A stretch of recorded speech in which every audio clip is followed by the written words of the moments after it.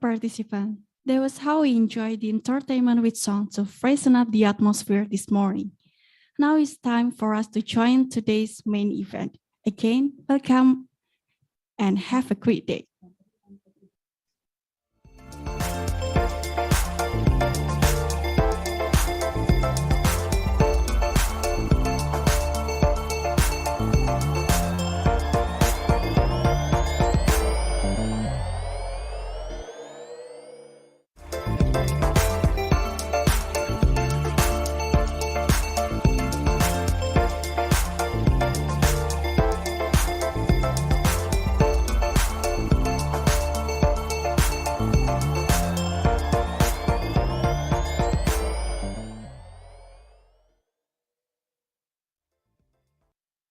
Assalamualaikum warahmatullahi wabarakatuh.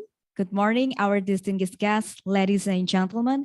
We would like to extend a very warm welcome to all of you in the 16th Virtual Postgraduate Forum on Health System and Policy with the theme, Learning Health System During Pandemic and Beyond, Lessons from Asia on Innovations Toward More Resilient Health System. It is such an honor for me, Eta Aurea Latifa, to be your master of ceremony in this huge event. And we appreciate you taking time off your busy schedule to join us today. And ladies and gentlemen, before we start the conference today, let me tell you the guideline for participants. The first, participants are kindly requested to activate the camera and using a virtual background if possible. Second, participant must turn off the microphone during the conference. Third, questions are submitted through the chat column or asked directly by activating the raise hand feature. And please include the name, origin of the institution, and to whom the question was addressed. Ladies and gentlemen, to kick off this morning's program, we will begin with singing Indonesia's national anthem, Indonesia Raya.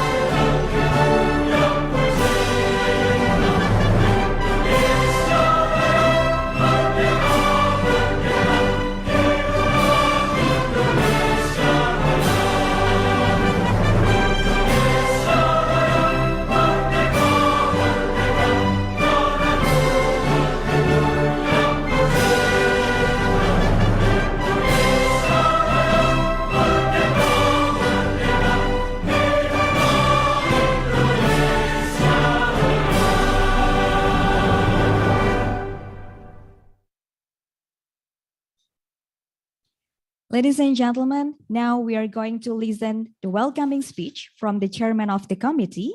Please welcome Dr. Diah Ayu Puspandari, Apoteker MBA M.Kes. Thank you. Honorable participants, researchers, delegates, professors, and distinguished guests, ladies and gentlemen. Assalamualaikum warahmatullahi wabarakatuh. Greetings to you all from Yogyakarta.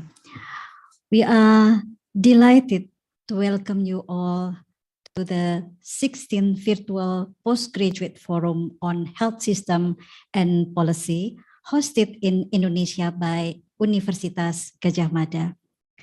This conference is designed to bring together perspectives voices and minds of scholars, researchers, and practitioners across the countries, particularly from Malaysia, Thailand, and Indonesia. As the chairperson of organizing committee, I would like to express my gratitude to the Rector of Universitas Gadjah Mada and the Dean of Faculty of Medicine, Public Health, and Nursing, Universitas Gadjah Mada, who have given their tremendous support to this conference. I also thanks to Professor Dato Dr. Syed Muhammad Al-Junid and all colleagues from University Kebangsaan Malaysia and Prof. Supasit Panaru Notai, together with our beloved Professor Laksono Trisnantoro, with their tight bond that makes this postgraduate forum exist. And also thanks to Professor Tipawan, Liap Sutrakul, and all colleagues from Prince of Songkla University, and also the committee of this conference for their best effort to make this happen. And finally, my sincere thanks also to all the participants for your great participations and contributions. We are fortunate to have the support also from great speakers and resource persons in both the pre-conference that has been done in previous 2 days and in the today's and tomorrow's conference. The wonderful thing during the postgraduate forum, the 16th, are we learn a lot to transform the way we connect and engage. Even though the surge and slips in COVID-19 have prevented us to convene in an offline meeting, we believe that we are able to turn it into a unique opportunity to learn. A wise word say, individually, we are one drop. Together, we are an ocean. And I believe with all your support, this conference would be a productive one. Thank you. Wassalamualaikum warahmatullahi wabarakatuh. Over to you. Thank you very much, Mrs. Diah. Now we're going to listen the welcoming speech from the Dean of Faculty of Medicine, Public Health and Nursing Universitas Gadjah Mada. Please welcome Dr. Yodi Mahendradhata, M.Si, Ph.D, FRS.PH. Thank you. Bismillahirrahmanirrahim. Assalamualaikum warahmatullahi wabarakatuh. Sawadee-krap. Good morning, distinguished speakers, colleagues, and participants. Welcome. Welcome to the 16th Virtual Postgraduate Forum on Health System and Policy. I would like to start with highlighting 3 keywords which summarize our postgraduate forum. The first keyword is learning. Second keyword is learning. And the third keyword is, again, learning. We are now in the 3rd year of the pandemic, and it's an unprecedented global crisis with so many unknowns and uncertainties. And we saw how learning has been critical for any health system to navigate throughout the pandemic. We are hopeful we will pass through this pandemic soon, but unfortunately, there will be another pandemic. There will be other crises like climate change. We are living in the age of pandemics. Crisis is the new normal. So preparedness is key. And so learning capacity is key for preparedness. Now, the importance of learning, of course, is not unique just to the pandemic nor crisis. I mean, throughout history, we saw that the ability of health system to learn has made the difference between success and failure in responding to any health threats, in creating the conditions for better health, and implementing health policies and reforms. But in any case, the pandemic has shown us again that there is no alternative for health system but to become learning health system. Health system must do what they can to maximize their potentials to learn. So in this context, we have decided to focus this postgraduate forum this year on the theme of learning health system. We will discuss how health systems from multiple countries in Asia and beyond coping and learning during this pandemic according to learning health system concepts. We will explore strategic issues on learning health systems in coping the pandemics. We'll also generate new knowledge through academic discussions on learning health system. Now, to achieve all of that, the committee have put together a very exciting program for these 2 days, and we have managed to brought together distinguished experts who would be able to share with us their insights and experience on learning health systems. But what's interesting also, the discussions will not just take place within these 2 days. We have made an agreement with the journal Frontiers in Public Health to organize a special collection on learning health system, which we will launch hopefully next week, right after the conference. So we will continue the discussions even after this postgraduate forum. So for all of that, I would like to thank our organizing committee, Dr. Diah and team, which has been working very hard to prepare this conference. This would certainly also not possible without the first-class support and collaboration of our long-standing partners, Universitas Kebangsaan Malaysia and Prince of Songkla University. Special thanks also to Professor Al-Junid, Professor Laksono, Professor Supasit, Professor Tipiwan for initiating and guiding this postgraduate forum for so many years. We would also like to thank our expert for committing their time and energy to be with us and share your knowledge. And last but not least, I would like to thank all of the participants, particularly the postgraduate students, of course, who have also committed to participate actively and contribute to the discussions. So on that note, I would like to wish you a very productive conference, a very productive learning. Now, let me rephrase that. Instead of wishing, let us together make this a very productive learning event. As again, there is no alternative for health system but to become learning health system. So let's learn, learn, and learn. Terima kasih, Katpun Krab. Thank you very much. Assalamualaikum warahmatullahi wabarakatuh.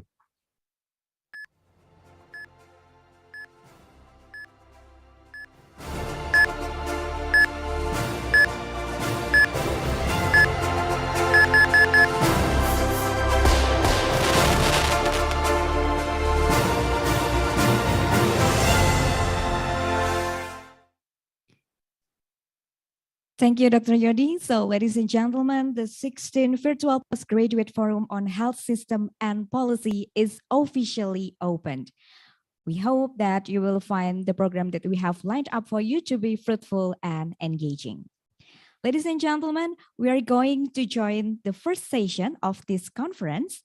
It is the keynote address that will be delivered by our speaker, Dr. Kabir, MBBS, M.Si, Ph.D. from World Health Organization.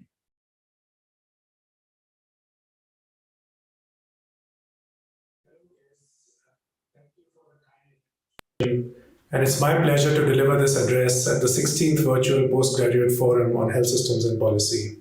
Indonesia has been a leader in this field, and that is clear when we hear that this is the 16th version of this important event. I will be talking about learning health systems. And once again, it shows the leadership of colleagues from UGM in that they recognize the importance of this topic and made it a priority. I will start by saying a little bit about the Alliance for Health Policy and Systems Research, where I work. As you probably know, the Alliance is a partnership based at the World Health Organization, and it has the mission of promoting the generation and use of health systems and policy research as a means to strengthen the health systems of low and middle-income countries. Our three strategic objectives are supporting the generation of relevant knowledge for health systems, supporting its dissemination and use, and capacity development. Of late, the Alliance has been developing a focus on learning health systems, and that's what I'd like to talk about today. I'm going to start with a set of ideas around investment in health system strengthening to set the context. The COVID-19 pandemic has brought to the surface discussions for the need for stronger health systems, especially in low and middle income countries, and many funders are ramping up their health system strengthening investments. The billions being invested are, of course, insignificant compared to the human and economic costs of inaction. So these investments in health system strengthening are welcome news. But there is a catch. Many investments purport to strengthen health systems, but there are questions around how and to what extent they are actually strengthened. Let me elaborate with the help of a model. Let's call this scenario A. This refers to the many health system strengthening investments that are short-term, piecemeal, fragmented, and have benefits for the part of the system that they target, but are often ineffective in actually strengthening health systems. Another type of investment, which we can call scenario B, is focused largely on strengthening the hardware of health systems. For example, medical products, supply chains, infrastructure.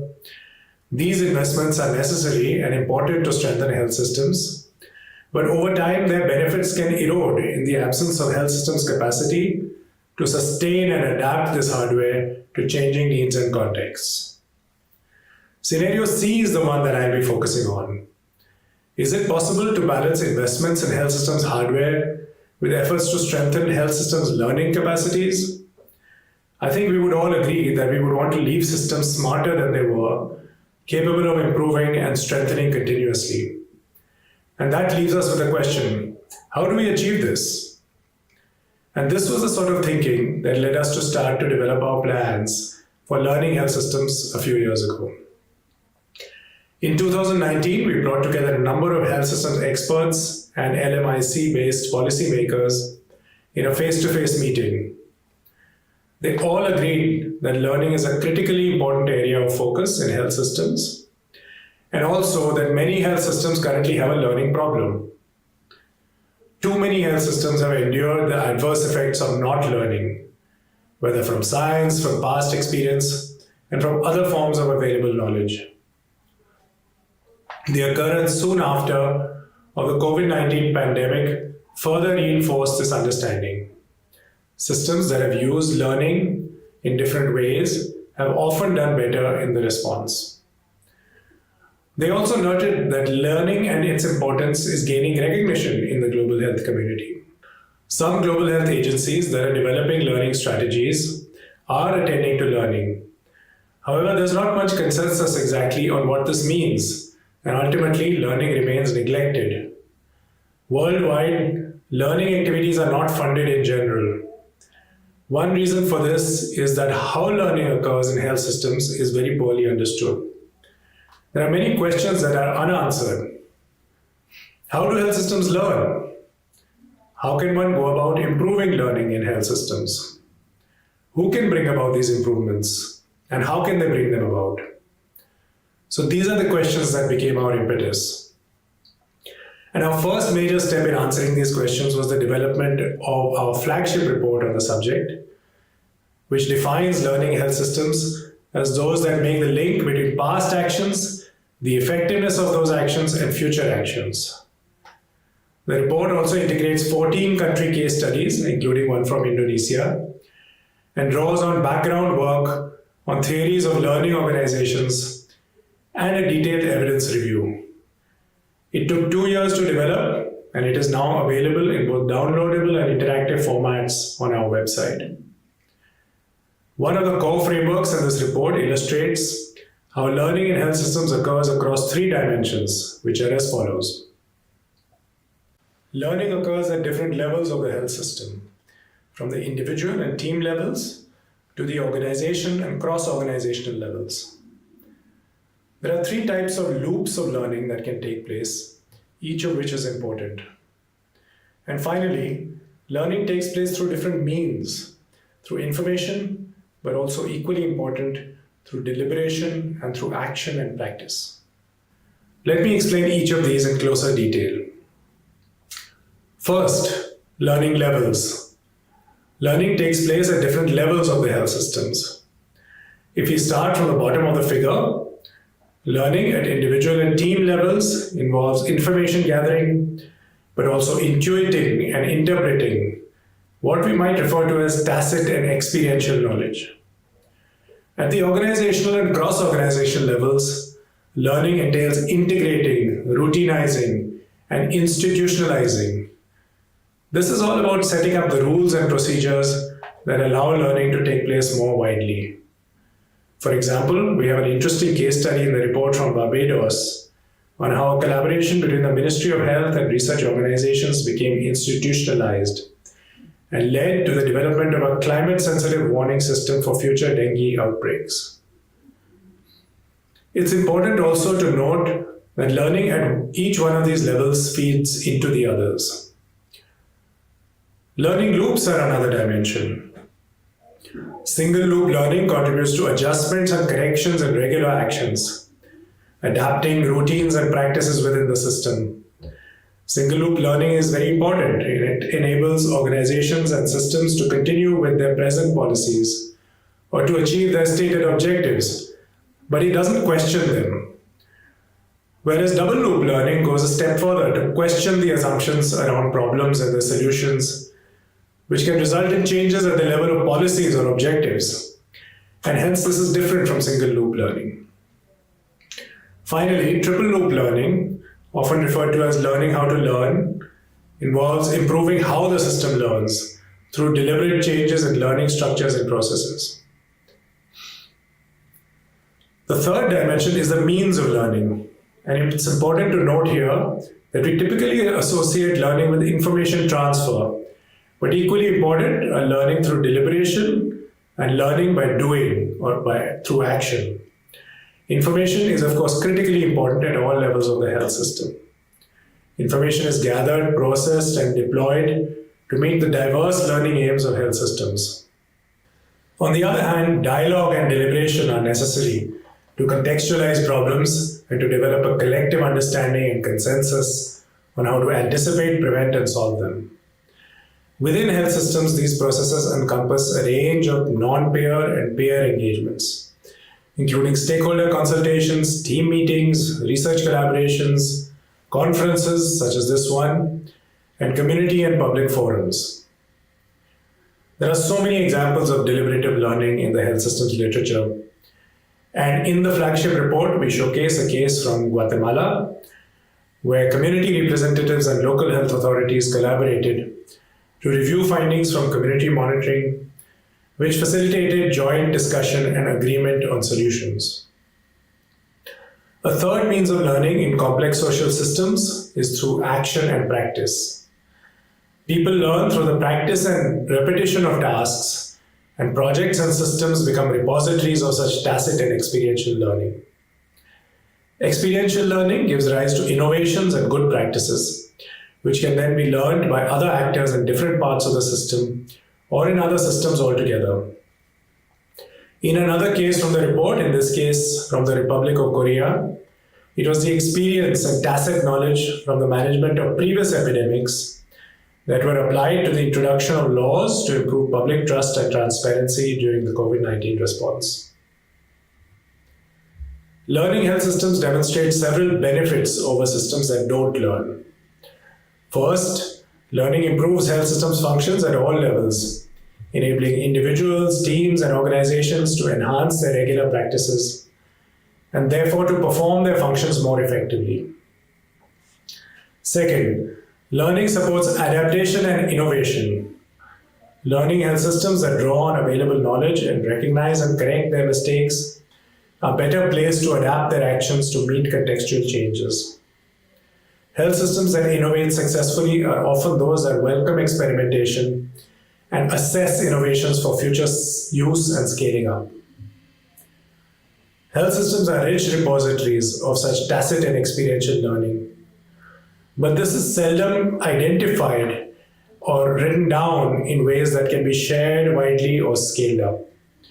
One positive example from South Africa is of how antiretroviral therapy clubs, initially a small-scale NGO-led innovation to improve adherence to HIV and AIDS treatment, became institutionalized as government policy.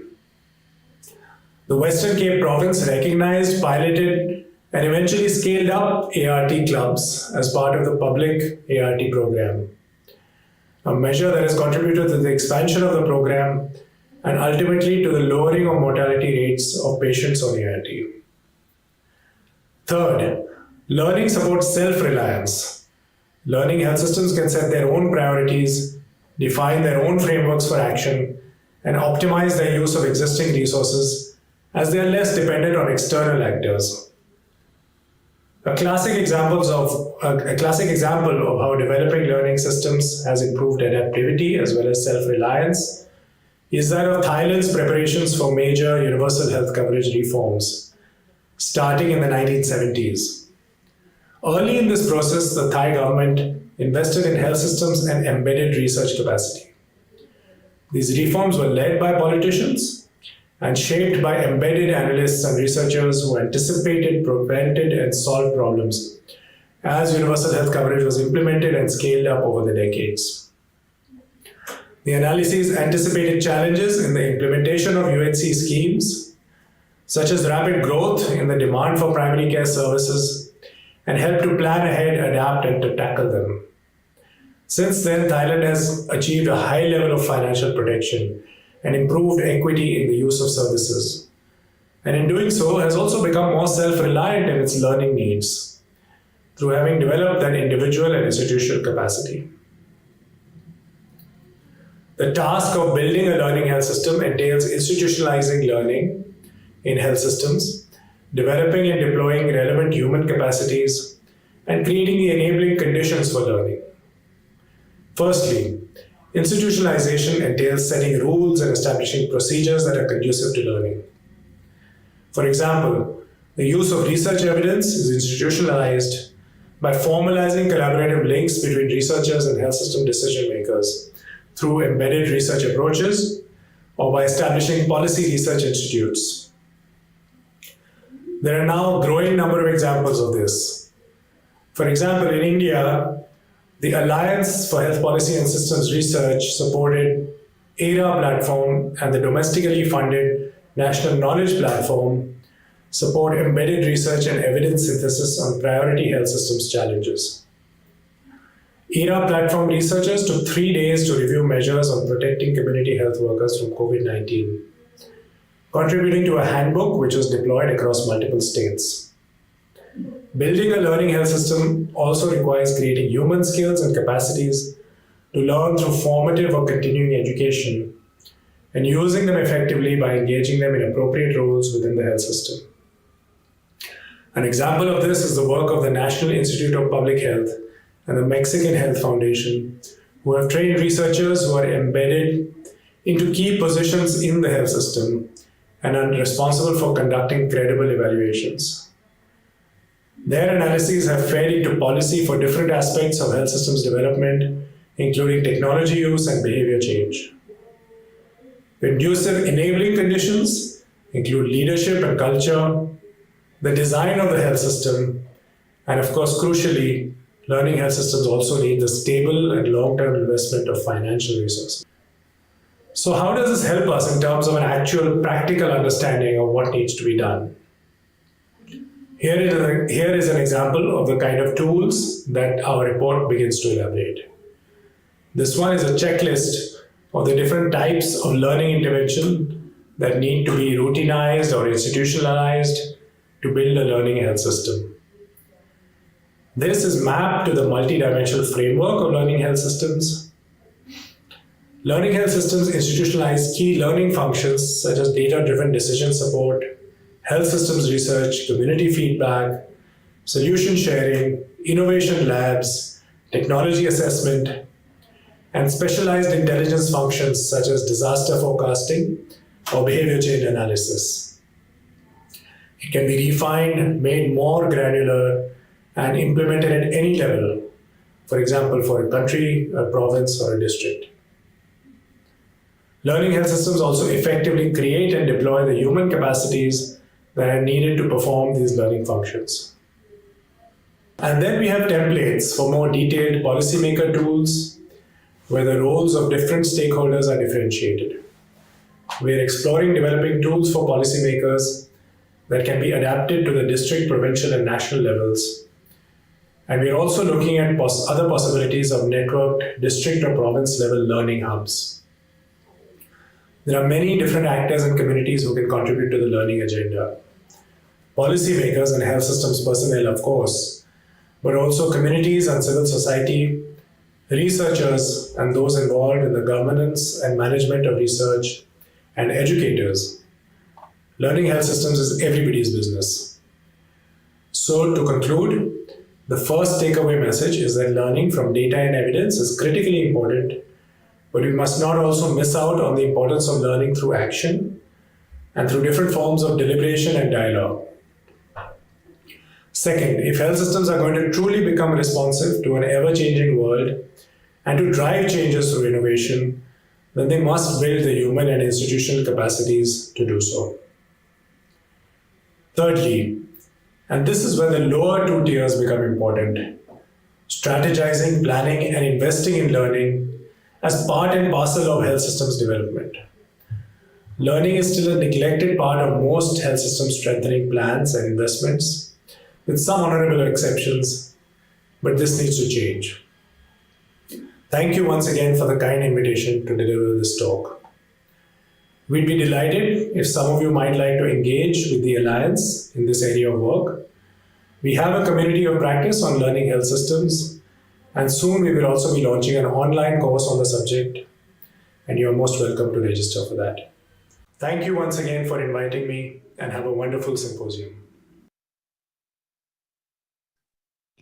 Thank you very much, Dr. Kabir Sheikh, MBBS, M.Si, Ph.D. from WHO for the insightful presentation. Well, ladies and gentlemen, now we have 10 minutes for coffee break. So you may have grab some coffee or snacks, and we will come back at 9:35. So enjoy.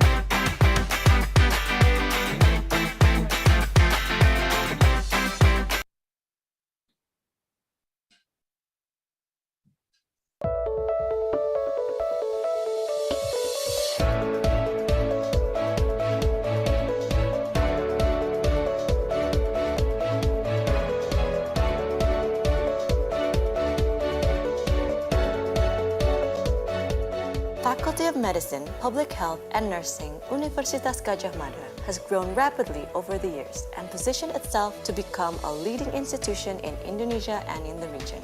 It was established on March 5, 1946 as the oldest Faculty of Medicine in Indonesia.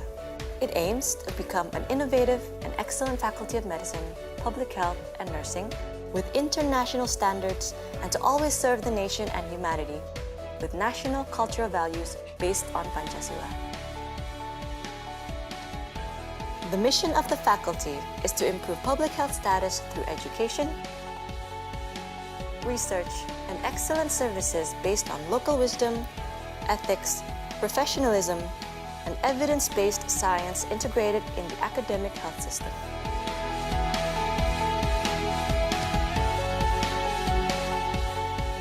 Various study programs in Faculty of Medicine, Public Health and Nursing, Universitas Gadjah Mada has successfully achieved accreditation, such as TROP-ED, Asian University Network Quality Assurance, and Philippine Accrediting Association of Schools, Colleges, and Universities at the international level, and the Indonesian Board of National Accreditation for Higher Education and Indonesian Accreditation Agency for Higher Education and Health at the national level.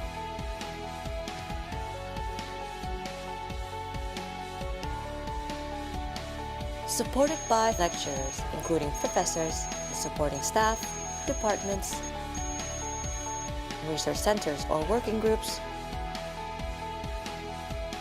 Universitas Gadjah Mada Academic Hospital, Central Public Hospital, Dr. Suraji Tirtonegoro, and Dr. Sarjito Teaching Hospital, which is currently accredited by Joint Commission International for Academic Medical Center. The faculty offers undergraduate programs, graduate programs, medical specialist programs,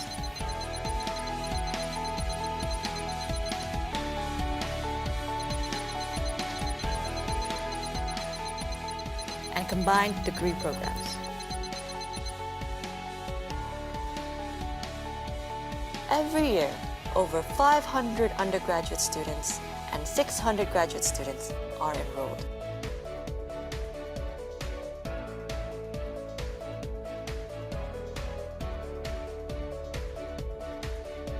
The faculty continually develops and improves a flagship program called Continuing Professional Development through guest lectures, seminars, symposia, and workshops.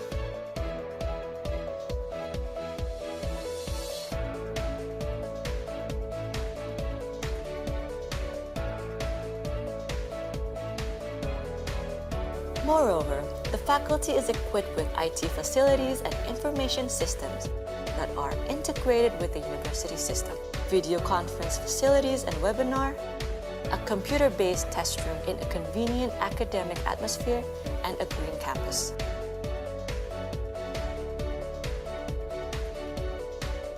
Supported with comfortable workspaces, museums,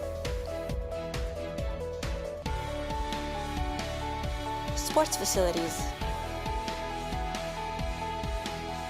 and disabled-friendly buildings.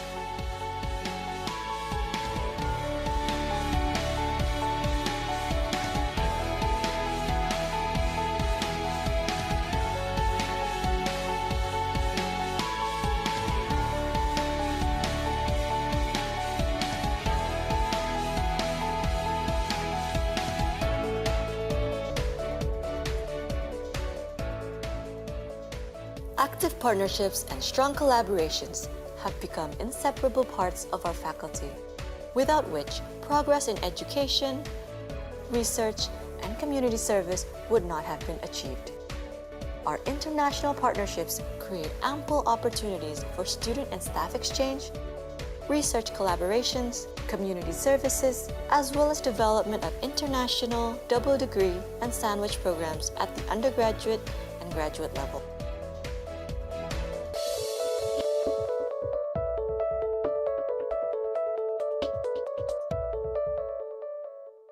As the one of the oldest medical school in Indonesia, we always encourage the quality of interprofessional education, strengthen research collaboration, community services based on local wisdom values, and modern technologies with international standard. Welcome to our Faculty of Medicine, Public Health and Nursing, Universitas Gadjah Mada.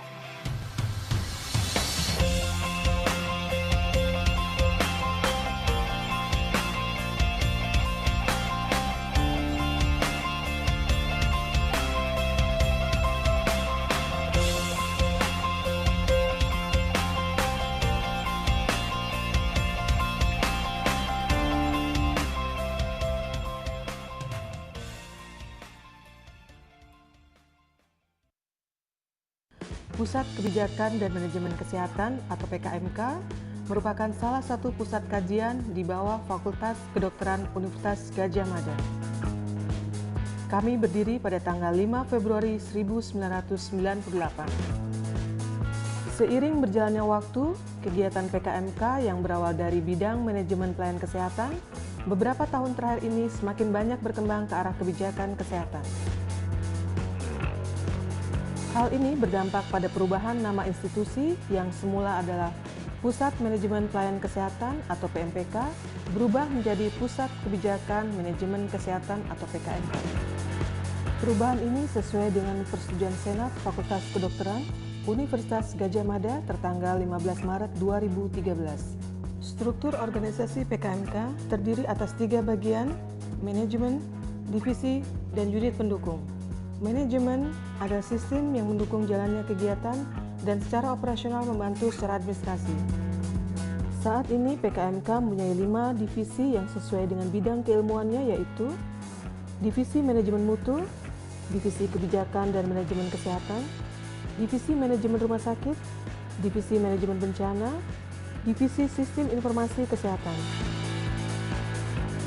Untuk mendukung manajemen dan kelima divisi tersebut, PKMK mempunyai unit pendukung, yaitu unit seminar dan publikasi. Untuk mendukung publikasi, PKMK menggunakan teknologi informasi. Salah satunya adalah penyebaran ilmu berbasis website. PKMK menyebarkan perkembangan ilmu dan informasi melalui website sejak tahun 2010. Website induk yang dikembangkan ialah Kebijakan Kesehatan Indonesia. Setelah itu, dikembangkan beberapa website lain untuk memberi banyak kontribusi terhadap masyarakat luas. Harapannya, website-website ini dapat diakses dan dapat dimanfaatkan seluruh pihak yang membutuhkan. PKMK telah bermitra dengan lembaga-lembaga pemerintah dan swasta, serta lembaga-lembaga internasional seperti SIDA, AUSAID atau DEVAT, WHO, Bank Dunia, European Union, dan USAID.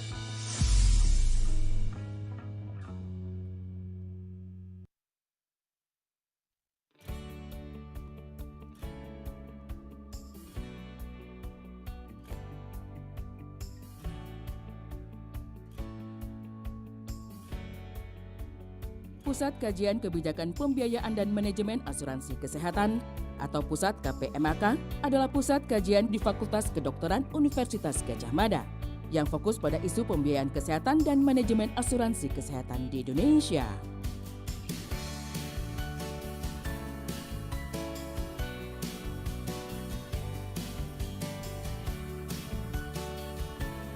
Berpengalaman selama 13 tahun memberikan pelayanan analisis yang tepat beserta saran kebijakan kepada pengambil kebijakan di tingkat lokal dan nasional.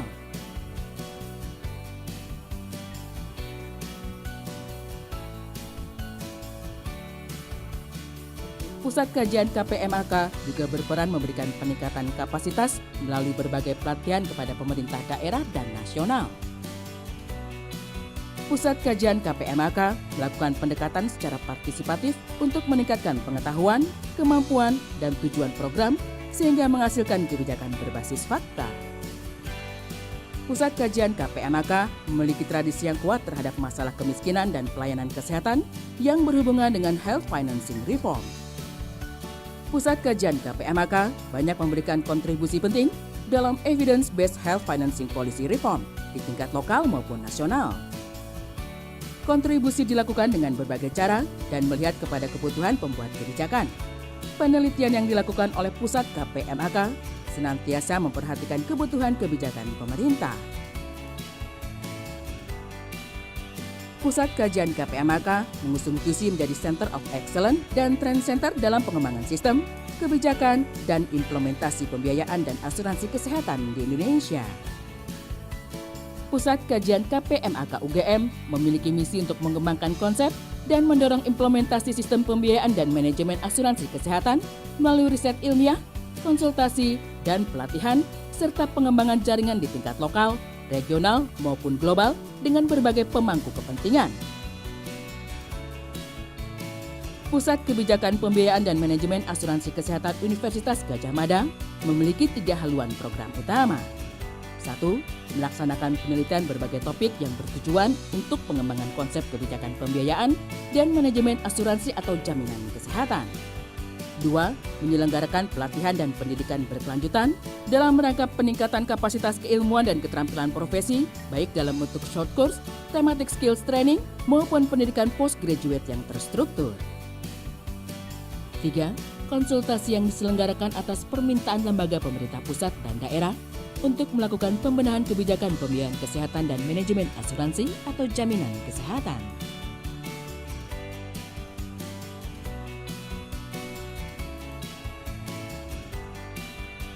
Adapun cakupan area penelitian ini meliputi health account, penghitungan biaya kesehatan, penganggaran kesehatan, health technology assessment, evaluasi ekonomi dalam program kesehatan, perhitungan remunerasi di fasilitas kesehatan, evaluasi program CKN, utilization review, coordination of benefit.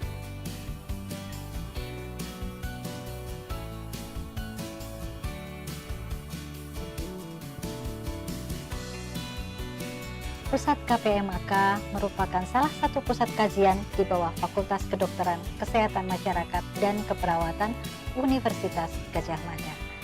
Kami memiliki tradisi riset yang kuat terkait dengan berbagai kajian pelayanan kesehatan yang berhubungan dengan pembiayaan kesehatan dan asuransi kesehatan, baik dengan pendekatan makro maupun pendekatan mikro. Sejak kelahirannya di tahun 2000, Pusat KPMK telah banyak memberikan kontribusi penting baik di tingkat lokal maupun tingkat nasional. Penelitian yang kami lakukan merespons permasalahan terkini, memberikan evidence ke pembuat kebijakan, merepresentasi kebutuhan masyarakat termasuk diantaranya kelompok masyarakat rentan.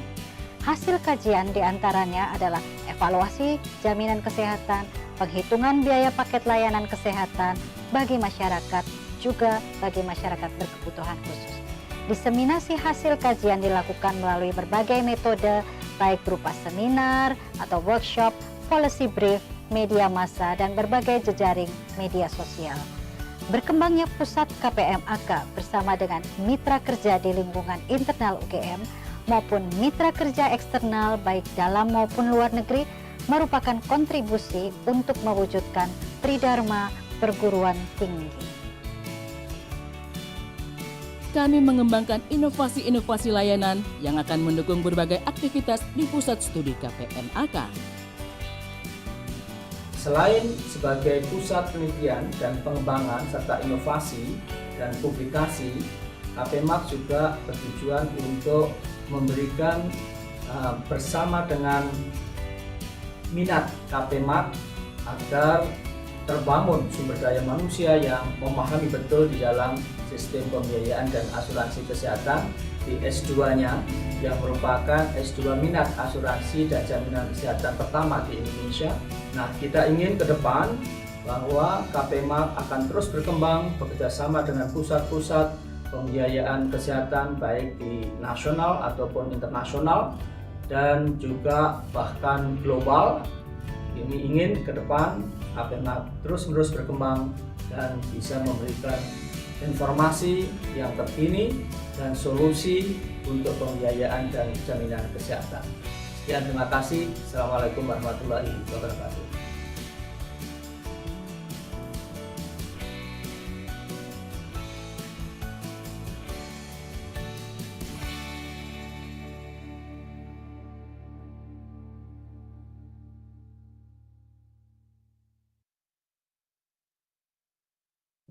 Good morning, ladies and gentlemen. Welcome back to the 16th Virtual Postgraduate Forum on Health System and Policy. Before we move on to the next session, I'd like to give you a kind reminder, please, to all of the participants. Please, you may rename your account Zoom name with the format of your name, _ organization or institution or department. Once more, please, I will give a kind reminder to all of the participants. Please, you may rename your account Zoom name with the format of your name, _ organization or institution or department. Thank you very much. Ladies and gentlemen, now we are going to join the first plenary session with the topic of transformation in the use of routine health information system.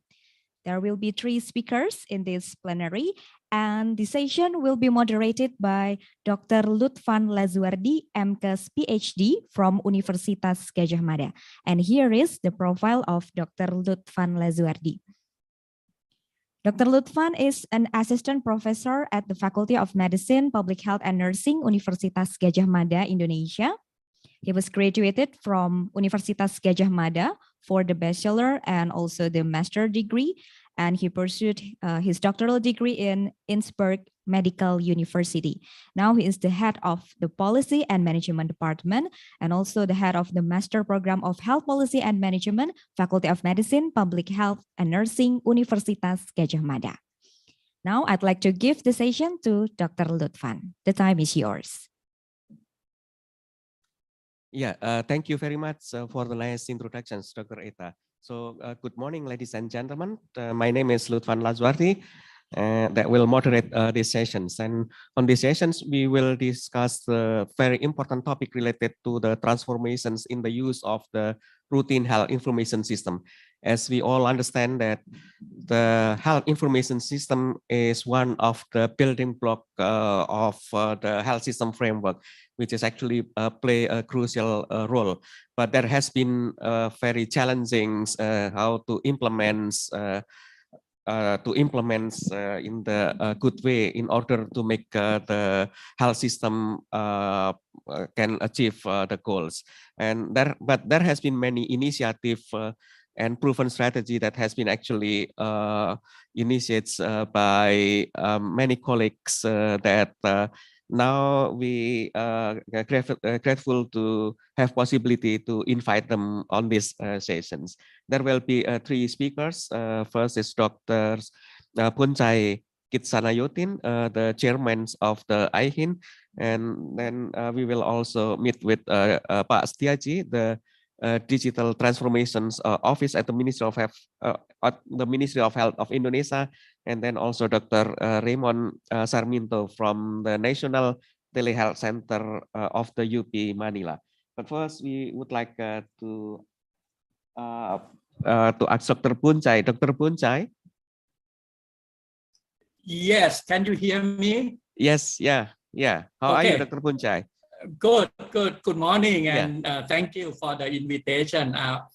Just to warn you that it unexpected electrical cut off. Oh, okay, yeah. And it might a little bit in presentation. Hello. Okay, yeah. So it was a little bit interrupted, I think, but yeah, now I think we can hear your voice. It warning that the internet is unstable, but I will do the best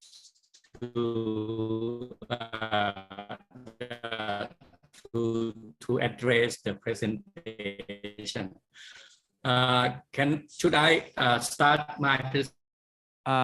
Yes, please. Yeah. So Dr. Boonchai is the chairman of the eHealth, Asia eHealth Information Network, and he has been actually have a very long track record on the issue of the interoperability, integrations and interoperability, and also play major roles on actually developing the capacity related to the HIS in many countries, including also Indonesia. Okay, so Dr. Boonchai, the floor is yours. Can I share my screen now? Yes, please. Okay. Did you see my screen? Yeah, it's starting to appear. Yeah, we can see your presentations file. Okay. Thank you for inviting me to this conference. This panel is talking about the transformation.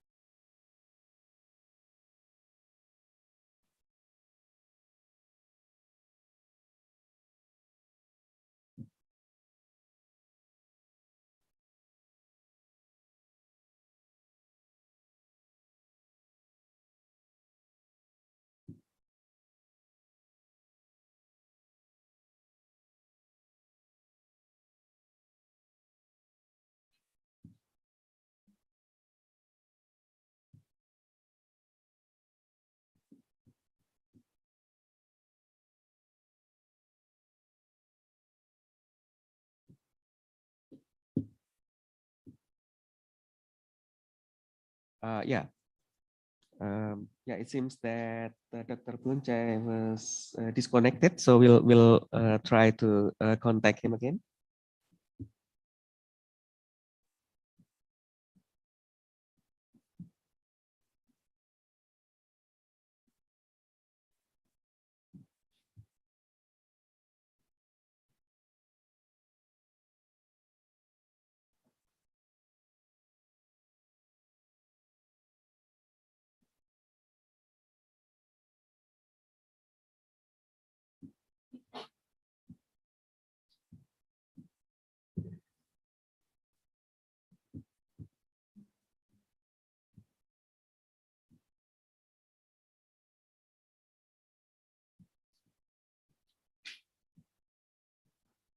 the organizer, could you please put the CV of him, because we haven't actually yet introduced him.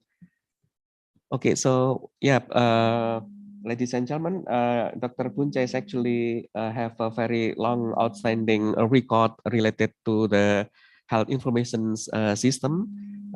He has now many experience related to the integrations, the standard and integrations related to the health, digital health, and he actually have many experience on developing the standard, including also the what's so called Thai medical terminology that actually has been play a major role on the idea of interoperability. And he has been the chairman of the eHealth Informations Network, the organizations that have missions to improve the capacity of the health informations in the country, in many countries in Asia.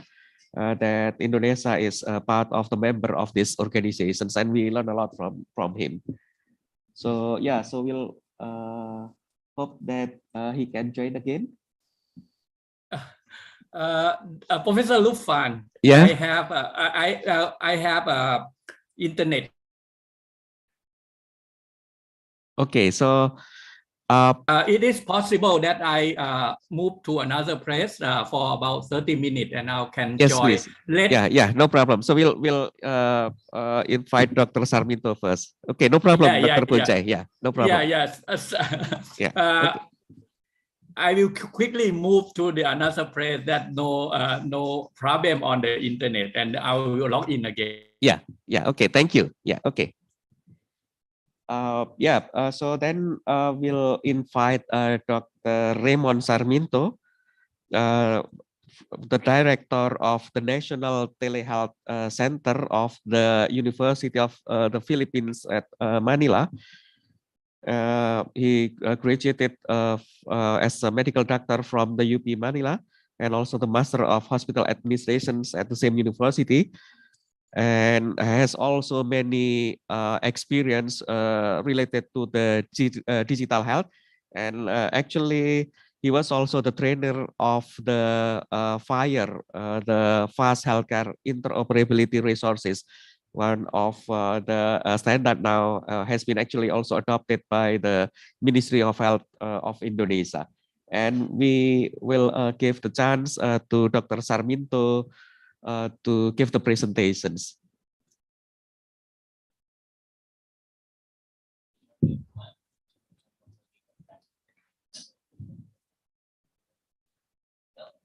University of the Philippines, Manila. Today, I will be discussing the digital transformation and through the use of routine health information systems. So allow me to go to my share screen so that I could, okay, there we go.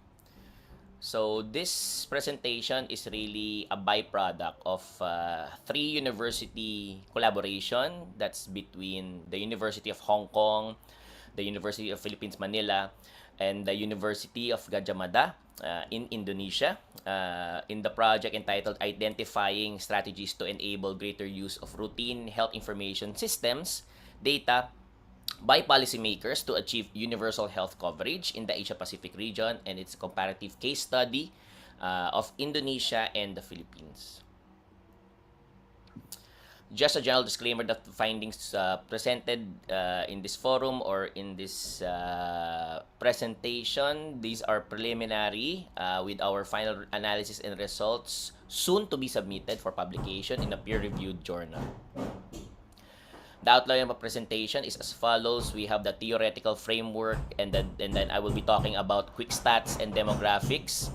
There's also one on data flow and use, and then the barriers that we identified and the strategies to greater use, and then how COVID affected the use of data from routine health information systems, and how routine health information systems are valuable in the successful implementation of universal health coverage. The overall theoretical framework, conceptual framework that we followed is from the measure evaluation groups, performance of routine information system management or PRISM, which focuses on routine health information system. The RHIS performance can be influenced by behavioral, technical, and organizational factors. As mentioned in the 2009 study by Akil and colleagues, we have the inputs here and routine health information system determinants, which could be technical factors, organizational factors, behavioral factors. And then as for the processes, these are the processes that are included here with improved performance as the output, and improved health system performance as the outcome, and improved health status on the impact, primarily helping out. Quick stats and demographics, and in this study, at least for the Philippines side, we conducted 29 key informant interviews and 7 focus group discussions with 49 respondents being recruited and 16 key informants from universal healthcare pilot sites in the Philippines, and 17 informants coming in from various municipal classes. 11 were from the national level, with 10 at the regional level, 1 at the province, 16 municipality, and 11 from the city. And the majority of them, 69.4%, were females, with 26 health workers. These are 43.1% of all of our recruited respondents. The data flow, as it's shown on the screen, follows a bottom-up approach in terms of data being collected at the barangay or village level. And then following the rural health unit, which is the primary healthcare level, and then data validation that happens, which also in turn is relayed to the local chief executive, the local health board at the municipality or the city level.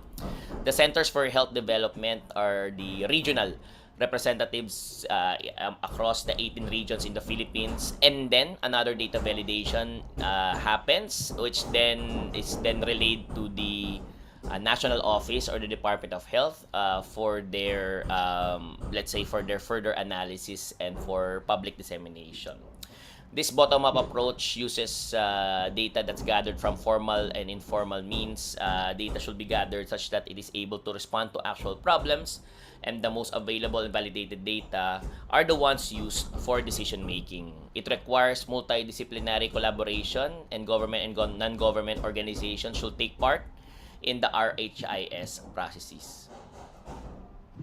As for subnational data use, data is being used so that there's evidence to support decision-making, pushing forward of policies for health, how to improve health service delivery, and support planning and monitoring and evaluation of health programs. Nationally, we hope that the data is used to support planning, monitoring, and evaluation of health programs and services, and to be able to create and review benefit packages for specific diagnoses and diseases. We identified in this study that the barriers to greater use, at least at the subnational level, which will be at the municipality and city level, as well as the regional level, are threefold. There are behavioral human factors, organizational as well, and technical factors. For behavioral human, the designated staff for RHIS tasks and their competence, those are the ones that are very, very critical. You will need to have competent and skilled health human resources for the data to be gathered correctly at the organizational level. The collaboration between the public sector and the private sector is extremely crucial in order to be able to identify the modification of indicators, and then if there are any inconsistencies, try to reconcile them. At the technical aspect, we have the infrastructure and internet connection, as well as the redundancy of the data being collected and system efficiency as part of it. All of these contribute to having a better handle of the data along the data pipeline. Nationally, there is a premium that is placed on the timeliness when the data arrives, the quality of the data in terms of accuracy. That's why there are multiple levels of validation that happens before it is relayed to national. And then the communication gaps. What are the ones that are not being communicated correctly or appropriately to the public, also to the decision makers and the policy makers in that regard. Strategies in order to address these three categories of barriers include: number one, training institutionalization and additional manpower, those that are really dedicated to conducting data management as part of their daily work and just solely doing that at the local level, which will be at the municipality, city level, and even up to the barangay or village level. Organizationally, there should be programs for local policy development. There should be periodic reviews of RHIS indicators, and part of those reviews, which will be part of the greater monitoring and evaluation effort, will be to look at which RHIS indicators really are very crucial in order for them to be to arrive at the correct decision, which means these are the ones that really have to be prioritized. Obviously, part of data quality is completeness. If there are any issues with completeness, there should be really a priority on which RHIS indicators need to be of the highest quality for our decision makers and policy makers to arrive at the correct decision. And then finally, for technical, there is a need for quality resources and infrastructure. Infrastructure means the availability of, let's say, the equipment, the internet backbone, the stability of electricity in those areas. As you will note, the Philippines is very much similar to Indonesia in the sense that we are an archipelago. We have many islands, so those are the things that we still need to improve upon with regards to infrastructure, because there are geographically isolated and disadvantaged areas and which are really far from the urban areas. These remote areas really need a more focused implementation of the necessary infrastructure for them to be able to contribute to the national decision making. There should be an integrated framework for all information systems, and then there has to be an appreciation of being able to submit all of this data in a timely manner and accurately to a centralized data repository, and also that centralized data source serves as the ground truth, so to speak, for all of the evidence that will be generated as basis for decision making and policy making. Part of it also, of the strategies, especially at the national level, includes collaboration at the public and private level. Funding and standardization should be included. The investments that need to be made have to be ideally explicitly mentioned in the policies, so that the implementers and the operations managers know how they could implement all of these policies. Training and capacity building serves as a huge difference maker for the data to be collected accurately and then submitted in a timely fashion. And then interoperability of the health information systems. In the Philippines, we have many disparate systems. There really is a need to make sure that there is a set of standards being used for health information exchange, being used for concept mapping, in order to enable technical interoperability and semantic interoperability. So how did the pandemic affect routine health information systems? Subnationally, there was an increased use of health information technologies, and those are highlighted. However, consequently, it affected the routine health information data that was being collected on malaria, on dengue, on polio, and all of these really had to be double timed in terms of being able to collect and do further analysis, because COVID was not the only disease that was in existence. Even though it was the most dominant, we still had to contend with all other reportable infectious diseases in this regard. disruption in the routine health information system and data processing thereof. That was part of it also, just because there was an extreme focus placed on the processing of routine health information system that was geared towards COVID-19, including COVID-19 case surveillance, how projections are being made. Let's include the vaccines already, the supply chain issues, the administration coverage. All of these really affected how all of the other diseases that should be part of the RHIS were being collected. Communication barriers also made it a little bit more challenging for data to be collected at the RHIS. And then there's a highlighting of the roles of the data units and the functions, and these really are very contributory with regards to how of putting a focus or highlighting how they are really important from the village or local level all the way to the regional, all the way to the national level, for data to be collected at all levels and to be used for better decision making. At the national, as mentioned, there was an impetus, and really because of the whole of nation approach, there was a stronger private and public partnership and a push for implementing COVID-related health information systems. The value for quality information and real-time data, including those data coming in from the testing centers, from the laboratories that had to be submitted at the end of the day on a daily basis for almost 2 years now. That has never been done in the Philippines. That was unprecedented, and we are really thankful for the whole of nation approach for us to be able to reach that those heights. And they're highlighting the importance of the law. That's the mandatory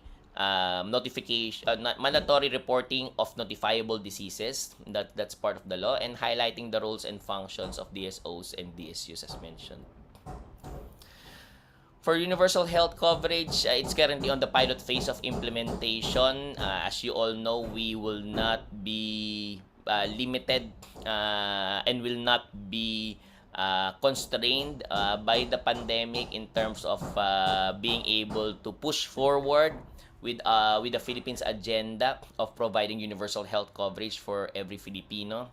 Operation-based services and basic public health needs, those are really critical for the successful implementation and to be able to arrive at timely decisions and the processing of electronic claims by our National Health Insurance Program. Nationally, there's a push to veer away from the national processes, at least based on the responses from our respondents. The information culture has to be imbibed, and the leadership and governance, they are equally important to advance the routine health information systems agenda. And interoperability that I've already talked about, which will be really a major enabler for us to be able to successfully implement universal health coverage. We would like to thank all of the different local government partners who have been part of our study, at least in the Philippines, both at the local municipality and city level. So you will see the seals of all of the municipalities and cities, as well as the regional level, the Centers for Health Development, and then at the national level by the Department of Health, which is our Ministry of Health, and PhilHealth, which is our National Health Insurance Program. The study will not be possible without the help of my colleagues, so I've included them in this presentation. And if you have any questions about the results of our study, please email us at apohisph@telehealth.ph. We will be disseminating also the peer-reviewed manuscript once it is published in the journal that we intended to. Thank you so much. Terima kasih, and I look forward to answering your questions. Thank you very much, Dr. Raymond. So Dr. Raymond pointed out some barriers of the use of the RSIS, which is categorized into the human, organizations, and technology. But then there has been also initiative how to deal with this issue. And if you have questions, please put on the chat, and later on the discussion session, we will try to address your questions. Okay, so the next we will invite Pak Setiaji. Pak Setiaji, selamat pagi Pak Setiaji. Ya, selamat pagi Pak. Ya, thank you very much Pak Setiaji. Terima kasih sudah bergabung di sela kesibukan. So a little bit about Pak Setiaji. Pak Setiaji is currently the Chief of the Digital Transformations Office at the Ministry of Health of Indonesia, the unit which is actually recently been set up. I think it was last year, if I'm not mistaken, Pak. Right, Pak Setiaji? Yes, Pak. Yes. Yeah. So it's quite new, and Pak Setiaji have long experience on the digital technology. Before appointed as the chief of the DTO, he was the head of the communications and informatic agency, unit at the West Java Provincial, as well as the head of the Jakarta Smart City. So, I think his experience is really necessary also to improve our health sector, and I think we'll learn a lot from Pak Setiaji. Pak Setiaji, bisa share screen Pak Setiaji? Tes kita tes. Okay, good. Thank you. We're looking forward for your presentations. Oke. Apa sudah terlihat sebentar? Sudah Pak. Ya, oke. Thank you. Good morning. Assalamualaikum warahmatullahi wabarakatuh. First of all, I would like to thank having me today. It's a pleasure to discuss about how Ministry of Health, especially in digitalization in healthcare, what we already done, and also our plan in the future. Next slide, please. In this time, I will share about how we have some initiative to integrate all of the data and also the application, and we got the routines of the data from the health information system. Because it's very important for us, especially for our ministry and also from the regionals, to get the data every time for the health information, especially for the public and for the citizens. Next slide, please. I will present about this. This is the outline, how the digital health transformation in Indonesia, and I will also inform about this is the platform, Indonesia Health Services. It's like a health information exchange for every health facility to integrate it with our system. And then the next thing is a citizen health app. Actually, this is how we transform the Peduli Lindungi into the citizen health app. And then the last thing is about the important thing, how the digital health ecosystem to build the environment and also to engage, to empower the startup to more participate in the health sector. Next slide. I will inform you first about the condition and challenges. Actually, this is still have some issues, and our ministry want to make this minimizing these issues and how we can fight with these issues. Yes, maybe every participants already know. When Bu Sri Mulyani said about in Indonesia, we have around 24,000 applications in governments, Yeah, actually, this is the true conditions. Yeah, not only in Indonesia but also in our ministry. We currently have 400 applications in Ministry of Health, and every application not yet integrated. Some of them integrated, and this application make our health workers have some more activity to input the reports, and then also to input more data into the more applications. Actually, this is the many of applications are duplicated. Yeah, and then the next thing or the issues is about the metadata itself. Actually, some of the data already have the metadata, but the rest, yeah, mostly not yet have metadata. It's very important to have metadata to inform about the data itself. And then the next thing is about standardizations. Yeah, when we talk about interoperability, we need to create the standard. For example, like for the reference code for the health facility, for pharmacies, activity for the diagnosis, and etc. So this is the challenges what we need to solve and what we want to build for the get the information coming from the health facility. Next slide, please. Yeah, actually from the pandemic, yeah, we can learn more. Many some activity we can use this and we can explore from this to build like a process, for example, like a platform, and for example, like how we use the technology informations, yeah, to make the powerful for our public services. Yeah. Actually, the pandemic's work for the importance of health sector resilience, because when the pandemic, many health facility very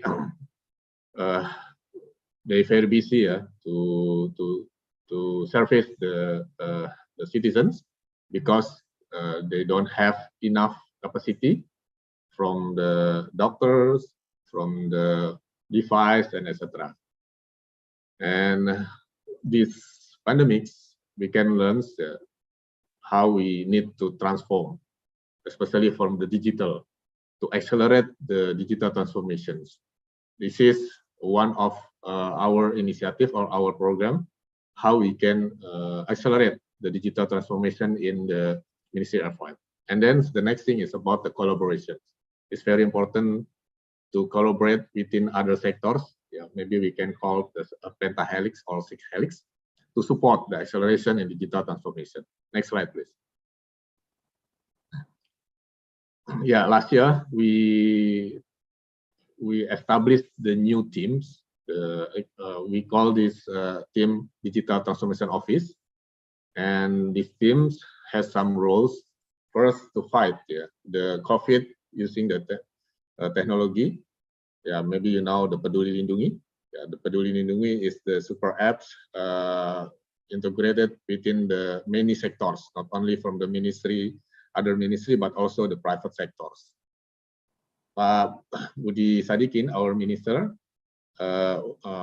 actually they said this in when we launched our blueprints in the sector digital, the healthcare sector. What we are thinking is how we shift from reporting application into the services application. So from the 400 application, we need to simplify into the 9 what we call the clusters. Yeah, how we make this simplification and etc. I will tell you later. Next slide, please. Yeah, this is our teams established in March. Actually, we have the 4 agenda to consolidate and standardization of electronic medical records using the Indonesia Health Services platform, and then we make like efficiency process to support data and analysis, And then we hope this data can use this for decision making. And then the next thing is about ecosystem collaboration. And then the last is increasing the digital capacity of our health workers, not only in the government, but also in the private sectors. Next slide. Yeah, this is talking about, when we're talking about digitalization of healthcare,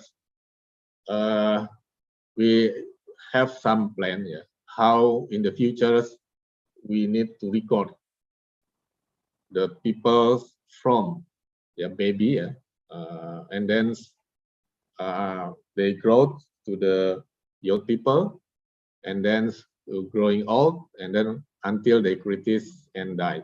So we need to record every activity from its citizens. Yeah, we can connect with the hospital information system and also connect with the wearable device. Yeah, as now it's common use the wearable device like a watch and etc. to measure like a heart rate and also the saturation and etc. to get the data for the near real time, and then we can get the early warning system coming from this wearable device. Next slide, please. Yeah, this is our programs and our strategies. Actually, we have the three things. First, three pillars. I mean, first, how we integrated and development the health data of system. We need to integrate the personal health records, not for the data aggregate. And then we integrated. After integrated, we built the AI and also the big data to improve the public services and also to improve the diagnosis, etc. And then the second is how we integrated and develop the healthcare application system. We, as I mentioned before, we have 400, so we need the simplifications into 9 application, the main application, and then also to upgrade our HR for the digital literacy. And then the next thing is about the build the ecosystem. So we expansion of telemedicine, because when the pandemic is very useful to give the public services in the healthcare, and to make sure the people still have the healthcare services in the home or in their quarantine facilities. And then the next thing is how we build like a regulatory sandbox to make sure the startup innovators comply within our regulation and the clinicians measurements. And then the last thing is about the future technology, biotechnology. So we will build the biogenomics data centers to improve the health diagnosis and for the personalized medicines. Next slide, please. Yeah, this is our timeline until 2024. So last year we built the blueprints, and then this time we built the platform standardization and trying to integrate the health facility. And then the next years is how we use this data to using the AI, and then continuing to integrate all of the health facility in Indonesia. Next slide, please. Yeah, I will inform you about the impact of health technology when we transform. First, about the Peduli Lindungi itself. Now, currently we have more than 95 million users already downloaded, and every average active daily users is around 8 million. And the next thing is about how we harmonizing COVID-19 digital certificate. Yeah, we have this initiative. Yeah, we bring this initiative to the G20 to introduce the global verification certificate code. Yeah, like certificate like a QR code. So we make this universal using the WHO standard. And then this is the result using the telemedicine for the isoman. Yeah, we are around 400,000 people doing a consultation use this telemedicine, and then they got received directly in the home, no need to go outside, and then this is free for the people. And then also we bring like transparencies. We inform about the stock of the medicine availability in the website, and then we improve the tracing ratio before one people to only two for tracing. We improve into the 10.5 for tracing. Next slide, please. Yeah, and then we also submit this data to the public for transparencies. We provide the data analytic dashboard, and then also the vaccination data, and then about the mobility data coming from Peduli Lindungi to give the information for each regions about the mobility and the impacts of after the mobility using the assessment COVID situations. Next slide, please. Yeah, and then the next part is I will introduce the Indonesia Health Services. Next slide, please. Yeah, 2 weeks again. 2 weeks later, I will. Our ministry will be launched this Indonesia Health Services. Actually, this is the health information exchange to integrate all the health facility. Yeah, hospitals, health centers, pharmacies, and etc. And then we provide the standardization. Actually, we have the 9 standards for like a pharmacies and etc. And then every software developers can use any language to integrate it with this Indonesia Health Services. And also we have the Indonesia Health Services numbers. Actually, this is integrated with the citizen ID to make sure every Indonesian people can access the sustainability health services. Next slide, please. Yeah, this is the topologies of the Indonesia Health Services. So its health industry will be can connect with this Indonesia Health Services using the global standard SL7 FHIR. And then after connect with this IFS, the people using the Peduli Lindungi can access their personal medical record. Yeah. Yeah, actually, we already use the Peduli Lindungi, but only for the COVID-19. So every people when they COVID test, and then they can get access also their data to the Peduli Lindungi. Yeah, we use the same protocols and same flows, but we make some improvement for the integrated platform using the IFS. Next slide, please. Yeah. This is the benefit for the IFS. For the patient, actually they can access the medical history record. Although the patients get treated in a different hospital, and then for the hospital facility, actually can support the doctor performance. So the doctors can read the patient medical history from other hospital, other lab, and etc. And then actually can reducing the burden of the health workers to input the report, because we can get the information is coming from the hospital information system, and then for the government, actually we can get the real data coming from the bottom level, from the health facility, and etc. Next slide, please. Yeah, this is the standard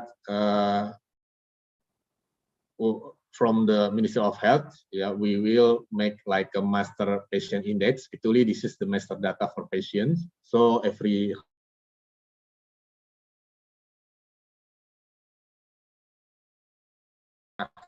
their data, and then they can get the numbers.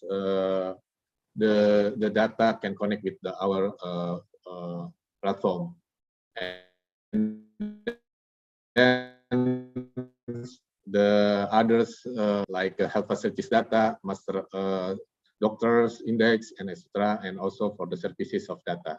Next slide. Yeah, so from our standardizations, and then our platform can get more benefit for the patients and also from the governments. Next slide. Yeah, after we connect within the health facility, actually we can use this data for what we call the One Health data, and the data itself not only for private use it, but also from the public dashboard. So every university, industry can use this data for the research, and then they can use this data for to improve our public services, and also to make like some improvement for the research and some of activity to improve the diagnosis, treatment, and other things. Next slide, please. And then the next thing is about the Peduli Lindungi app. Next slide. Yeah, many people ask me about the Peduli Lindungi, the next Peduli Lindungi, because after the pandemic. So how about the Peduli Lindungi in the next? So this is the answers. Actually, we will transform the Peduli Lindungi into citizen health app. Actually, this is the super health app, including the personal medical record, the tracing, the promotive, and many things about the health will be input in these applications. Next slide. Yeah, citizen health app or Peduli Lindungi. The feature itself is, I mentioned before about the personal health record, health promotions, medicine services, and also will connect with the personal wearable device.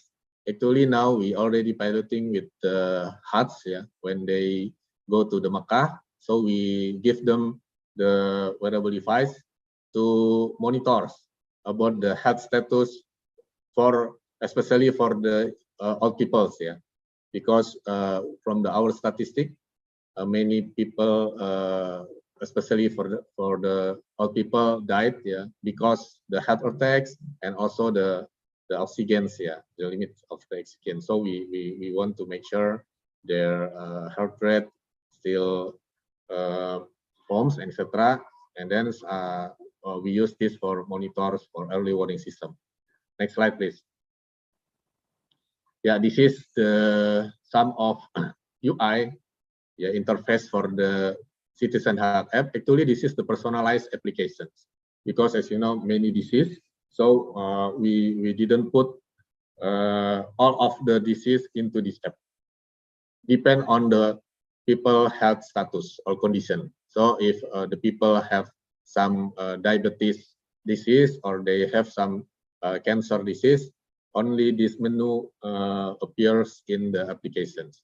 These applications will have like navigate to another services and intervention or recommended action, and then also the health status coming from the lab, etc.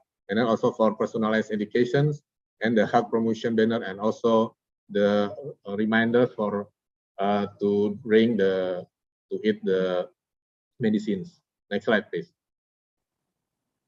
And then the last our presentation is about the ecosystem. Next slide. Yeah, health innovation ecosystem is very important for us to align with our minister programs, and then to make sure the startup will be growth. Yeah, actually we have some dream to bring the health tech startup into the unicorn, not only from the fintechs. Next slide. Yeah, actually for the innovation and transformation in Indonesia need more improve for the legal and regulatory aspect. Because of that, we built the sandbox regulatory to make sure our regulations, and also the startup comply within this regulation. If the regulation not already, so we can make the new regulation. Next slide.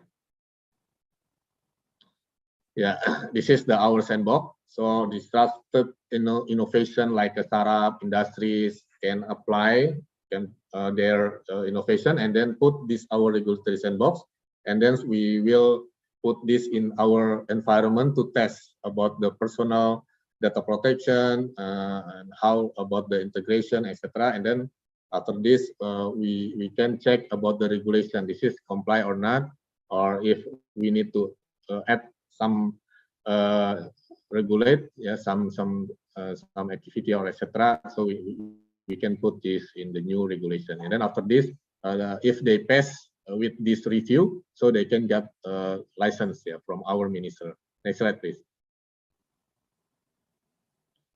Yeah, actually not only about the sandbox regulatory, but also we will improve their expertise of collaboration within the other startup, and also to support the collaboration to make this strong for the collaboration to support the ministry and also the public services in Indonesia.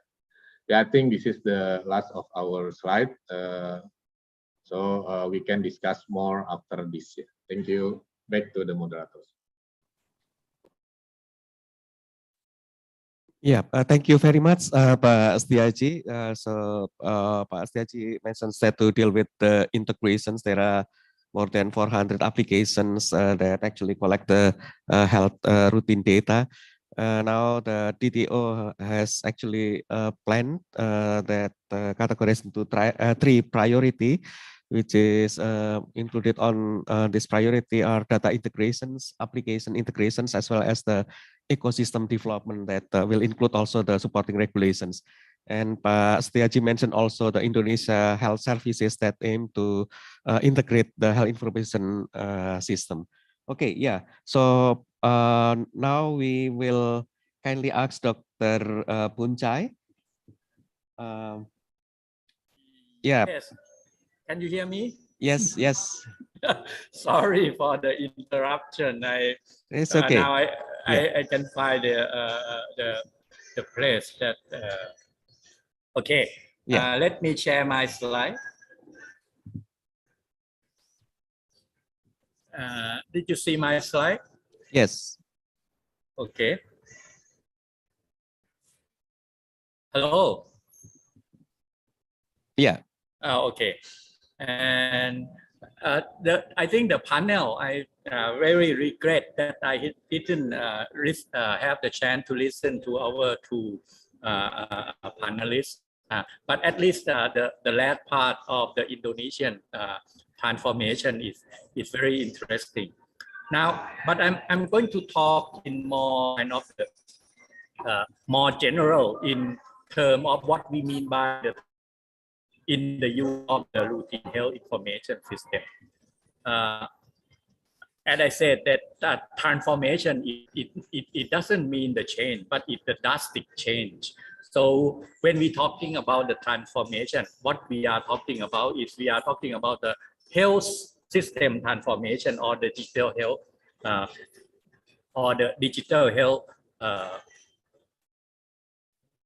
digital health transformation. And in the website of the US CDC, they define that for the US health system transformation emerged three new change to that the system is that the new structure of the integrated and coordinating services. The second thing is the focus on more patient-centric rather than provider-centric. And the third thing is the new payment model, which is based on the value operation and outcome rather than the volume of the deliveries. It can be applied to our context too. To me, I think our health system also needs the transformation. And this is, if this is the meaning of the transformation, we really mean that we need integrated and coordinated service. Now come to what will digital health enable health system transformation. I think it seems like our session are assuming that we are talking about the digital health transformation, which is closely related to the health system transformation. Now, what is mean by the routine health information system? You know, the routine health information system always, I'm not comfortable with the term because of it seems, I think it is the perspective of the manager, not the people, the patient and the provider at the point of care. At the definition in the literature is that it's defined as a system to provide information at the regular interval of a year or less to make predictable information need. So this is the need of the manager, not the people who are at the front line. Let me show you this. You know, the routine health information system, to my understanding, is more focused on the management and evaluation or the assessment or the HMIS, which is, you can see that this is the secondary consumption of the data that created. But the creation of the data is the key to the transformation of the of health system and also digital health. If we can transform the way that we do the healthcare services or the prevention using the digital, then we will have a good quality of data, and then it can be provided to the secondary use consumer. But so to me, the way to transform health system is not the health management information system or the routine health information system in the term of the provider, but rather is the information system at the point of care, the digital health that can transform the health system at the point of care.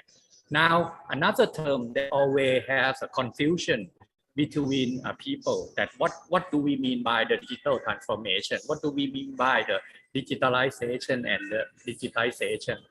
People talking a lot about the transformation, but to me, I think the digital transformation is the new way, the drastic change of how we do the healthcare business or the health system.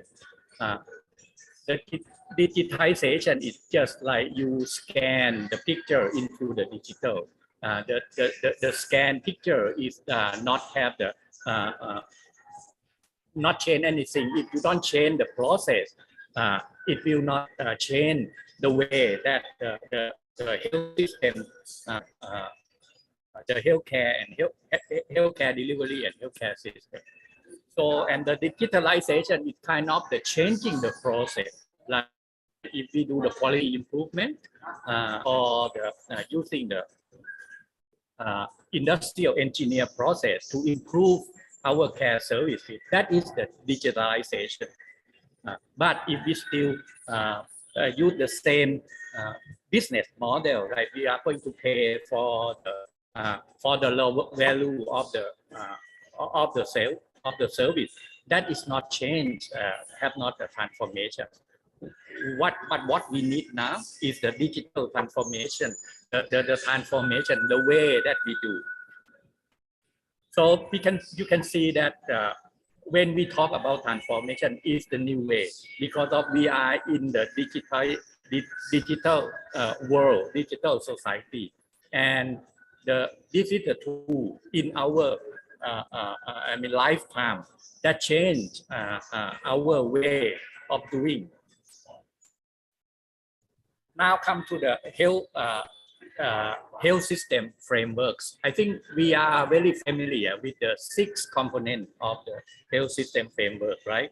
And to me, when we want to design or to transform health system, this is what I mean, that we cannot design the healthcare system or the information system without consider the financing system. All these three components have to be designed together. What this mean is that healthcare financing, healthcare delivery, or healthcare services, and healthcare information technology and technology are directly linked. The way that which healthcare professional and healthcare organization are paid, create incentives. And hello. Yes, please. So we still can listen to your voice. But the slide presentation says the slide is still there, or is, could you please share it again? okay. Okay. Yeah.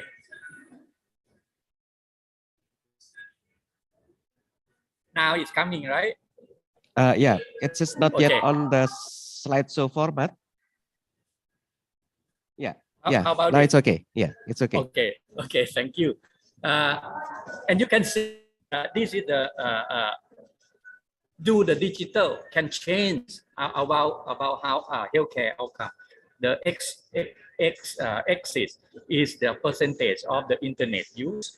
The y-axis is the mortality of children younger than 5 years. You can see that the more the access to the internet, the lower the mortality of the child. So is that the digital are affecting the healthcare or the health system, and so the digital transformation or the digital health digital transformation defined as the multifaceted process of integration and of the digital technology and platform into the area of life, include health. So when we talking about the digital transformation or ecosystem, it might be increase or decrease health equity. So not just technology, we have to consider the financing, the service, the governance, and the health workforce, and also the resource, the material. To me, I think the digital health is the health of the healthcare in the context of the digital society. You see, right now, we always use the mobile. The children right now born with the internet. They say the internet is kind of the coming in their life. So the world and the society have changed. So the digital health, it means by the health and the healthcare in the context of digital society. Now let's see that how the digital health can transform the way that we do the continuity of care or not. Let me share this.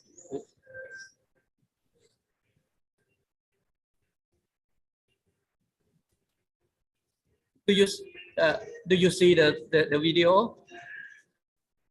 Hello? Yes. How about the voice? I think it has no voice already. Maybe you can share sound. There is a features of share sound.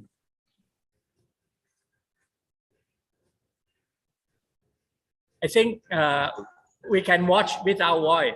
Okay. Just to see there is no explanation. Okay.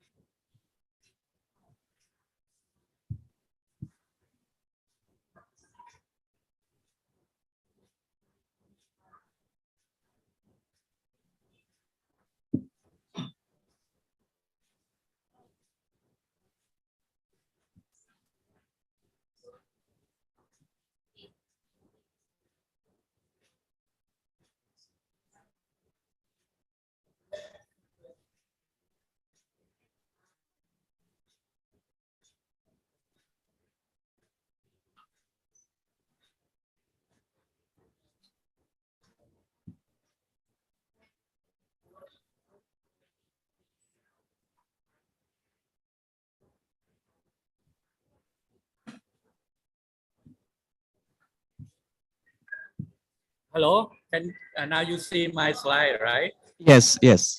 Yes. So to me, I think the information that are going to transform the healthcare is the information at the point of care, the patient-oriented or patient-centric, that not the routine health, which is the HMIS, but the management, the routine health in definition that for the monitor and evaluation of the program or the project can be benefit from what we will do at the point of care or the point of service.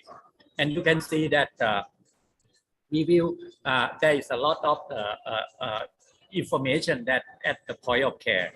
And this is just to show you the different relationship between what we mean by the electronic health record, electronic medical record, or the personal health record. What we need is the integrated healthcare deliveries, and we want the information to transform, like from the usual healthcare system to a more value-based and outcome-based healthcare, and that can be achieved if we can integrate healthcare information delivery. But to be able to integrate the delivery, the information that feed the people at the point of service have to be integrated and also have to be able to exchange. And the health information exchange and the integrated health information system is possible only the health information system is interoperable.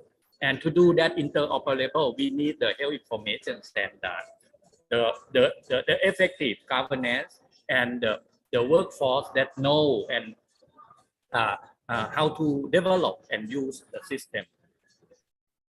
The information system that can be transformed, the health system, is the information system not just only serve the public health or the management, but also serve the people at the point of service and also us as the citizen.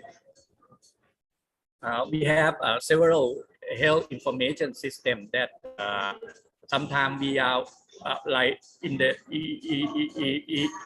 era of the COVID, we focus more on the public health information system, the epidemiology and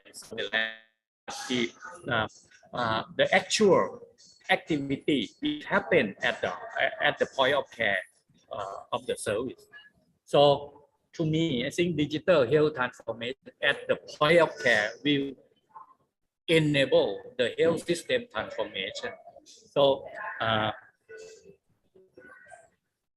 and the data at the point of service can be both structural and unstructural data. Right now, the challenge in our healthcare system, in our ASEAN, in our Asian country, is that we have less structural. Our information cannot integrated and cannot use exchange seamlessly because of we don't have the. I mean, we don't implement the standard. Our Indonesia has shown that has a vision, the architecture, and also the proposing the standard to identify people, drug, resources. It's very interesting. So thank you. Thank you for the inconvenience. Thank you very much, Dr. Boonchai. So I think it was really interesting presentations. And Dr. Boonchai touched the very important concept on the RIH, the routine health information system, as well as the digital health and digital transformations. Okay, so now we have a discussion session. So those who would like to ask directly, could you please raise your hands, then we'll open the microphone. But now we already have some questions from the chat box. First is from Bu Rizky, that the questions for Dr. Setiaji. Well, so probably I will just write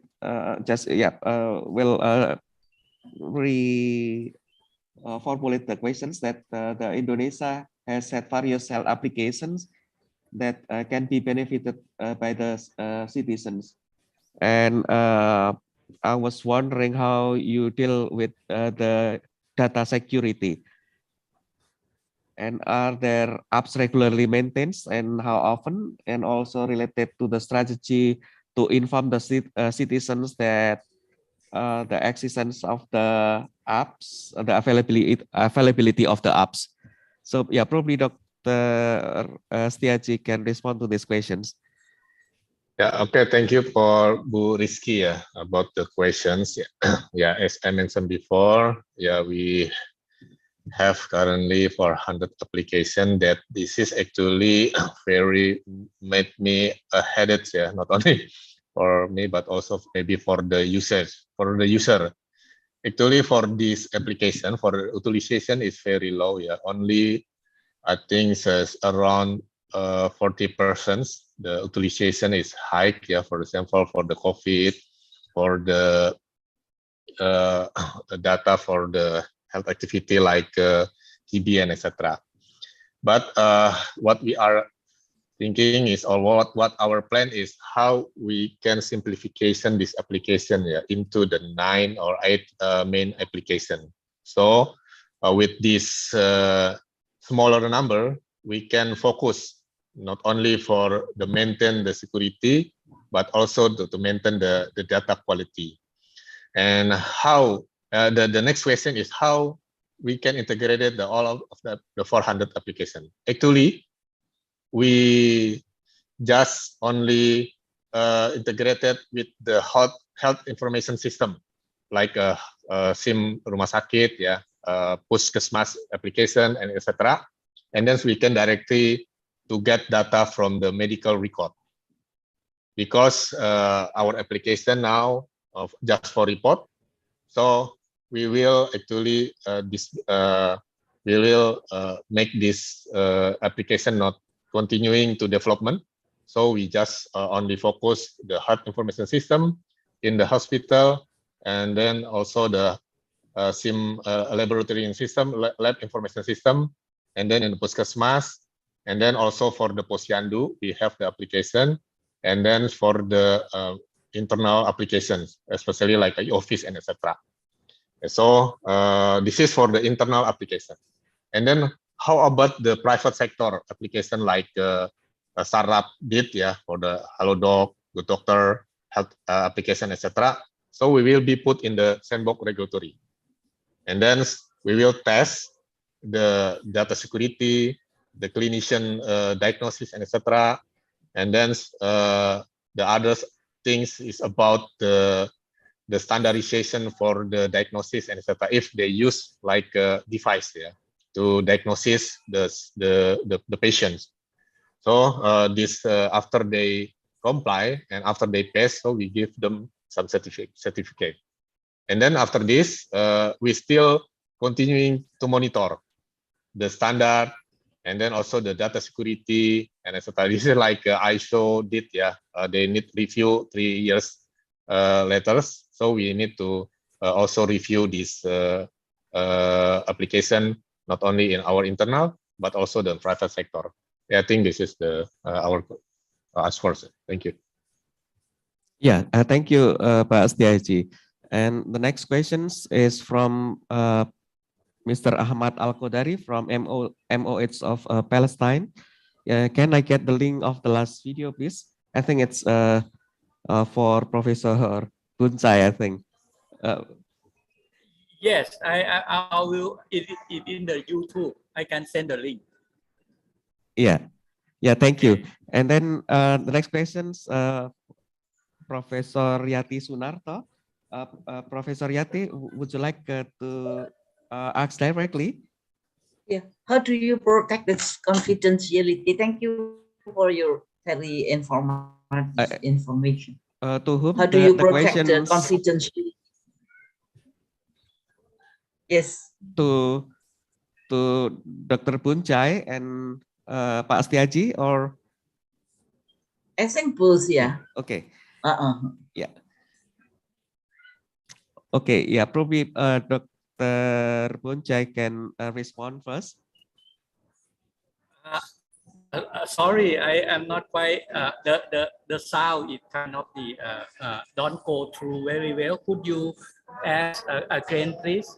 Yeah, the question is related to the data confidentiality, how to protect the confidentiality. You know, this is a very interesting question. Every every country are dealing with the data privacy and confidentiality. You know, the health data is quite unique in terms that, especially in the COVID period, you can see that we need to sharing data. We need to write the tracking and tracking the application. They know where we are to trying to kind of to cope with the spreading. So the health data, some part is have to be keep for the personnel. We don't want to share, but another part you have to share because of it harm another one too if it is the disease like in the COVID. So the balance between the two is very important. I totally agree that the security and confidentiality have to be very strict. And I think the way that we can do this is through the professionalities of our healthcare profession. And the technology can help like to decide the asset control or something like that. But if we as a provider have the kind of the responsibility to keep it confidential, and at the same time as the citizen, we have to share our data if the data is very essential for the public health. So that is the way that I think every country have to dealing with these two things. Imagine if we don't share our data at all, and when we got the accident in another province, then how they going to know that I allergy to the penicillin, and now it will harm me as a personnel also. So that's why I think health data is very unique. We have to have the way to deal with those. Thailand also, we just have the PDPA, the Personal Personal Data Protection Act, and its effect now is still very confused about to implement those in healthcare.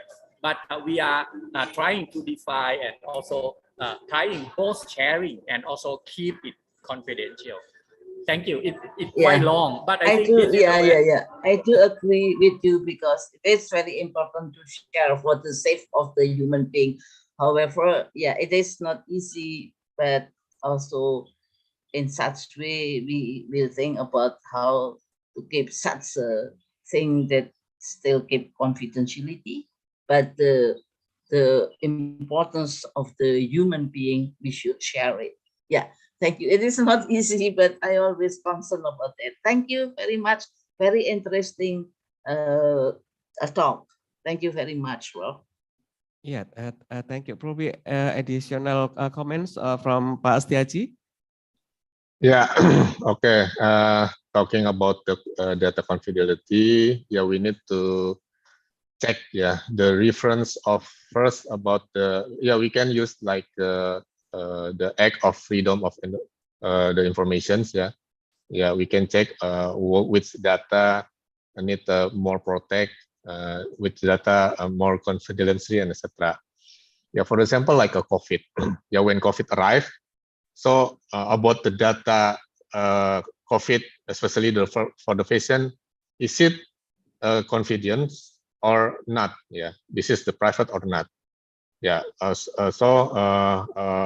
We choose, and we need to inform who's the patient COVID, because we need to make sure the environment will be protected and etc. But for the other case, for example, for the SIP, the data, the patient of data is need to more protect, yeah, for their activity in the environment or the neighborhood, etc. So depend on the data itself.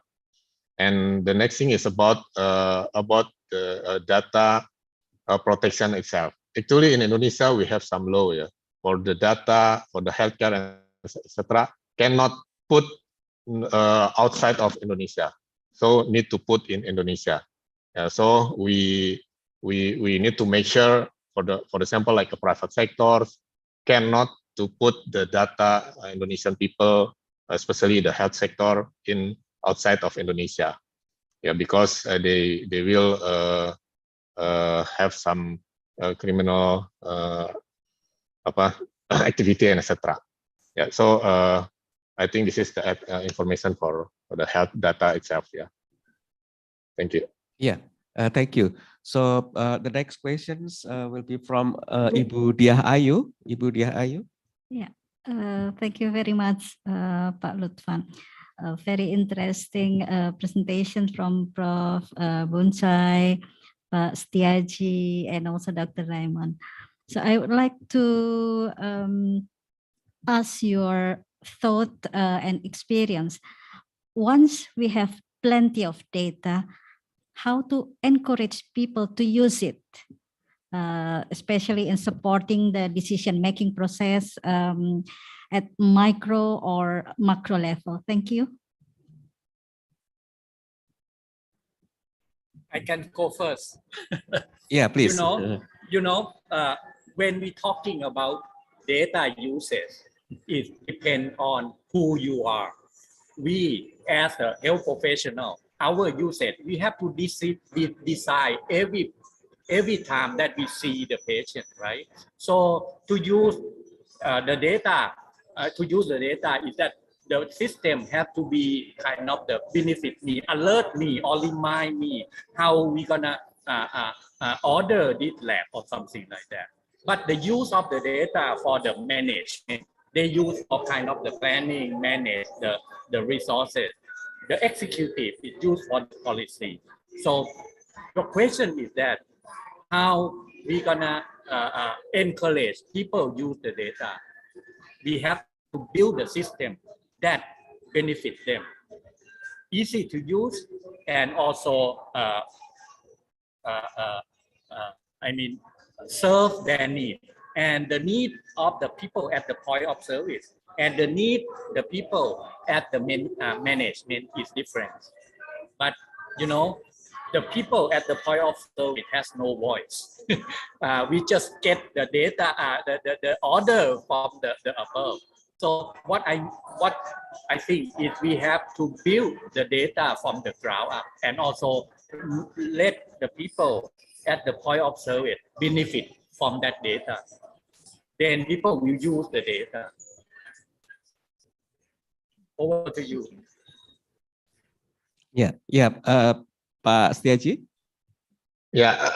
Okay, I will add some the data usage. Yeah, actually this is like a chicken and egg. Yeah. What's the first?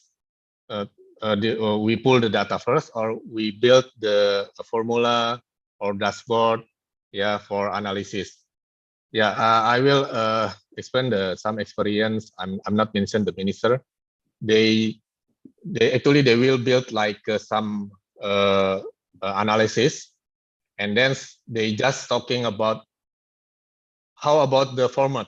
Yeah, they still discuss about the format until 3 months, 5 months, etc., and then they lost the data. So what the important thing is pull the data first. Yeah, no, we don't not thinking this is the data is clean or not. We just put, and then after this we can use like a data mining to get the data inside, yeah, from the data itself, because the data is plenty, so we can use the data mining. Yeah, we have many experts to explore the data from its experience, because when we lost the opportunity to get the data, we cannot get the data itself again. So I think better we still parallel. We discuss about the formula for dashboard, etc. So we pull the data is coming from many things, unstructured or structured data. Thank you. Yeah, thank you. So, Diah, would you like to add more? Thank you. Enough. Okay. Okay, then yeah. Thank you very much. Go to the next, Pak Dimas Sumunar. Maybe it's better if you can ask directly, Pak Dimas.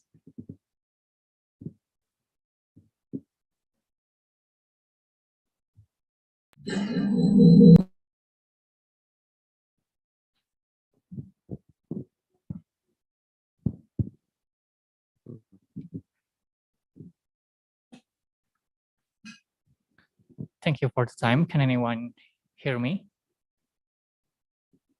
Okay, my question is about the first, actually it's follow-up question from Mrs. Diah, because she was asking about the usage of the data for public policy making. But my question is how we encourage more people, especially like the end users or the community, to actively make use of the electronic health application that we are developing today. And the second question is about interoperability in Southeast Asia context, because I do believe that we are moving forward borderless world. So we need to have like integration between Southeast Asian countries, so it will be easier for people traveling, and also we can perform like better like disease monitoring across the countries in Southeast Asia. That's my two questions. Thank you for your time.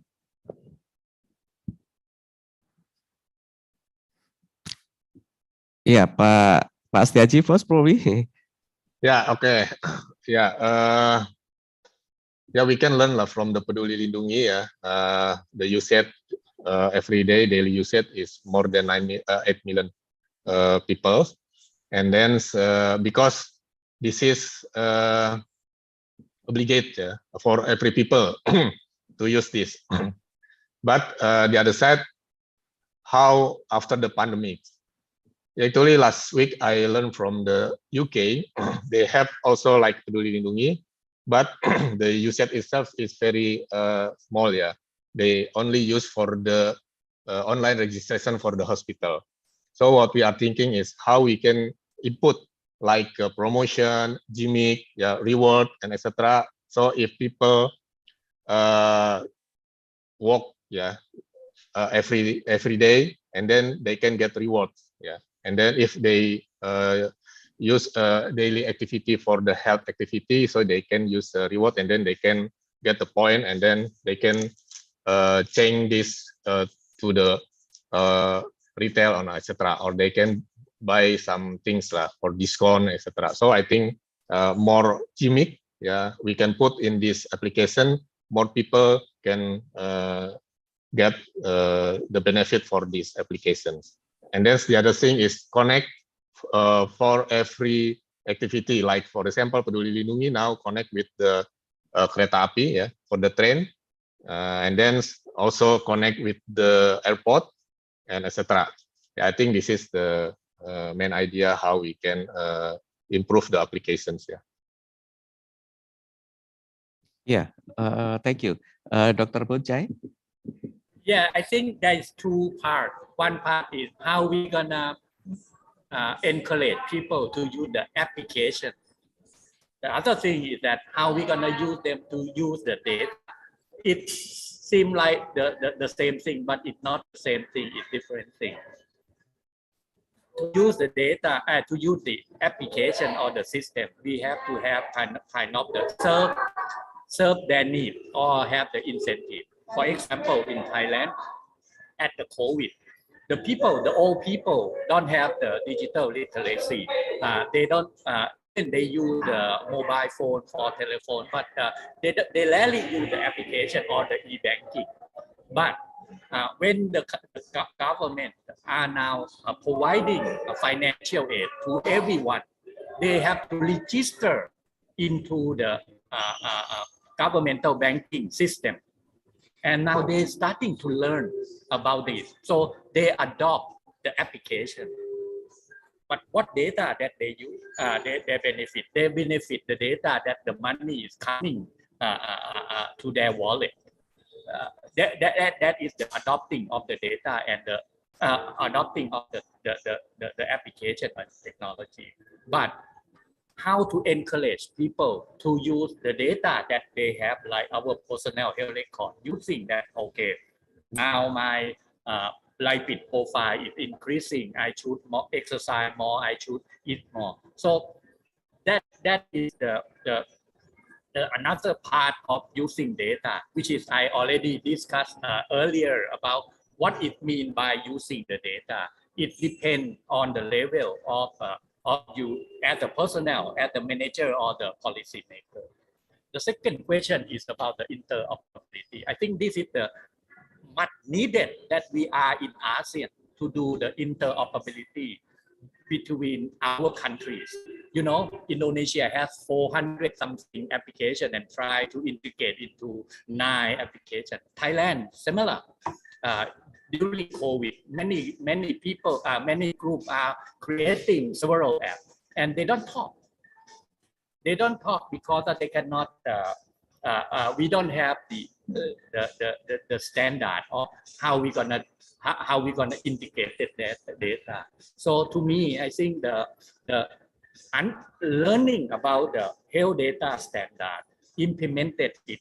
I mean, comply to the international standard like Indonesia for fire, Thailand like fire, Thailand now implementing SNOMED CT for and also we develop several identification of people, identification of healthcare services, and identification of drugs. Right now, we have the pharmacy information system that I can identify drugs across the business, both logistic, healthcare services, reimbursement, use the same coding standard, the Thai medicine terminology. That is the way that we are going to do. So another one is that eHealth also has the COIN, the Community of Interoperability Lab. And we working closely, right, in Indonesia, in Thailand, in Philippines, and in several countries. So with this, we can share and exchange information, exchange our knowledge, and we can come up with, if we comply to the same international standard, then we can interoperable. So we, Thailand are very happy to work with, I think the ASEAN should be interconnected and interoperable. Thailand suffers the same as Indonesia. There are so many silos, we have to deal with this. But what we are working now is that introducing the standard data standard system that everyone can, I mean, use that as the reference, and then they're starting to talk and integrate. Thank you. Yeah, thank you. So there is actually there are still 2 questions from Ibu Lika and Prof. Supasit.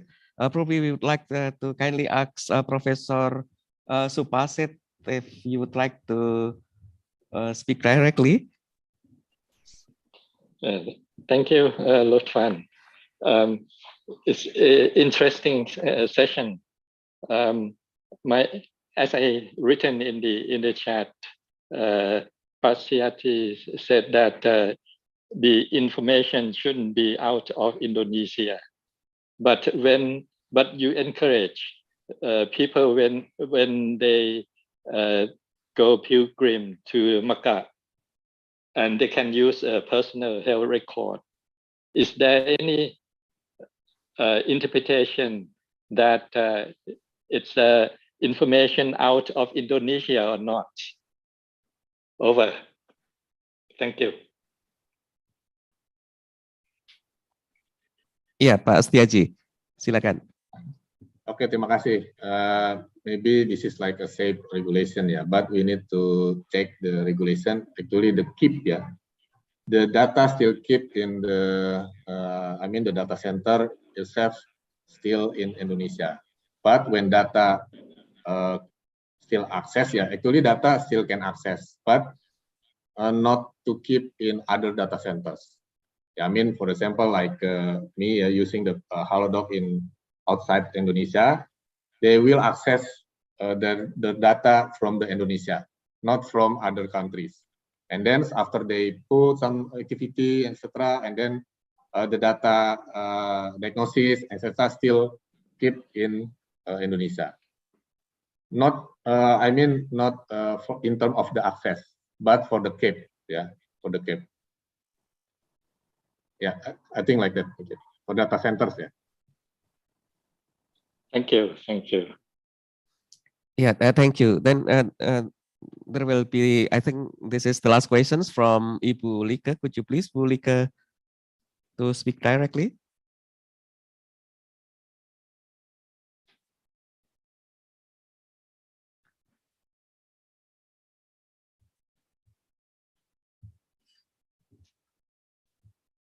Thank you. Thank you for the time, Pak Lutfan. I'm interested to Dr. Boonchai's slide about whether the digital transformation can improve equity. So would you please share stories from Thailand, perhaps how this have made that happen? And also to Pak Setiaji, I wonder if the presence of Halodoc, and etc. Really can improve the access for those with low socioeconomic background, because I assume that most of them who understand how to use the smartphone and to install it, to use technology, mostly from middle to up educational background. Thank you. Dr. Boonchai, please. It's very interesting. When we're talking about digital health technology, is similar to another technology. We have the digital divide. So the question that how we gonna use the digital health technology to narrowing the digital divide, and also to increase the access of the people to that technology, that would be able to increase narrowing the health inequality or inequities. That is the positive side of the digital health. But if we not design very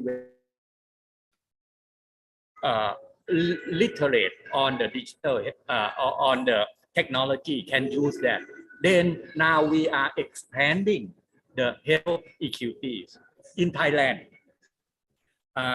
We think that if we use the digital technology well, we can increase the accessibility of the people. We can improve the quality of care and the continuity of care. Like the people at the primary care can, if the referral letter can, the provider at the primary care and the secondary care and tertiary care can have the data that interoperable and see the data, integrated data. Then we improve the health equity. People at the very far outreach, they can access and then can reach out to the higher level of the healthcare, to telemedicine, to another means of the communication.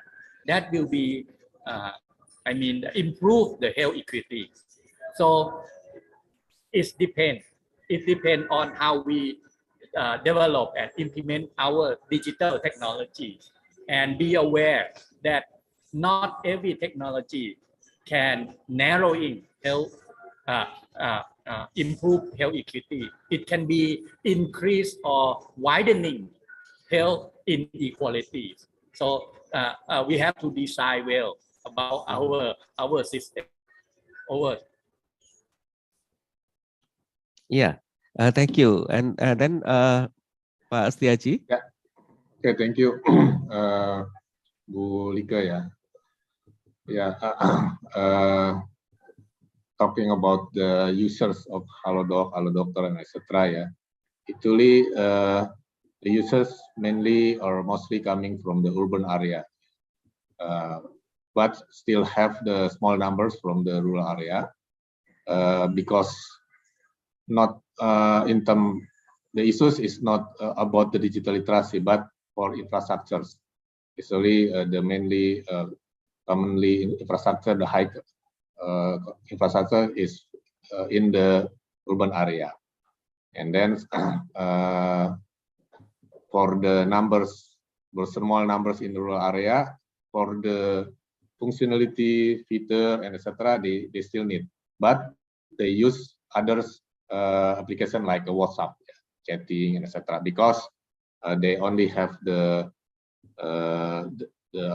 what's about the feature phones. I mean, feature phones, not the smartphone. So they still can use the WhatsApp to get the diagnosis, consultation within the doctors in the hospital or in the public private hospital. Yeah, I think this is the. But for the presentation, I forgot. But the mostly is coming from the urban area. Thank you.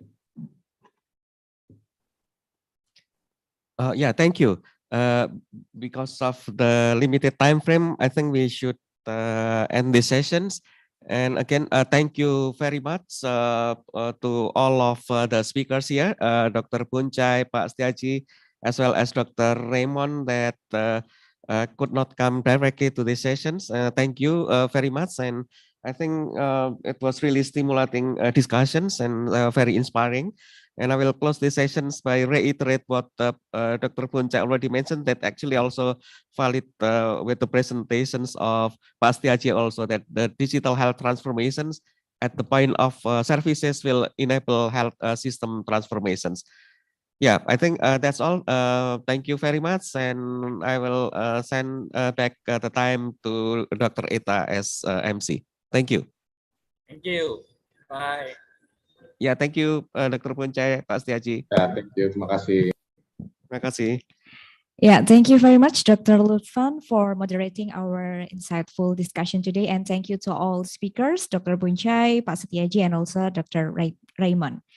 Okay, ladies and gentlemen, now it is the time for lunch break. But before we go to the break, we would like to ask you to turn on the camera, if possible, if you don't have any disturbance, because we will have some photo session together. The committee will help me to capture the moment. So everyone, please turn on your camera if you don't get any disturbance or obstacles. Okay. Yeah, I think everyone is ready. So I will count down in 3, 2, 1. Okay, hold on your smile because we don't know in which slide you are. So once more in 3, 2, 1. Okay, the last. I will count down in 3, 2, 1. Okay, thank you very much for all of the participants. So the afternoon session after this will start promptly after the lunch break at 1 p.m. And there will be another session, the second plenary, with the topic of multi-stakeholders approach in policy and management. So everyone, enjoy your lunch and see you in the next session at 1 p.m. Thank you very much. Good afternoon.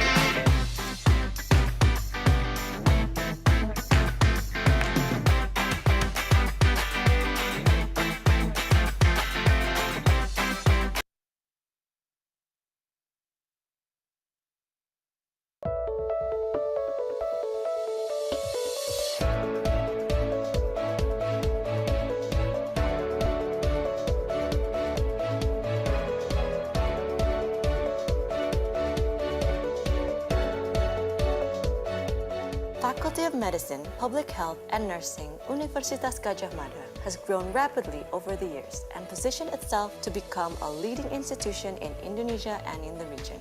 It was established on March 5th, 1946 as the oldest Faculty of Medicine in Indonesia. It aims to become an innovative and excellent Faculty of Medicine, Public Health, and Nursing with international standards and to always serve the nation and humanity with national cultural values based on Pancasila. The mission of the faculty is to improve public health status through education, research, and excellent services based on local wisdom, ethics, professionalism, and evidence-based science integrated in the academic health system.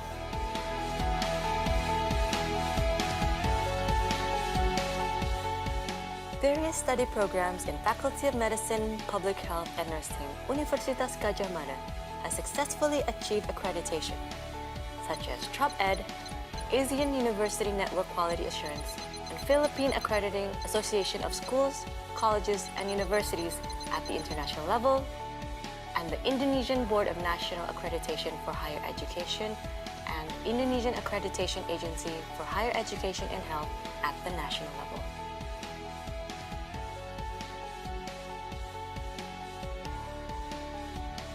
Supported by lecturers, including professors, supporting staff, departments, research centers or working groups, Universitas Gadjah Mada Academic Hospital, Central Public Hospital, Dr. Suraji Tirtonegoro, and Dr. Sarjito Teaching Hospital, which is currently accredited by Joint Commission International for Academic Medical Center. The faculty offers undergraduate programs, graduate programs, medical specialist programs,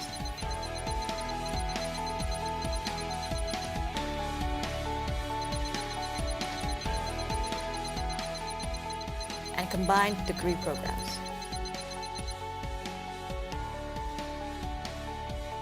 Every year, over 500 undergraduate students and 600 graduate students are enrolled.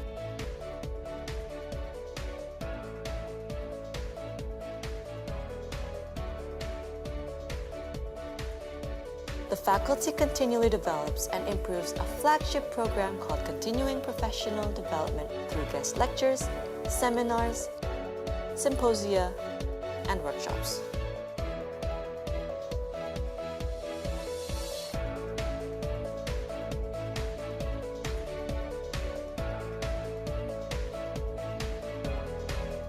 Moreover, the faculty is equipped with IT facilities and information systems that are integrated with the university system, video conference facilities and webinar, a computer-based test room in a convenient academic atmosphere, and a green campus.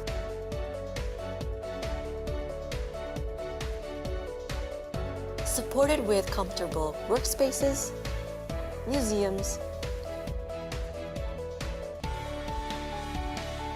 sports facilities, and disabled-friendly buildings.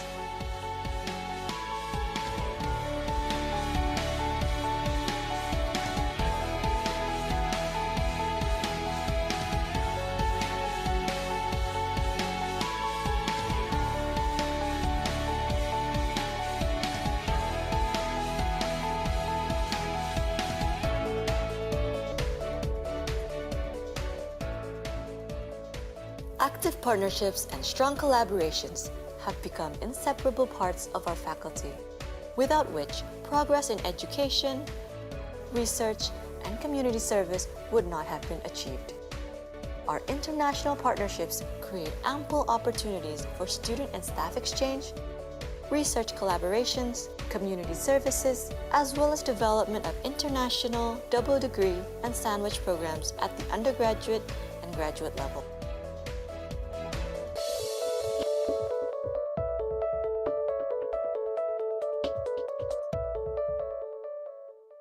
As the one of the oldest medical school in Indonesia, we always encourage the quality of interprofessional education, strengthen research collaboration, community services based on local wisdom values, and modern technologies with international standard.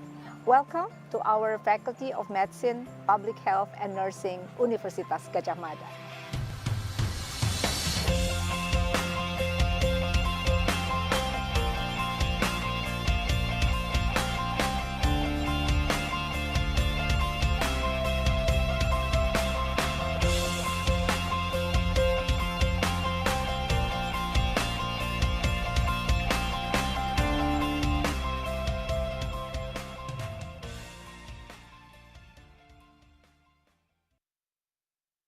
Pusat Kebijakan dan Manajemen Kesehatan atau FK-KMK merupakan salah satu pusat kajian di bawah Fakultas Kedokteran Universitas Gadjah Mada. Kami berdiri pada tanggal 5 Februari 1998. Seiring berjalannya waktu, kegiatan FK-KMK yang berawal dari bidang manajemen pelayanan kesehatan beberapa tahun terakhir ini semakin banyak berkembang ke arah kebijakan kesehatan. Hal ini berdampak pada perubahan nama institusi yang semula adalah Pusat Manajemen Pelayanan Kesehatan atau PMPK berubah menjadi Pusat Kebijakan Manajemen Kesehatan atau FK-KMK. Perubahan ini sesuai dengan persetujuan Senat Fakultas Kedokteran Universitas Gadjah Mada tertanggal 15 Maret 2013. Struktur organisasi FK-KMK terdiri atas 3 bagian, manajemen, divisi, dan unit pendukung. Manajemen adalah sistem yang mendukung jalannya kegiatan dan secara operasional membantu secara administrasi. Saat ini FK-KMK mempunyai 5 divisi yang sesuai dengan bidang keilmuannya, yaitu Divisi Manajemen Mutu, Divisi Kebijakan dan Manajemen Kesehatan, Divisi Manajemen Rumah Sakit, Divisi Manajemen Bencana, Divisi Sistem Informasi Kesehatan. Untuk mendukung manajemen dan kelima divisi tersebut, FK-KMK mempunyai unit pendukung yaitu unit seminar dan publikasi. Untuk mendukung publikasi, FK-KMK menggunakan teknologi informasi. Salah satunya adalah penyebaran ilmu berbasis website.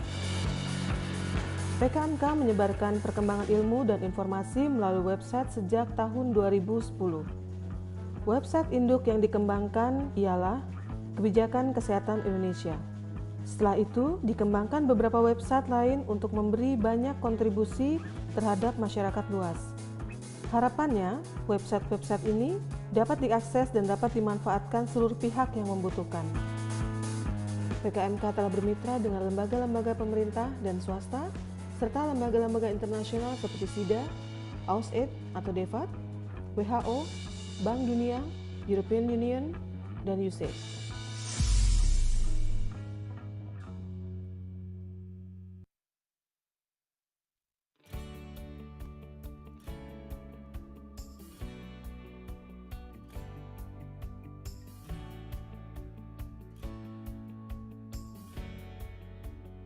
Pusat Kajian Kebijakan Pembiayaan dan Manajemen Asuransi Kesehatan atau Pusat KPMK adalah pusat kajian di Fakultas Kedokteran Universitas Gadjah Mada yang fokus pada isu pembiayaan kesehatan dan manajemen asuransi kesehatan di Indonesia.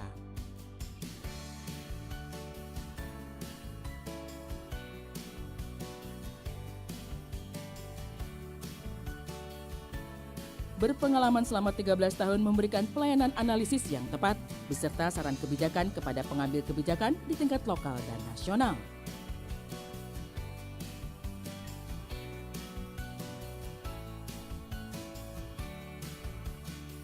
Pusat Kajian KPMK juga berperan memberikan peningkatan kapasitas melalui berbagai pelatihan kepada pemerintah daerah dan nasional. Pusat Kajian KPMK melakukan pendekatan secara partisipatif untuk meningkatkan pengetahuan, kemampuan, dan tujuan program sehingga menghasilkan kebijakan berbasis fakta. Pusat Kajian KPMK memiliki tradisi yang kuat terhadap masalah kemiskinan dan pelayanan kesehatan yang berhubungan dengan health financing reform. Pusat Kajian KPMK banyak memberikan kontribusi penting dalam evidence-based health financing policy reform di tingkat lokal maupun nasional. Kontribusi dilakukan dengan berbagai cara dan melihat kepada kebutuhan pembuat kebijakan. Penelitian yang dilakukan oleh Pusat KPMK senantiasa memperhatikan kebutuhan kebijakan pemerintah.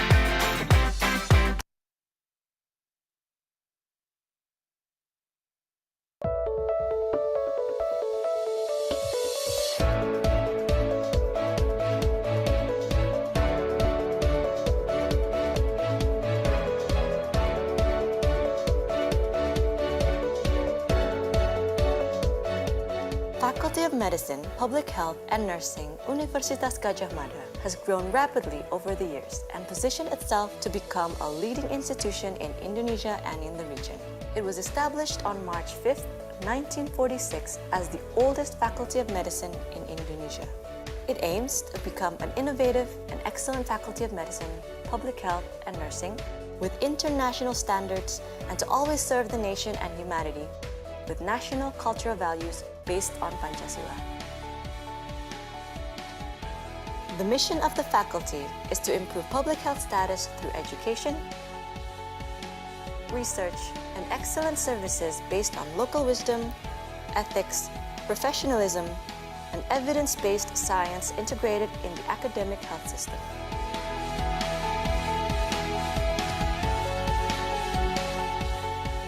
Various study programs in Faculty of Medicine, Public Health, and Nursing, Universitas Gadjah Mada has successfully achieved accreditation, such as TROP-ED, Asian University Network Quality Assurance, and Philippine Accrediting Association of Schools, Colleges, and Universities at the international level, and the Indonesian Board of National Accreditation for Higher Education and Indonesian Accreditation Agency for Higher Education and Health at the national level.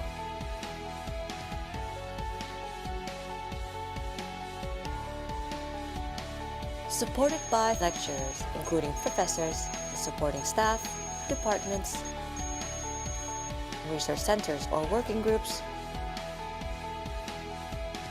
Universitas Gadjah Mada Academic Hospital, Central Public Hospital, Dr. Suraji Tirtonegoro, and Dr. Sarjito Teaching Hospital, which is currently accredited by Joint Commission International for Academic Medical Center.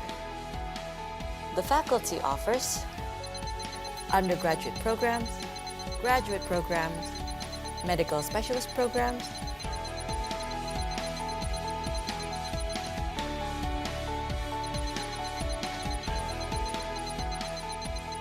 and combined degree programs.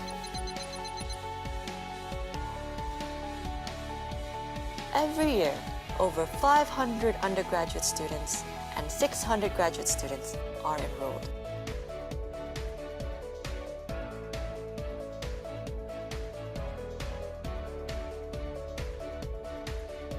The faculty continually develops and improves a flagship program called Continuing Professional Development through guest lectures, seminars, symposia, and workshops.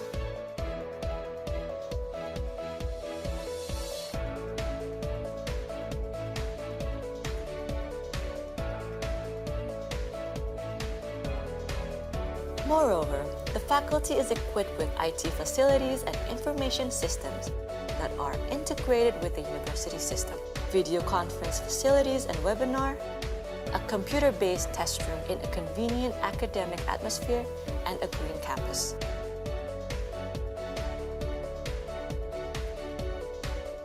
Supported with comfortable workspaces, museums, sports facilities, and disabled-friendly buildings.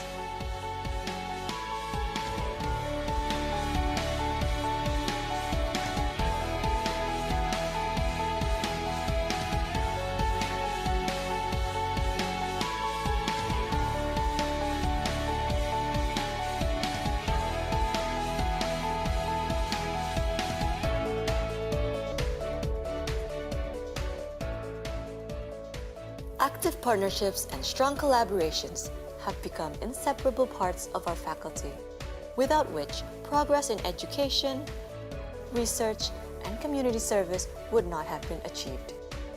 Our international partnerships create ample opportunities for student and staff exchange, research collaborations, community services, as well as development of international double degree and sandwich programs at the undergraduate and graduate level.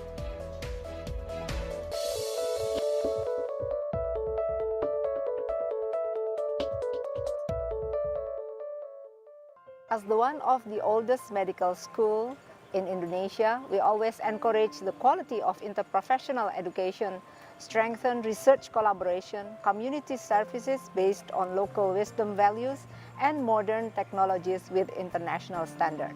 Welcome to our Faculty of Medicine, Public Health and Nursing, Universitas Gadjah Mada.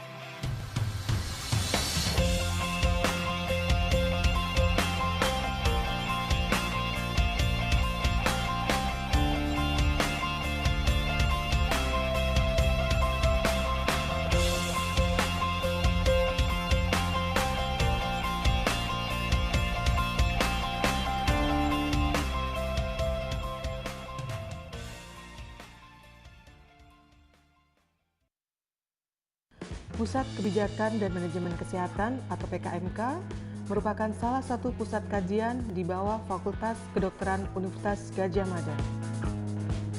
Kami berdiri pada tanggal 5 Februari 1998. Seiring berjalannya waktu, kegiatan FK-KMK yang berawal dari bidang manajemen pelayanan kesehatan beberapa tahun terakhir ini semakin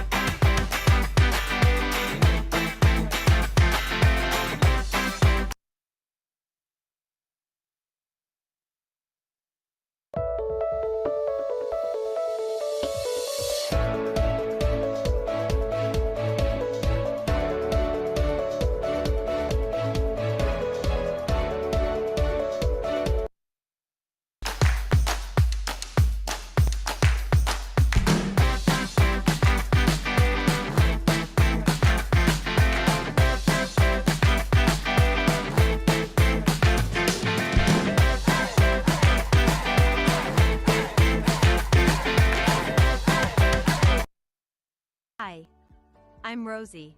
My friend Matt and I are friends with Assistant Professor Whit Wachadit, who asked us to make this presentation on his behalf, titled Epidemiologists, Essential Workers of the Future. Epidemiologists are health scientists who study the distribution of diseases in a population.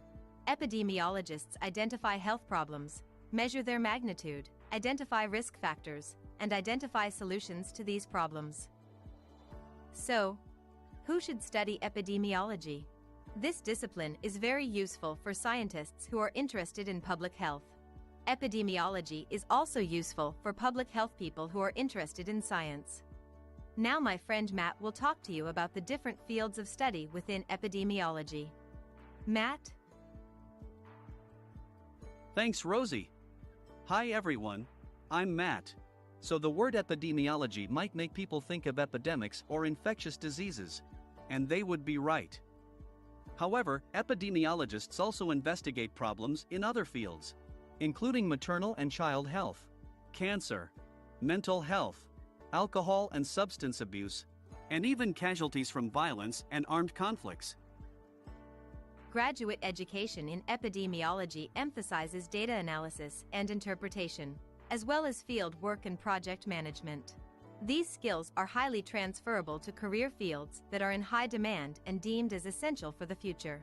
In addition to working as epidemiologists for health departments, graduates of master's and Ph.D. programs in epidemiology are qualified to work and have found employment as data scientists, survey researchers, actuarial scientists, as well as technical consultants for international organizations such as the WHO and UNICEF, especially in the area of monitoring and evaluation.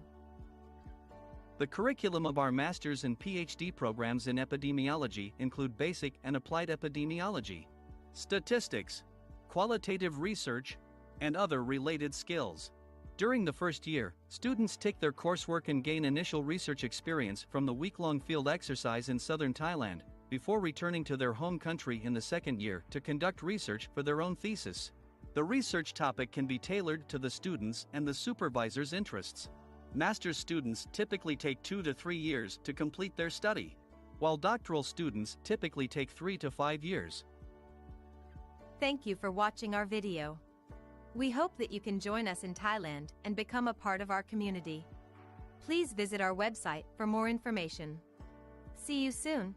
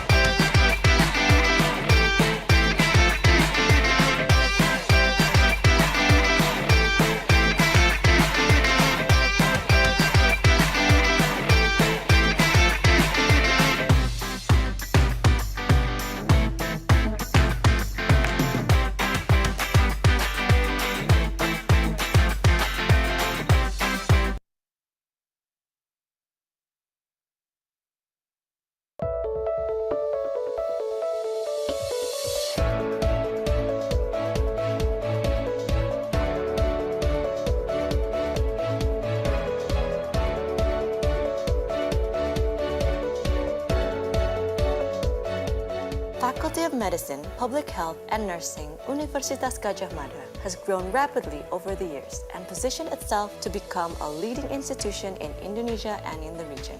It was established on March 5, 1946 as the oldest faculty of medicine in Indonesia.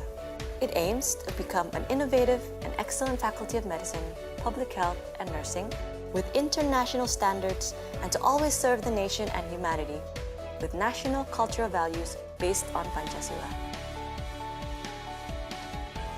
The mission of the faculty is to improve public health status through education, research, and excellent services based on local wisdom, ethics, professionalism, and evidence-based science integrated in the academic health system.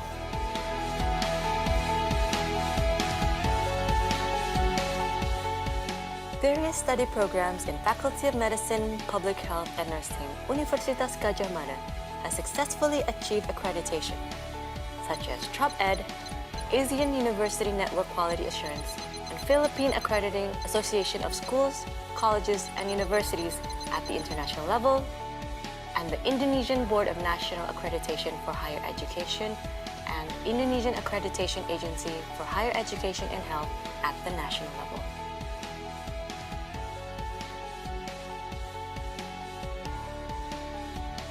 Supported by lecturers, including professors, and supporting staff, departments, research centers or working groups, Universitas Gadjah Mada Academic Hospital, Central Public Hospital, Dr. Suraji Tirtonegoro, and Dr. Sarjito Teaching Hospital, which is currently accredited by Joint Commission International for Academic Medical Center. The faculty offers undergraduate programs, graduate programs, medical specialist programs,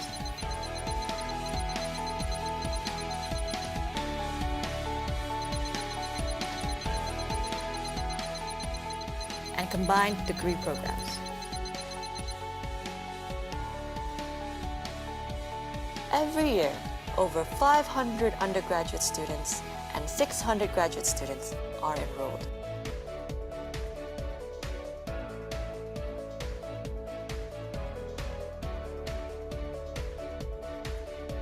The faculty continually develops and improves a flagship program called Continuing Professional Development through guest lectures, seminars, symposia, and workshops.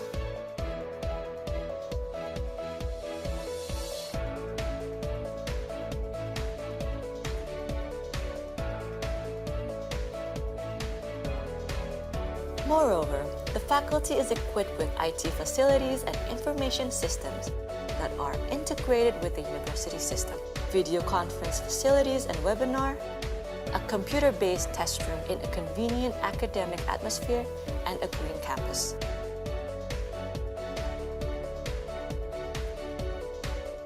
Supported with comfortable workspaces, museums,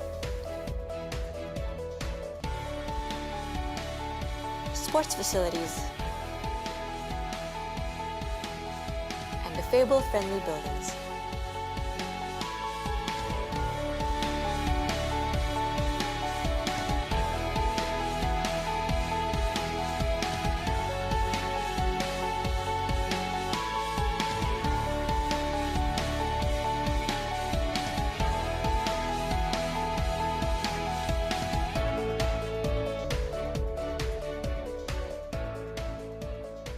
Active partnerships and strong collaborations have become inseparable parts of our faculty, without which progress in education, research, and community service would not have been achieved.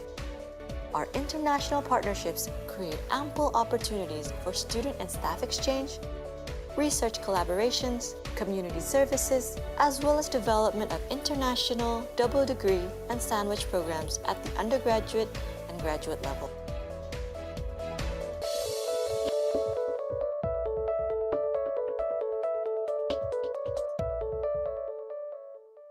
As the one of the oldest medical school in Indonesia, we always encourage the quality of interprofessional education, strengthen research collaboration, community services based on local wisdom values, and modern technologies with international standard. Welcome to our Faculty of Medicine, Public Health and Nursing, Universitas Gadjah Mada.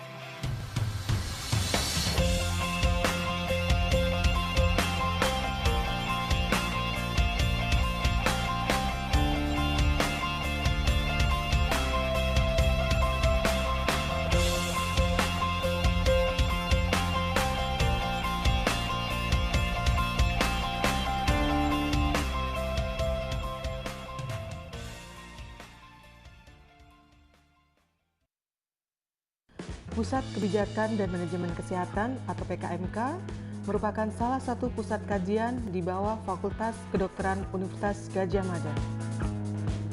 Kami berdiri pada tanggal 5 Februari 1998. Seiring berjalannya waktu, kegiatan FK-KMK yang berawal dari bidang manajemen pelayanan kesehatan beberapa tahun terakhir ini semakin banyak berkembang ke arah kebijakan kesehatan. Hal ini berdampak pada perubahan nama institusi yang semula adalah Pusat Manajemen Pelayanan Kesehatan atau PMPK berubah menjadi Pusat Kebijakan Manajemen Kesehatan atau FK-KMK. Perubahan ini sesuai dengan persetujuan Senat Fakultas Kedokteran Universitas Gadjah Mada tertanggal 15 Maret 2013. Struktur organisasi FK-KMK terdiri atas 3 bagian, manajemen, divisi, dan unit pendukung. Manajemen adalah sistem yang mendukung jalannya kegiatan dan secara operasional membantu secara administrasi.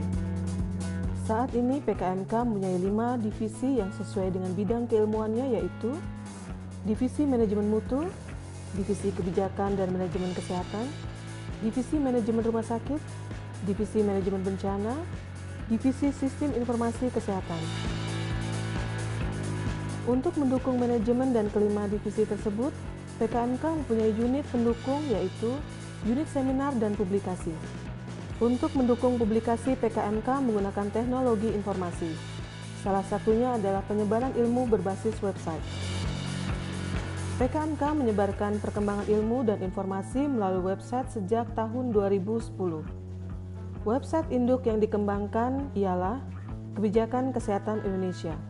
Setelah itu, dikembangkan beberapa website lain untuk memberi banyak kontribusi terhadap masyarakat luas. Harapannya, website-website ini dapat diakses dan dapat dimanfaatkan seluruh pihak yang membutuhkan. FK-KMK telah bermitra dengan lembaga-lembaga pemerintah dan swasta, serta lembaga-lembaga internasional seperti SIDA, AUSAID atau DEVAT, WHO, Bank Dunia, European Union, dan USAID.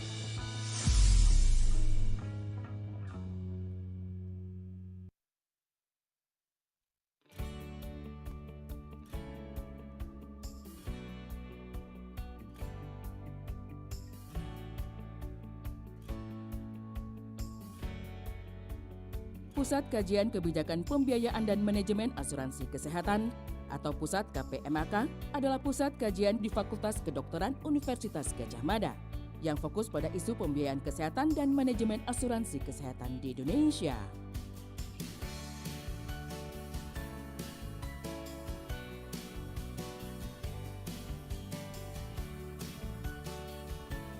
Berpengalaman selama 13 tahun memberikan pelayanan analisis yang tepat beserta saran kebijakan kepada pengambil kebijakan di tingkat lokal dan nasional.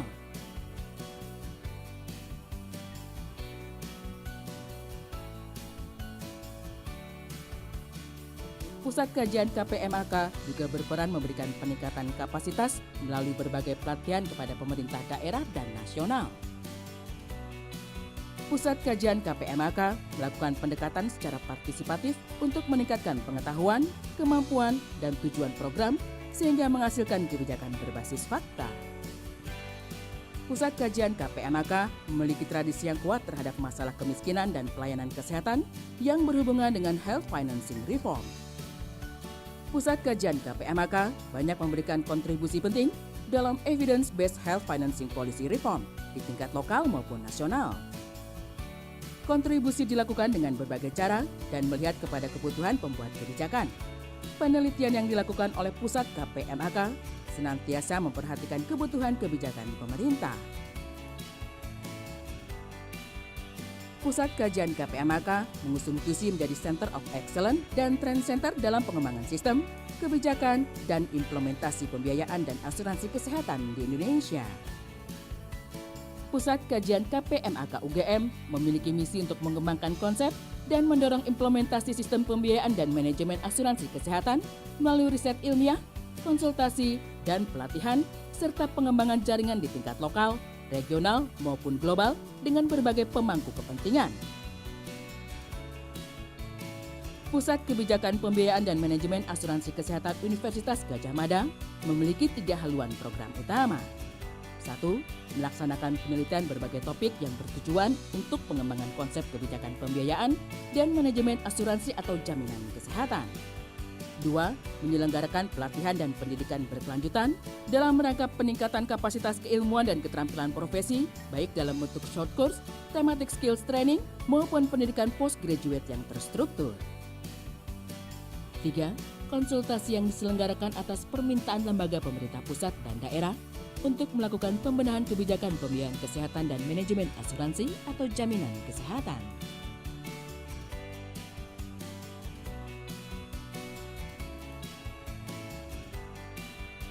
Adapun cakupan area penelitian ini meliputi health account, penghitungan biaya kesehatan, penganggaran kesehatan, health technology assessment, evaluasi ekonomi dalam program kesehatan, perhitungan remunerasi di fasilitas kesehatan, evaluasi program JKN, utilization review, coordination of benefit.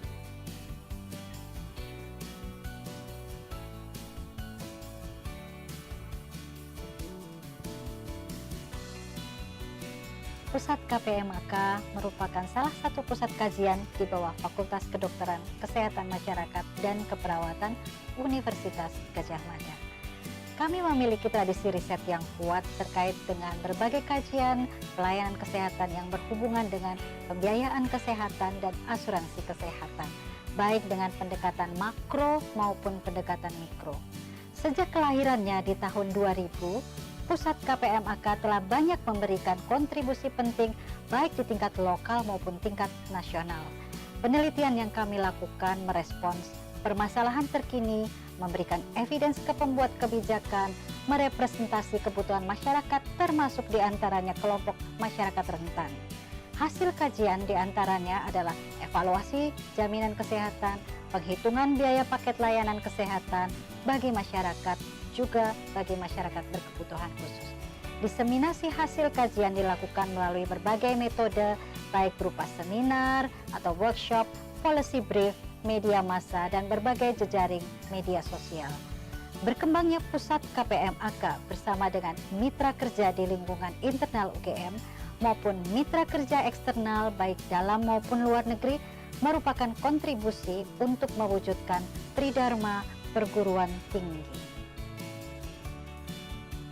kami mengembangkan inovasi-inovasi layanan yang akan mendukung berbagai aktivitas di Pusat Studi KPMK.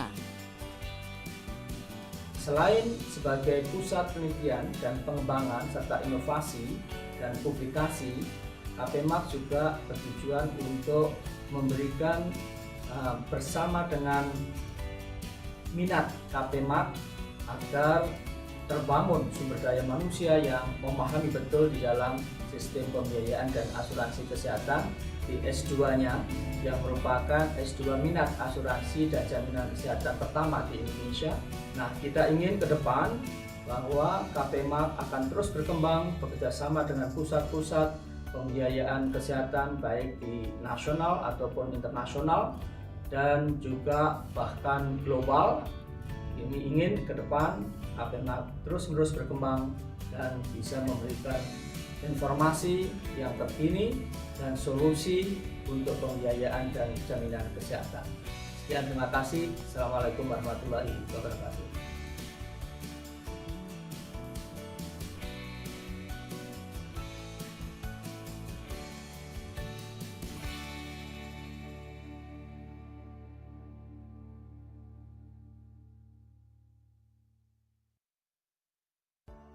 Hi, I'm Rosie. My friend Matt and I are friends with Assistant Professor Witwichadet, who asked us to make this presentation on his behalf, titled Epidemiologists, Essential Workers of the Future. Epidemiologists are health scientists who study the distribution of diseases in a population.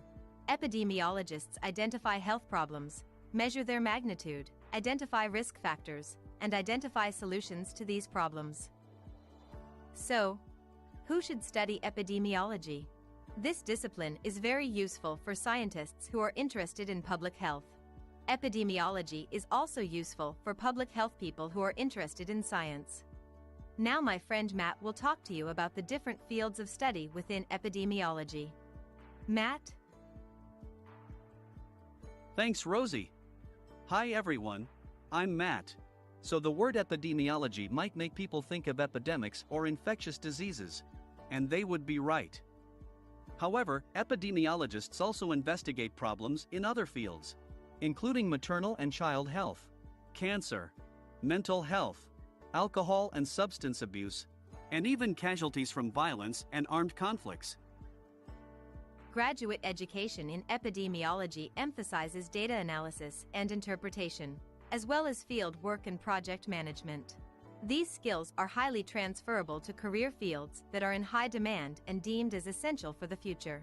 In addition to working as epidemiologists for health departments, graduates of master's and Ph.D. programs in epidemiology are qualified to work and have found employment as data scientists, survey researchers, actuarial scientists, as well as technical consultants for international organizations such as the WHO and UNICEF, especially in the area of monitoring and evaluation. The curriculum of our master's and PhD programs in epidemiology include basic and applied epidemiology, statistics, qualitative research, and other related skills.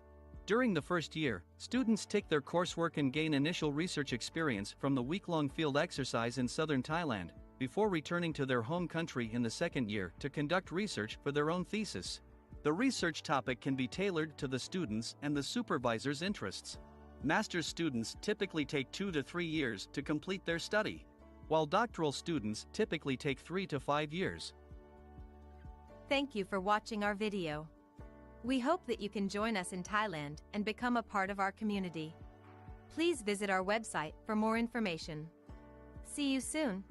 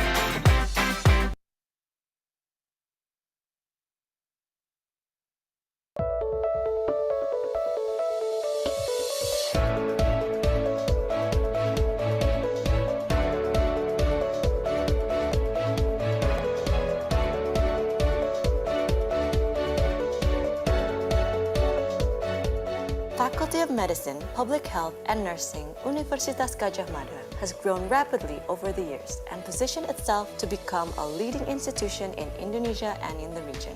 It was established on March 5th, 1946 as the oldest faculty of medicine in Indonesia.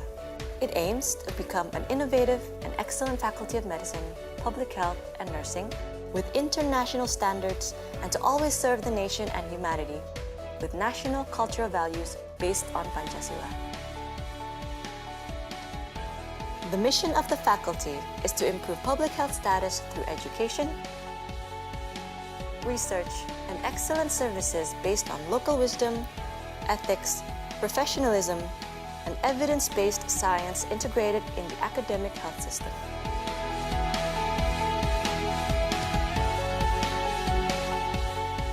Various study programs in Faculty of Medicine, Public Health and Nursing, Universitas Gadjah Mada has successfully achieved accreditation, such as TRUP-Ed, Asian University Network Quality Assurance, and Philippine Accrediting Association of Schools, Colleges, and Universities at the international level, and the Indonesian Board of National Accreditation for Higher Education and Indonesian Accreditation Agency for Higher Education and Health at the national level.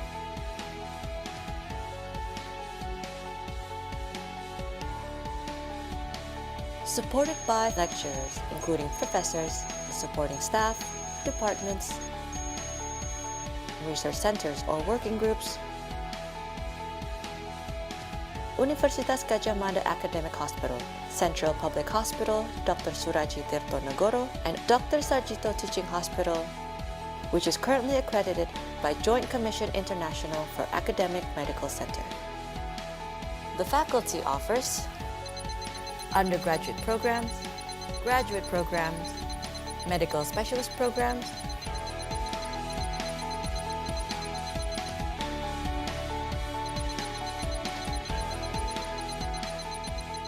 and combined degree programs. Every year, over 500 undergraduate students and 600 graduate students are enrolled.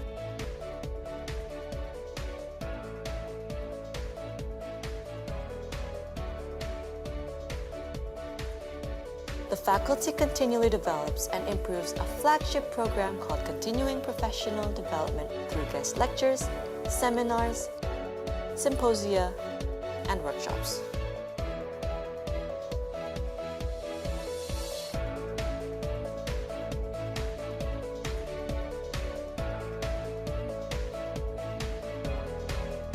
Moreover, the faculty is equipped with IT facilities and information systems that are integrated with the university system, video conference facilities and webinar, a computer-based test room in a convenient academic atmosphere, and a green campus.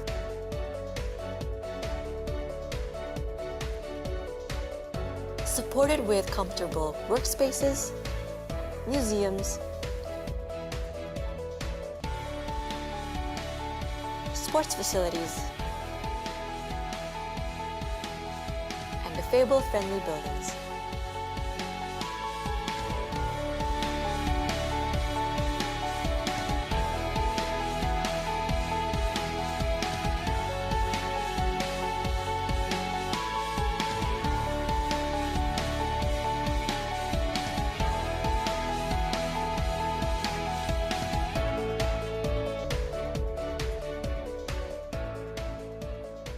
Active partnerships and strong collaborations have become inseparable parts of our faculty, without which progress in education, research, and community service would not have been achieved.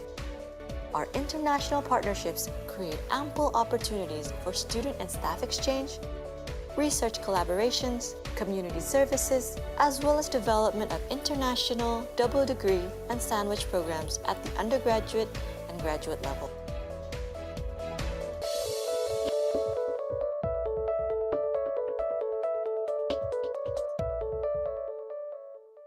As the one of the oldest medical school in Indonesia, we always encourage the quality of interprofessional education, strengthen research collaboration, community services based on local wisdom values, and modern technologies with international standard. Welcome to our Faculty of Medicine, Public Health and Nursing, Universitas Gadjah Mada.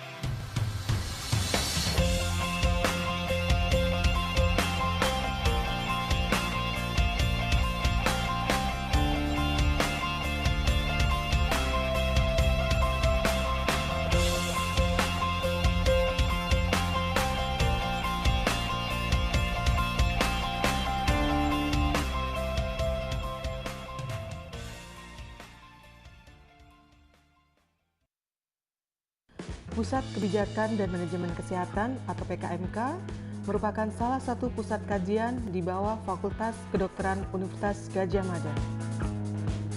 Kami berdiri pada tanggal 5 Februari 1998. Seiring berjalannya waktu, kegiatan FK-KMK yang berawal dari bidang manajemen pelayanan kesehatan beberapa tahun terakhir ini semakin banyak berkembang ke arah kebijakan kesehatan. Hal ini berdampak pada perubahan nama institusi yang semula adalah Pusat Manajemen Pelayanan Kesehatan atau PMPK berubah menjadi Pusat Kebijakan Manajemen Kesehatan atau FK-KMK. Perubahan ini sesuai dengan persetujuan Senat Fakultas Kedokteran Universitas Gadjah Mada tertanggal 15 Maret 2013. Struktur organisasi FK-KMK terdiri atas 3 bagian, manajemen, divisi, dan unit pendukung. Manajemen adalah sistem yang mendukung jalannya kegiatan dan secara operasional membantu secara administrasi.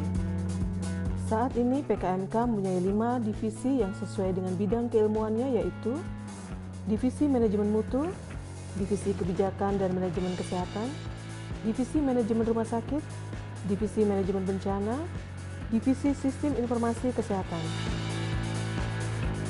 Untuk mendukung manajemen dan kelima divisi tersebut, FK-KMK mempunyai unit pendukung yaitu unit seminar dan publikasi. Untuk mendukung publikasi, FK-KMK menggunakan teknologi informasi. Salah satunya adalah penyebaran ilmu berbasis website.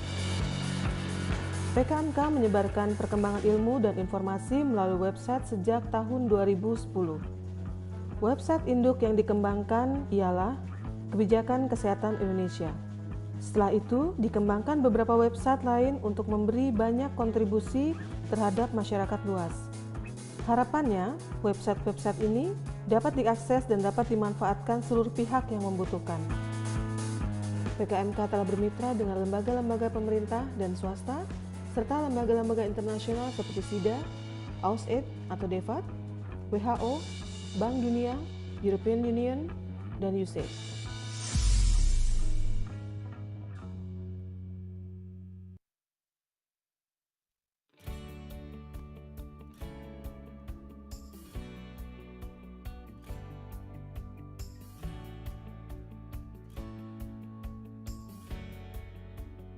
Pusat Kajian Kebijakan Pembiayaan dan Manajemen Asuransi Kesehatan atau Pusat KPMK adalah pusat kajian di Fakultas Kedokteran Universitas Gadjah Mada yang fokus pada isu pembiayaan kesehatan dan manajemen asuransi kesehatan di Indonesia.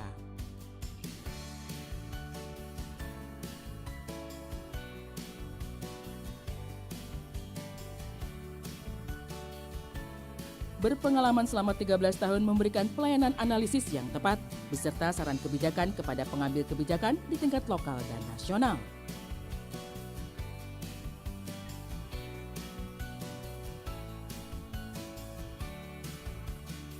Pusat Kajian KPMK juga berperan memberikan peningkatan kapasitas melalui berbagai pelatihan kepada pemerintah daerah dan nasional. Pusat Kajian KPMK melakukan pendekatan secara partisipatif untuk meningkatkan pengetahuan, kemampuan, dan tujuan program sehingga menghasilkan kebijakan berbasis fakta. Pusat Kajian KPMK memiliki tradisi yang kuat terhadap masalah kemiskinan dan pelayanan kesehatan yang berhubungan dengan health financing reform. Pusat Kajian KPMK banyak memberikan kontribusi penting dalam evidence-based health financing policy reform di tingkat lokal maupun nasional. Kontribusi dilakukan dengan berbagai cara dan melihat kepada kebutuhan pembuat kebijakan. Penelitian yang dilakukan oleh Pusat KPMK senantiasa memperhatikan kebutuhan kebijakan pemerintah. Pusat Kajian KPMK mengusung visi menjadi Center of Excellence dan Trend Center dalam pengembangan sistem, kebijakan, dan implementasi pembiayaan dan asuransi kesehatan di Indonesia. Pusat Kajian KPMK UGM memiliki misi untuk mengembangkan konsep dan mendorong implementasi sistem pembiayaan dan manajemen asuransi kesehatan melalui riset ilmiah, konsultasi, dan pelatihan, serta pengembangan jaringan di tingkat lokal, regional, maupun global dengan berbagai pemangku kepentingan. Pusat Kebijakan Pembiayaan dan Manajemen Asuransi Kesehatan Universitas Gadjah Mada memiliki 3 haluan program utama. 1. Melaksanakan penelitian berbagai topik yang bertujuan untuk pengembangan konsep kebijakan pembiayaan dan manajemen asuransi atau jaminan kesehatan. 2. Menyelenggarakan pelatihan dan pendidikan berkelanjutan dalam rangka peningkatan kapasitas keilmuan dan keterampilan profesi, baik dalam bentuk short course, thematic skills training, maupun pendidikan postgraduate yang terstruktur. 3. Konsultasi yang diselenggarakan atas permintaan lembaga pemerintah pusat dan daerah untuk melakukan pembenahan kebijakan pembiayaan kesehatan dan manajemen asuransi atau jaminan kesehatan.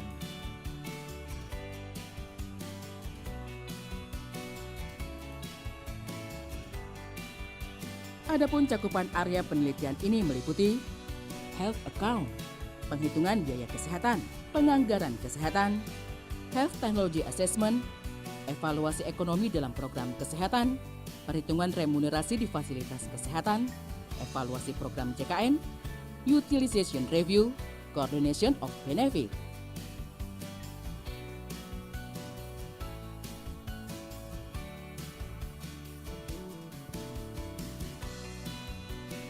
Pusat KPMK merupakan salah satu pusat kajian di bawah Fakultas Kedokteran, Kesehatan Masyarakat, dan Keperawatan Universitas Gadjah Mada. Kami memiliki tradisi riset yang kuat terkait dengan berbagai kajian pelayanan kesehatan yang berhubungan dengan pembiayaan kesehatan dan asuransi kesehatan, baik dengan pendekatan makro maupun pendekatan mikro. Sejak kelahirannya di tahun 2000, Pusat KPMK telah banyak memberikan kontribusi penting baik di tingkat lokal maupun tingkat nasional. Penelitian yang kami lakukan merespons permasalahan terkini, memberikan evidence ke pembuat kebijakan, merepresentasi kebutuhan masyarakat termasuk diantaranya kelompok masyarakat rentan. Hasil kajian diantaranya adalah evaluasi jaminan kesehatan, penghitungan biaya paket layanan kesehatan bagi masyarakat, juga bagi masyarakat berkebutuhan khusus. Diseminasi hasil kajian dilakukan melalui berbagai metode, baik berupa seminar atau workshop, policy brief, media massa, dan berbagai jejaring media sosial. Berkembangnya Pusat KPMK bersama dengan mitra kerja di lingkungan internal UGM maupun mitra kerja eksternal baik dalam maupun luar negeri merupakan kontribusi untuk mewujudkan tridharma perguruan tinggi. Kami mengembangkan inovasi-inovasi layanan yang akan mendukung berbagai aktivitas di pusat studi KPMK. Selain sebagai pusat penelitian dan pengembangan serta inovasi dan publikasi, KPMK juga bertujuan untuk memberikan bersama dengan minat KPMK agar terbangun sumber daya manusia yang memahami betul di dalam sistem pembiayaan dan asuransi kesehatan di S2-nya yang merupakan S2 minat asuransi dan jaminan kesehatan pertama di Indonesia. Nah, kita ingin ke depan bahwa KPMK akan terus berkembang bekerjasama dengan pusat-pusat pembiayaan kesehatan baik di nasional ataupun internasional dan juga bahkan global. Ini ingin ke depan KPMK terus-menerus berkembang dan bisa memberikan informasi yang terkini dan solusi untuk pembiayaan dan jaminan kesehatan. Sekian, terima kasih. Assalamualaikum warahmatullahi wabarakatuh.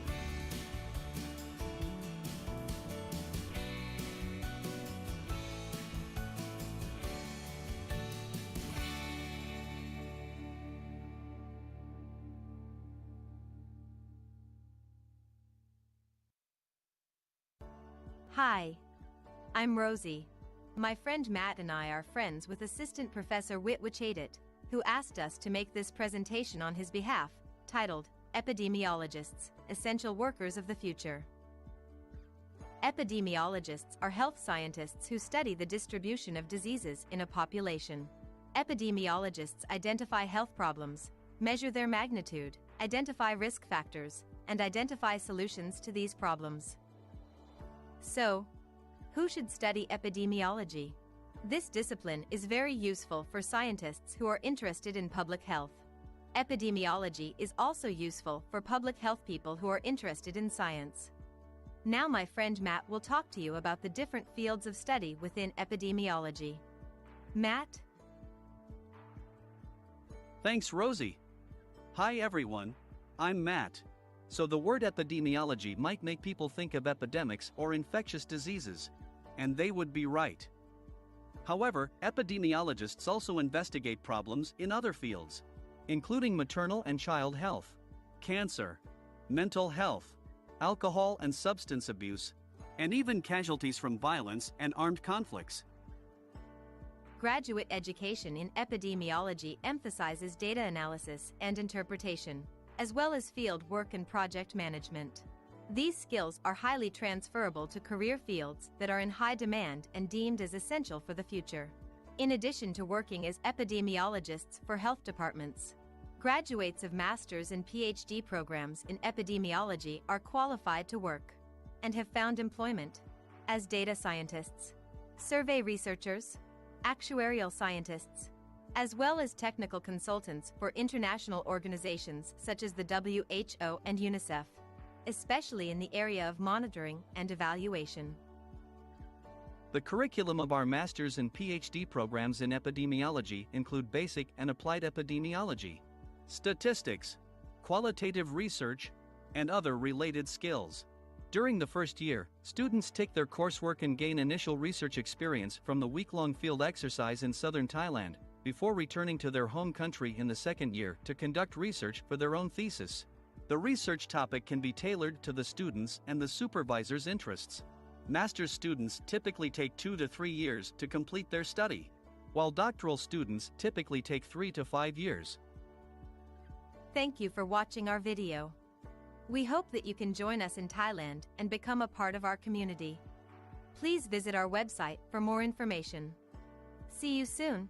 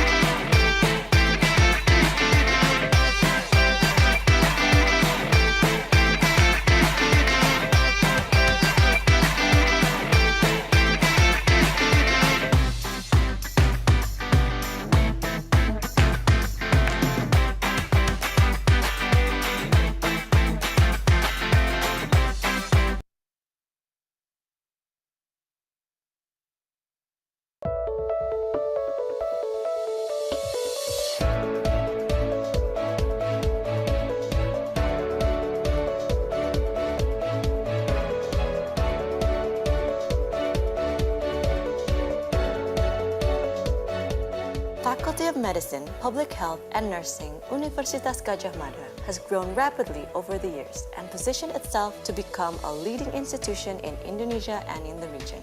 It was established on March 5, 1946 as the oldest Faculty of Medicine in Indonesia.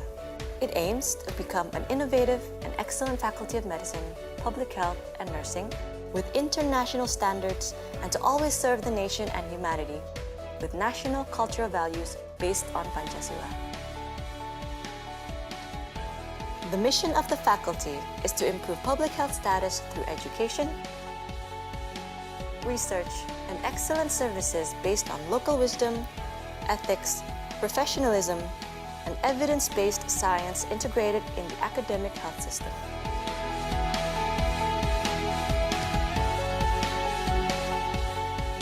various study programs in Faculty of Medicine, Public Health, and Nursing, Universitas Gadjah Mada has successfully achieved accreditation, such as TROP-Ed, Asian University Network Quality Assurance, and Philippine Accrediting Association of Schools, Colleges, and Universities at the international level, and the Indonesian Board of National Accreditation for Higher Education and Indonesian Accreditation Agency for Higher Education and Health at the national level.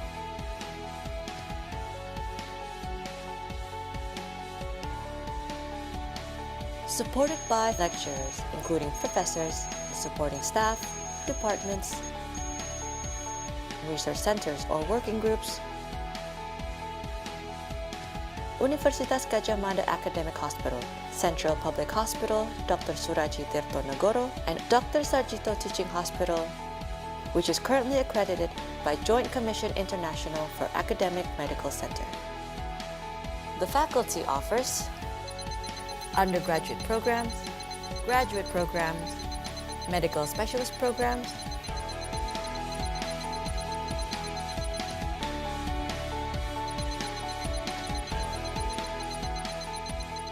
and combined degree programs. Every year, over 500 undergraduate students and 600 graduate students are enrolled.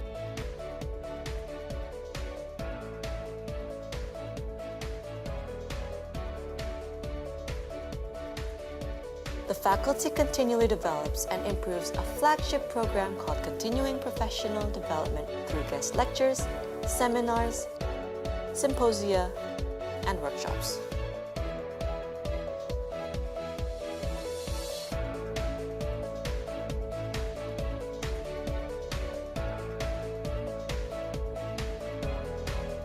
Moreover, the faculty is equipped with IT facilities and information systems that are integrated with the university system, video conference facilities and webinar, a computer-based test room in a convenient academic atmosphere, and a green campus.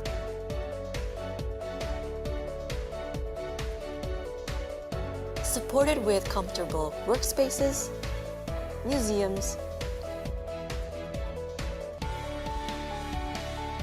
sports facilities, and disabled-friendly buildings.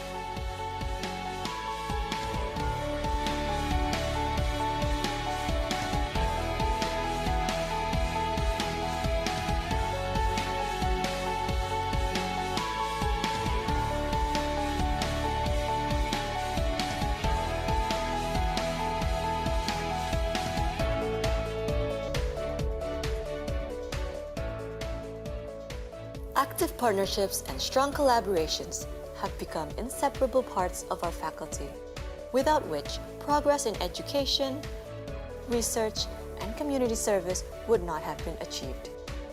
Our international partnerships create ample opportunities for student and staff exchange, research collaborations, community services, as well as development of international double degree and sandwich programs at the undergraduate and graduate level.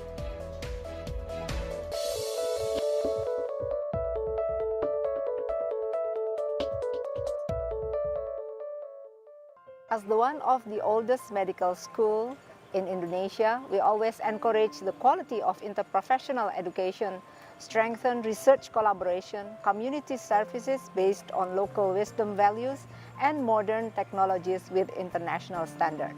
Welcome to our Faculty of Medicine, Public Health and Nursing, Universitas Gadjah Mada.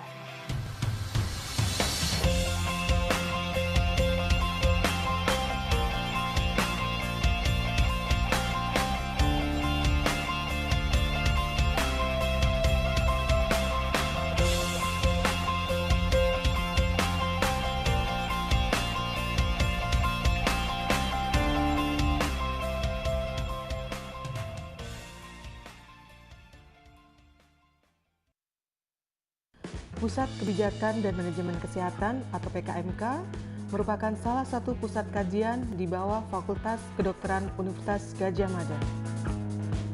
Kami berdiri pada tanggal 5 Februari 1998. Seiring berjalannya waktu, kegiatan FK-KMK yang berawal dari bidang manajemen pelayanan kesehatan, beberapa tahun terakhir ini semakin banyak berkembang ke arah kebijakan kesehatan. Hal ini berdampak pada perubahan nama institusi yang semula adalah Pusat Manajemen Pelayanan Kesehatan atau PMPK berubah menjadi Pusat Kebijakan Manajemen Kesehatan atau PKMK. Perubahan ini sesuai dengan persetujuan Senat Fakultas Kedokteran Universitas Gadjah Mada tertanggal 15 Maret 2013. Struktur organisasi PKMK terdiri atas 3 bagian, manajemen, divisi, dan unit pendukung. Manajemen adalah sistem yang mendukung jalannya kegiatan dan secara operasional membantu secara administrasi. Saat ini PKMK mempunyai 5 divisi yang sesuai dengan bidang keilmuannya, yaitu Divisi Manajemen Mutu, Divisi Kebijakan dan Manajemen Kesehatan, Divisi Manajemen Rumah Sakit, Divisi Manajemen Bencana, Divisi Sistem Informasi Kesehatan. Untuk mendukung manajemen dan kelima divisi tersebut, PKMK mempunyai unit pendukung, yaitu unit seminar dan publikasi. Untuk mendukung publikasi, PKMK menggunakan teknologi informasi. Salah satunya adalah penyebaran ilmu berbasis website. PKMK menyebarkan perkembangan ilmu dan informasi melalui website sejak tahun 2010. Website induk yang dikembangkan ialah Kebijakan Kesehatan Indonesia. Setelah itu, dikembangkan beberapa website lain untuk memberi banyak kontribusi terhadap masyarakat luas. Harapannya, website-website ini dapat diakses dan dapat dimanfaatkan seluruh pihak yang membutuhkan.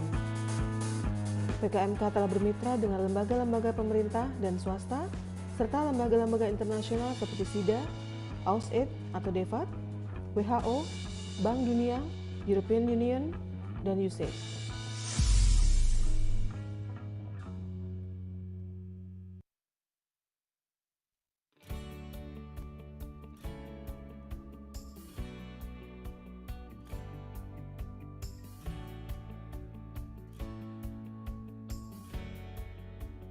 Pusat Kajian Kebijakan Pembiayaan dan Manajemen Asuransi Kesehatan atau Pusat KPMK adalah pusat kajian di Fakultas Kedokteran Universitas Gadjah Mada yang fokus pada isu pembiayaan kesehatan dan manajemen asuransi kesehatan di Indonesia.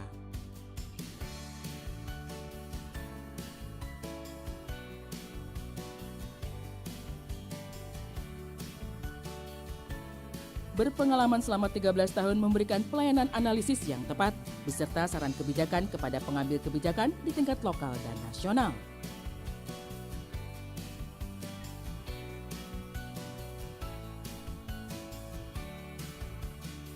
Pusat Kajian KPMK juga berperan memberikan peningkatan kapasitas melalui berbagai pelatihan kepada pemerintah daerah dan nasional. Pusat Kajian KPMK melakukan pendekatan secara partisipatif untuk meningkatkan pengetahuan, kemampuan, dan tujuan program sehingga menghasilkan kebijakan berbasis fakta. Pusat Kajian KPMK memiliki tradisi yang kuat terhadap masalah kemiskinan dan pelayanan kesehatan yang berhubungan dengan health financing reform. Pusat Kajian KPMK banyak memberikan kontribusi penting dalam evidence-based health financing policy reform di tingkat lokal maupun nasional. Kontribusi dilakukan dengan berbagai cara dan melihat kepada kebutuhan pembuat kebijakan.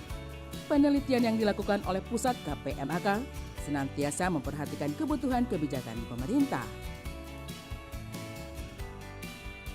Pusat Kajian KPMK mengusung visi menjadi Center of Excellence dan Trend Center dalam pengembangan sistem, kebijakan, dan implementasi pembiayaan dan asuransi kesehatan di Indonesia. Pusat Kajian KPMK UGM memiliki misi untuk mengembangkan konsep dan mendorong implementasi sistem pembiayaan dan manajemen asuransi kesehatan melalui riset ilmiah, konsultasi, dan pelatihan, serta pengembangan jaringan di tingkat lokal, regional, maupun global dengan berbagai pemangku kepentingan.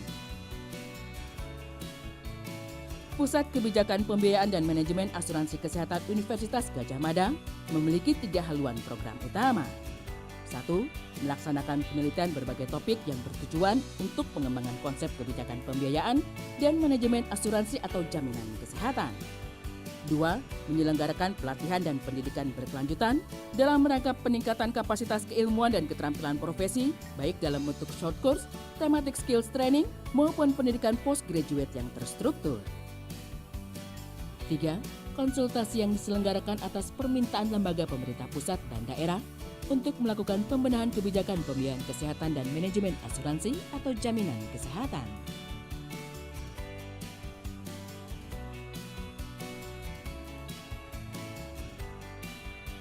Adapun cakupan area penelitian ini meliputi health account, penghitungan biaya kesehatan, penganggaran kesehatan, health technology assessment, evaluasi ekonomi dalam program kesehatan, perhitungan remunerasi di fasilitas kesehatan, evaluasi program JKN, utilization review, coordination of benefit.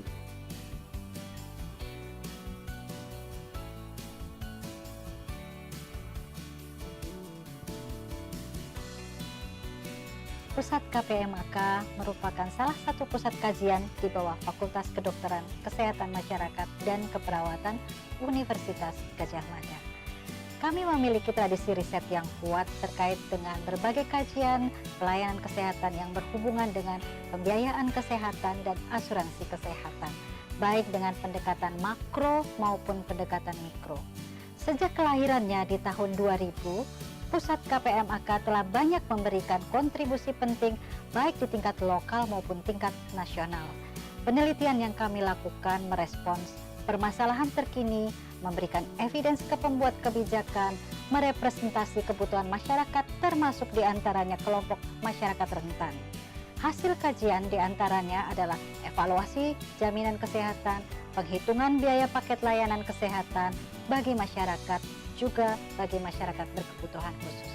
Diseminasi hasil kajian dilakukan melalui berbagai metode, baik berupa seminar atau workshop, policy brief, media massa, dan berbagai jejaring media sosial. Berkembangnya pusat KPMK bersama dengan mitra kerja di lingkungan internal UGM maupun mitra kerja eksternal baik dalam maupun luar negeri merupakan kontribusi untuk mewujudkan tridharma perguruan tinggi. Kami mengembangkan inovasi-inovasi layanan yang akan mendukung berbagai aktivitas di pusat studi KPMK. Selain sebagai pusat penelitian dan pengembangan serta inovasi dan publikasi, KPMK juga bertujuan untuk memberikan bersama dengan minat KPMK agar terbangun sumber daya manusia yang memahami betul di dalam sistem pembiayaan dan asuransi kesehatan di S2-nya yang merupakan S2 minat asuransi dan jaminan kesehatan pertama di Indonesia. Nah, kita ingin ke depan bahwa KPMK akan terus berkembang bekerjasama dengan pusat-pusat pembiayaan kesehatan baik di nasional ataupun internasional dan juga bahkan global. Ini ingin ke depan KPMK terus-menerus berkembang dan bisa memberikan informasi yang terkini dan solusi untuk pembiayaan dan jaminan kesehatan. Sekian, terima kasih. Assalamualaikum warahmatullahi wabarakatuh.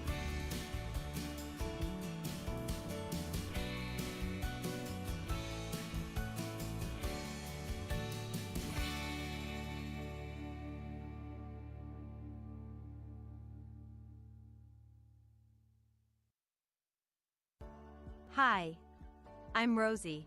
My friend Matt and I are friends with Assistant Professor Witwichadit, who asked us to make this presentation on his behalf, titled Epidemiologists, Essential Workers of the Future. Epidemiologists are health scientists who study the distribution of diseases in a population. Epidemiologists identify health problems, measure their magnitude, identify risk factors, and identify solutions to these problems. So, who should study epidemiology? This discipline is very useful for scientists who are interested in public health. Epidemiology is also useful for public health people who are interested in science. Now my friend Matt will talk to you about the different fields of study within epidemiology. Matt? Thanks, Rosie. Hi, everyone. I'm Matt. So the word epidemiology might make people think of epidemics or infectious diseases, and they would be right. However, epidemiologists also investigate problems in other fields, including maternal and child health, cancer, mental health, alcohol and substance abuse, and even casualties from violence and armed conflicts. Graduate education in epidemiology emphasizes data analysis and interpretation, as well as field work and project management. These skills are highly transferable to career fields that are in high demand and deemed as essential for the future. In addition to working as epidemiologists for health departments, graduates of master's and Ph.D. programs in epidemiology are qualified to work and have found employment as data scientists, survey researchers, actuarial scientists, as well as technical consultants for international organizations such as the WHO and UNICEF, especially in the area of monitoring and evaluation. The curriculum of our master's and Ph.D. programs in epidemiology include basic and applied epidemiology, statistics, qualitative research, and other related skills. During the first year, students take their coursework and gain initial research experience from the week-long field exercise in southern Thailand, before returning to their home country in the second year to conduct research for their own thesis. The research topic can be tailored to the students and the supervisor's interests. Master's students typically take 2 to 3 years to complete their study, while doctoral students typically take 3 to 5 years. Thank you for watching our video.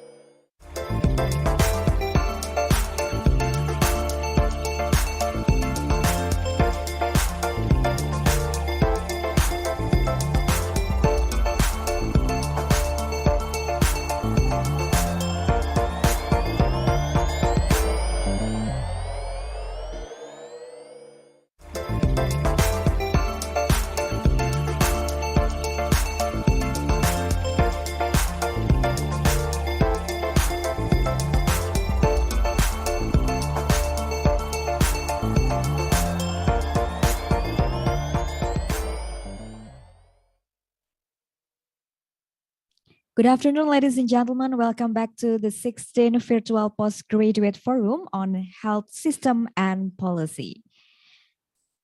Yeah, now we are going to have another session. The next session is the second plenary with the topic of multi-stakeholders approach in policy and management.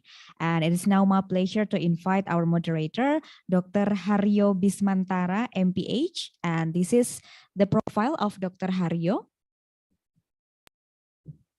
Dr. Haryo is a lecturer in Department of Health Policy and Management, Faculty of Medicine, Public Health and Nursing, Universitas Gadjah Mada, Indonesia, and also as the Executive Secretary of Academic Health System, Universitas Gadjah Mada.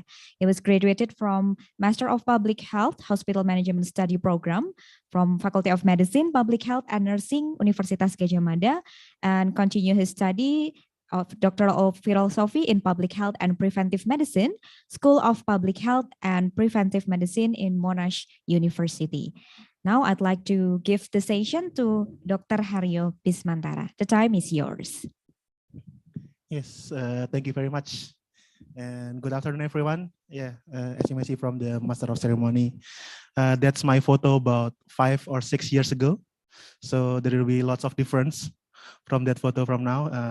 So it is, life changed everything. So I would like to thank you for the warmest welcome from the Master of Ceremony about to this plenary, the second plenary of this afternoon. It's called Multi-Stakeholders Approach in Policy and Management. Before we go, or maybe before we proceed further to our discussions, I would like to express our warmest gratitude. In here, we already have some of the speakers already here. Professor Tipawan Liapsutraku, thank you very much for your attendance and for your speak for your all sessions to, this afternoon. And also we also have Professor Dato Sheikh Al-Junid is already been here. Thank you very much. And also we have Dr. Yodi Mahendradhata in here also. So we have already have so many speakers for this 1.5 hour sessions. Before we start, we must acknowledge that in the triangle of health system itself, by Walt and Gibson's, we know that actor is actor of the health policy and also actor in the health system is becomes one of the important sections in the health system implementation and also development. And because of this, current challenges become more complex and more broad itself. So the list of actors for the health system itself grow up and also is more develop into bigger and also currently having like cross system stakeholders, not only stakeholders that primarily working on the health system, but also in the other system as well. So for example, if we are in Indonesia currently facing the foot and mouth disease. It's like the one that comes from livestock. So if the situation is managed just managed by only by the primary health stakeholder itself, I think it's not really that comprehensive to be solved. So it needs other systems to collaborate, such as the academic system of the livestock system that maybe require like a specific way on how to collaborate to solve this kind of cross systems issue like this. So because of this kind of situations, we would like to develop this plenary session called Multi-Stakeholders Approach in Policy and Management. And we hope that in here we have lots of insights and best practice from our 3 excellent speakers in here. As mentioned earlier, we have Professor Tipawan Liapsutraku from Prince of Songkla University. And we have Prof. Dato Syed Muhammad Al-Junid and also Dr. Yodi Mahendradhata. So let's go to the first speaker itself. Before we continue, I would like to address to all the participants. If you want to ask questions, you can either type it on the chat or you can raise hand in the discussion sections. Please put your name there and maybe where you are from, and hopefully we can discuss it on the discussion session after the 3 speakers sessions like that. So without further ado, I would like to read the curriculum vitae of the first speaker, Professor Tipawan Liap Sutrakul. She is from Prince of Songkla University, Thailand. She was undertaking her study in Doctor of Philosophy in Epidemiology in Prince of Songkla University, and also Diploma Thai Board of Obstetric and Gynecology also in Prince of Songkla University, with several work experience. She was the head of Department of Epidemiology. She is currently, since 2011, and she's also like the director of WHO Collaborative Center for Research and Training on Epidemiology since 2012. So I was told that Prof. Tipawan's sessions will be expressed by a video. So if you may, maybe the committee can help us to play the video, please, for the first speaker. Yeah, because now good afternoon and good morning from Switzerland. That is why that is not quite privacy here, so it's better to open my video. I'm happy to join on this session and also the discussion session. Yeah. Sure. Thank you very much, Prof. Tipawan. From your comments, please play the video. Thank you.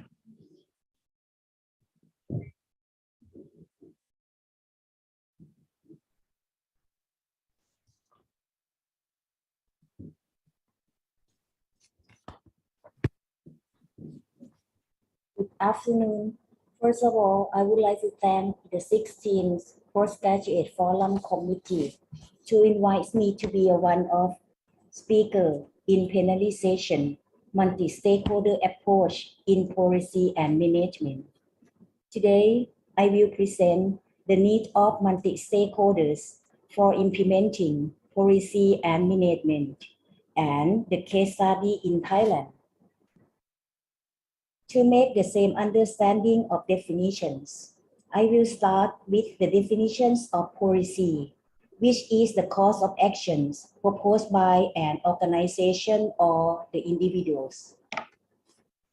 For health policy, it is defined as the action undertaken by governing bodies and health institution managers which support a particular health center goal. Health management is the activity that prioritizes and manages healthcare policy by a healthcare administrator and executive. Well-planned health policy created the opportunity for broad and sustainable improvement in population health. Types of policy can be simply known as the public policy, that the policy is operated by the government for citizens. Organizational policy is the policy that's setting up for goals and activities implemented in an organization. Functional policy is the policy that formulated in subdivisions, aiming for operating the subunit without the conflicting with organizations or public policies. Lastly, the specific policy is a policy that formulates to address a particular issue in public or private sector that usually be temporarily. To make the policy successful for improving health outcomes, the evidence-based policy should be established in its level of implementations. That require the efforts of stakeholders with appropriate measures, strategies, and the outcome. The challenges of health and policy development can be addressed in the following issues. When the strategies are developed, the goal health determinants are important to be considered. The multi-sectoral engagement is essentially required for health development. Health is needed to be prioritized for goal of public policy. and strong institutional capacities and accountability mechanisms are required in accordance with public policy. The economics and social policies should be complementary with health policy. Importantly, wider commitment with comprehensive, universal, or right-based social policy is important to maintain sustainability. To improve health and its social determinants. Delivery system, considering government and society approach, with gather coherent of actions across all sectors, including policies, investment, and service, as well as stakeholders that are public, private, and voluntary, for all levels of government, including pan-national, national, regional, and local, are prepared for good governance. In addition, universal access to healthcare is being a priority. Health in all policy. Propose the policy process using the models of problem stem, political stem, and policy formulation and implementation. The problem should be supported by the health inequity and impact to all sectors, which are disseminated to publicity. Involvement of multi-stakeholders, government, academics, political, private sector, and civil servants are important to policy formulation and implementation. Stakeholder consensus is not difficult, as it is straightforward, but consensus on policy options and instruments for solutions are complex and perhaps conflict of interest across sector and between sectors. A paper published in Future 2020 suggested multi-stakeholder system related to sustainable healthcare.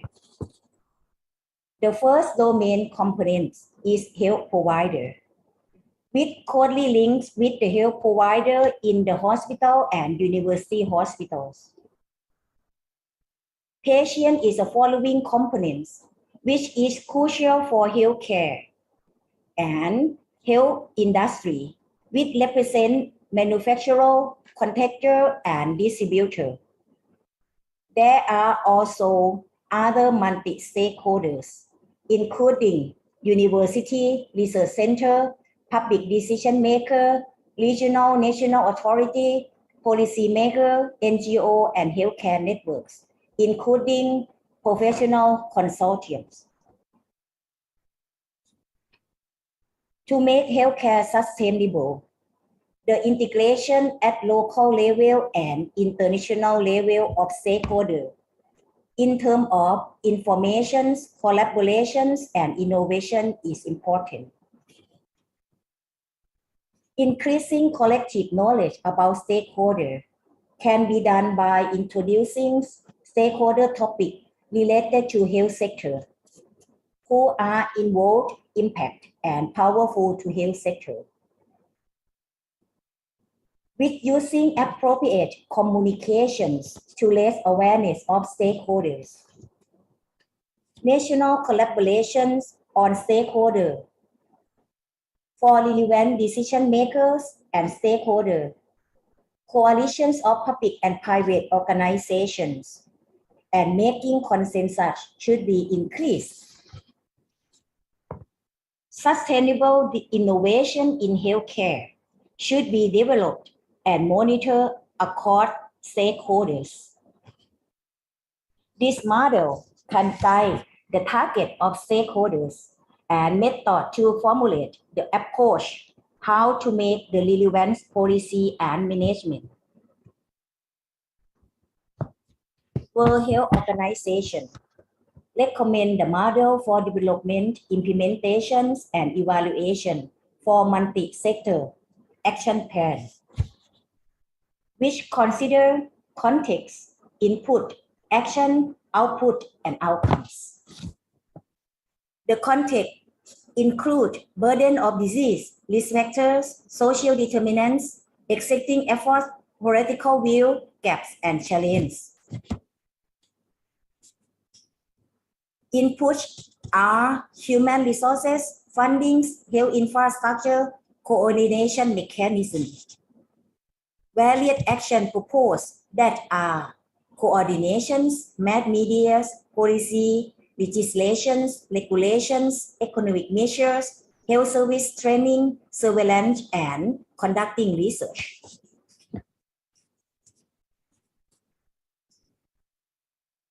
Product of activities, meeting report, agreement, or declaration of coordinations are the main output.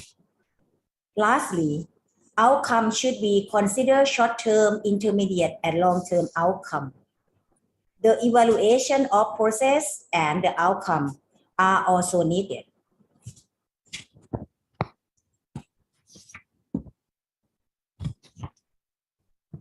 For the burden of the disease, that's used to indicate the priority for health. We can consider the life expectancy and the context of the disease. From this slide, it shows that life expectancy have been increased from lower income, middle income, high income country, including global level. However, year of life expectancy in low income country lower than middle income and high income countries. Percentage of communicable, maternal, perinatal, and nutritional conditions in low income is also higher in middle income and high income countries. Similarly, the percentage of non-communicable disease were also high in middle income and high income countries.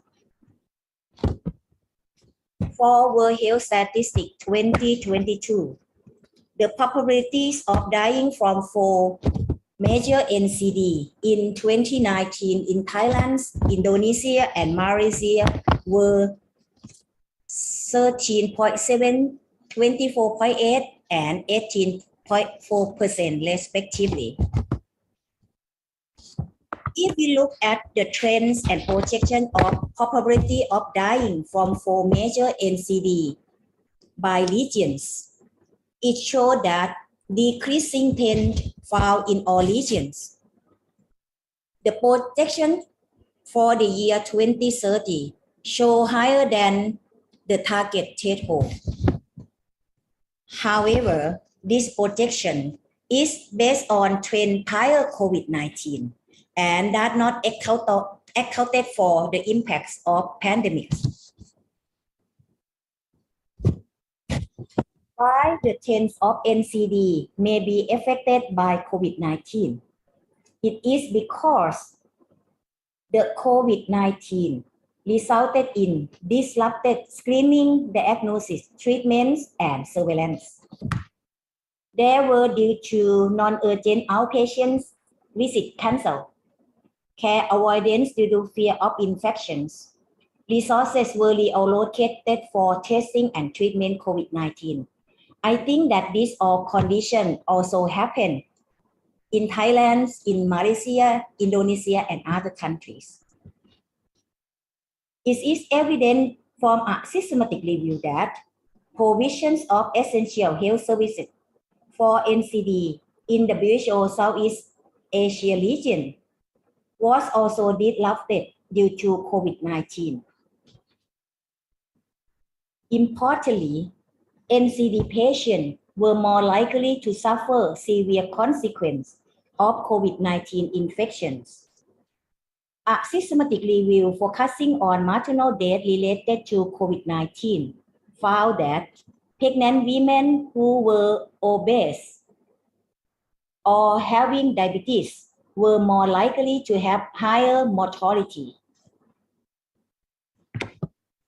From the evidence of burden of MCD, there were the evidence-based information for multi-stakeholder partnership show a key role. We need common platform for policymakers and healthcare providers to work together, using practical timely guidelines to virtual conferences, advisory board, and working group. These all should have the same perspective of all multi-stakeholders for collaborative partnership in order to make harmonization and dissemination of scientific evidence through structured collaboration and consistent dissemination programs. Due to the fact that the COVID-19 infections and NCD are important contexts and challenges for healthcare in the recent year for over the world, including Thailand. Therefore, multi-stakeholder approach have been implemented and chosen to be presented in a case study of Thailand for today. There were an international meeting during 21st to 29 April 2022 as a part of Universal Health Preparedness Review process. It is agreed upon that COVID-19 is not only a health crisis, but also the issue which needs of the whole society approach to handle the pandemic. All sectors should be involved. This meeting has a participant with the wide range of stakeholders inside and outside the health domain. The WHO Thailand representative said that 3 keywords to capture Thailand COVID-19 response are flexibility, adaptability, and pragmatism. Also, the Deputy Prime Minister of Health, Mr. Anutin, said that we will make every effort to fill the remaining gaps and take all recommendations to strengthen our health system in prepared preparations for reopening the country. Thailand has successful preparedness because we have high level of political commitment, robust health system, rapid innovative solutions, strong community network with bottom-up support, and multi-sectoral involvement and good collaborations. However, the area of improvement are revealed. For example, alignments of population database for health and vaccination status, sustainability of pandemic response, access to care for vulnerable populations, strengthen domestic capacity for self-reliance to produce vaccine, reagent, diagnostic, and drugs, as well as continue collaborations across sectors, including management of medical waste. For NCD, Ministry of Public Health Thailand work with the public sector, private sector, NGOs, and civil society for NCD prevention and control. This diagram shows the link of local and national collaboration with multi-stakeholder involvement. At national levels, strategic plan is executed by National Executive and Steering Committee to Ministry of Public Health, associations, university, and involve public sector, civil society organization, and academics. The policy is also disseminated coherently to local committees. This platform also supports the multi-stakeholder approach in Thailand policy for NCD prevention. Population-wide and service-based intervention were implemented. All multi-stakeholder including government agency, NGO, professional, academia, civil agency, Ministry of Public Health, other ministry, local administration, health, and others are participated. And budgeting is prepared for NCD prevention.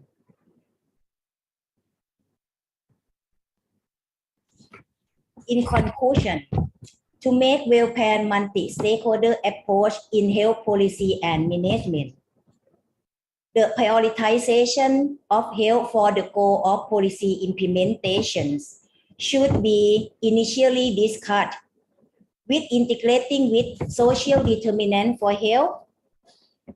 In addition, integration of economics, social policy are required along with health policy, including institutional capacity and accountability mechanism.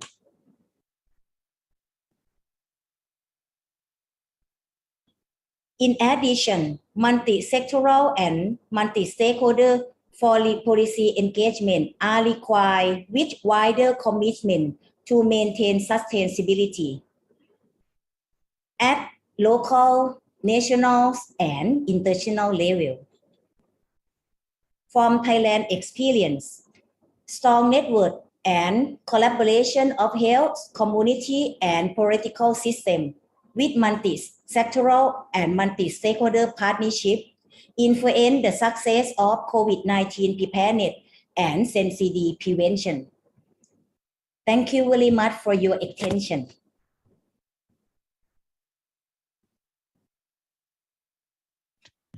For your excellent explanations regarding all about the health policies and also relating to health system, and also the importance of the stakeholder collaboration and also multi-stakeholder approach in dealing with lots of health issues and challenges, not only for right now, but also for the future. Do you have anything to address before we move to other speakers? Prof. Tipawan? Now not have anything, and I'm happy to get there some question in the second session. Yeah. Sure. Thank you very much, Prof. Tipawan. So yeah, as Prof. Tipawan say, if you have any questions, please, if you want to raise your hand, please wait until the discussion sessions, but it is also, you can type on the chat in the Zoom by mentioning your name and to whom the questions will be asked and what questions do you want to ask to the speaker itself. Okay, so let's move to the second speaker. I would like to talk about his CV first. Is Professor Dato Syed Muhammad Al-Junid. He undertook a Doctor of Philosophy in Health Economics in London School of Hygiene and Tropical Medicines, and also Master of Science in Public Health in National University of Singapore. He has several work experience. He is a co-chair. He is a co-chair of Morbidity Technical Advisory Group of ICD-11 Revision of World Health Organization, Family of International Classifications. He is the Executive Council member of Patient System Classification International, and he is a founding president of Malaysian Health Economics Associations, MAHIA, and Malaysian Society of Pharmacoeconomics and Outcome Research, or MAISPOR. Sorry if my pronunciation is wrong. He is also the deputy president of the Public Health Medicine Specialists Association of Malaysia. Yes, in next 20 minutes, I hope that Professor Dato Syed Muhammad Al-Junid can provide insight and also maybe about some best practice and experience in Malaysian context regarding to this multi-stakeholder approach on addressing the challenge in the health system. Yes, time is yours. Professor Al-Junid, please. Yes. Thank you very much. Thank you so much, Mr. Chairperson, And first of all, I would like to thank everyone for attending this Plenary II. It gives me great pleasure to share what I have in mind when we are talking about the multi-stakeholders approach in managing issues related to health system. Let me share my screen.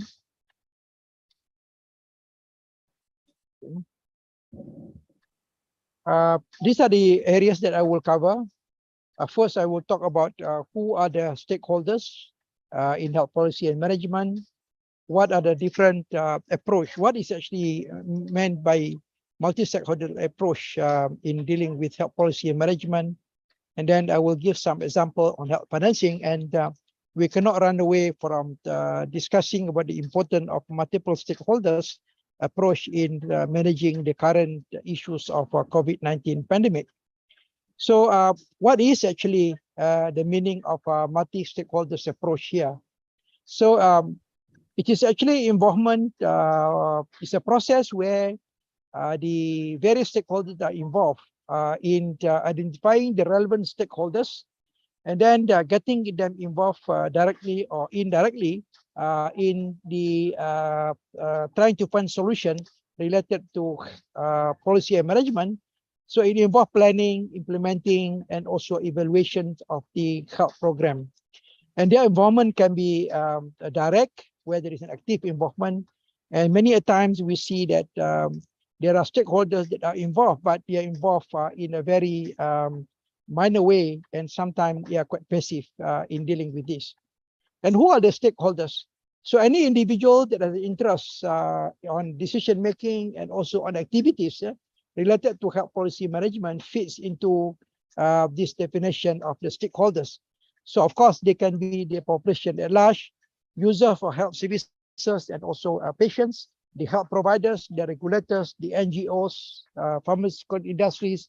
And when we are dealing with health policy and management, it is important that insurance agencies and also health financing authorities are involved. So this is the building block of health system framework. And anyone who are actually directly, indirectly involved in any of the six components can be considered as stakeholders in health policy and management. What is the reason why multi-stakeholders should be involved in policy and management? Of course, when we are planning for the health program, it will be better if the stakeholders involved, because it will help us to increase the acceptance of the health program within the community. It also helps to enhance transparency and accountability in the planning process, as well as in implementation of it. And many a time, we need to tap some financial as well as non-financial resources, which come from the various stakeholders who have different ways to contribute towards solving or finding a solution that we are facing. And of course, it's important aspect that many of our stakeholders might have special technical expertise, which actually the policymakers can tap and can use it to enhance the implementation of the program. And of course, when we implement any program, we are talking about monitoring and evaluation. And the role of stakeholders outside the main Ministry of Health, for example, is very crucial here. The basis for multiple stakeholders involvement comes from the concept of social determinants of health. This was started, I think, in the early 2000s, where we recognize the importance of contribution from other sectors towards improving health and also health status of the population, which include the other sectors like agricultural, education, the working environment, and also the environment, the physical environment. And when we are dealing with health financing, we know clearly that there are so many stakeholders that have an interest in this. It is not only the consumers or Ministry of Health or the providers, but the drug companies, the politicians, the organization that are directly or indirectly involved in providing services, like the managed care organization, the trade unions, which actually involved in managing the employers as well as the employees, are all important stakeholders.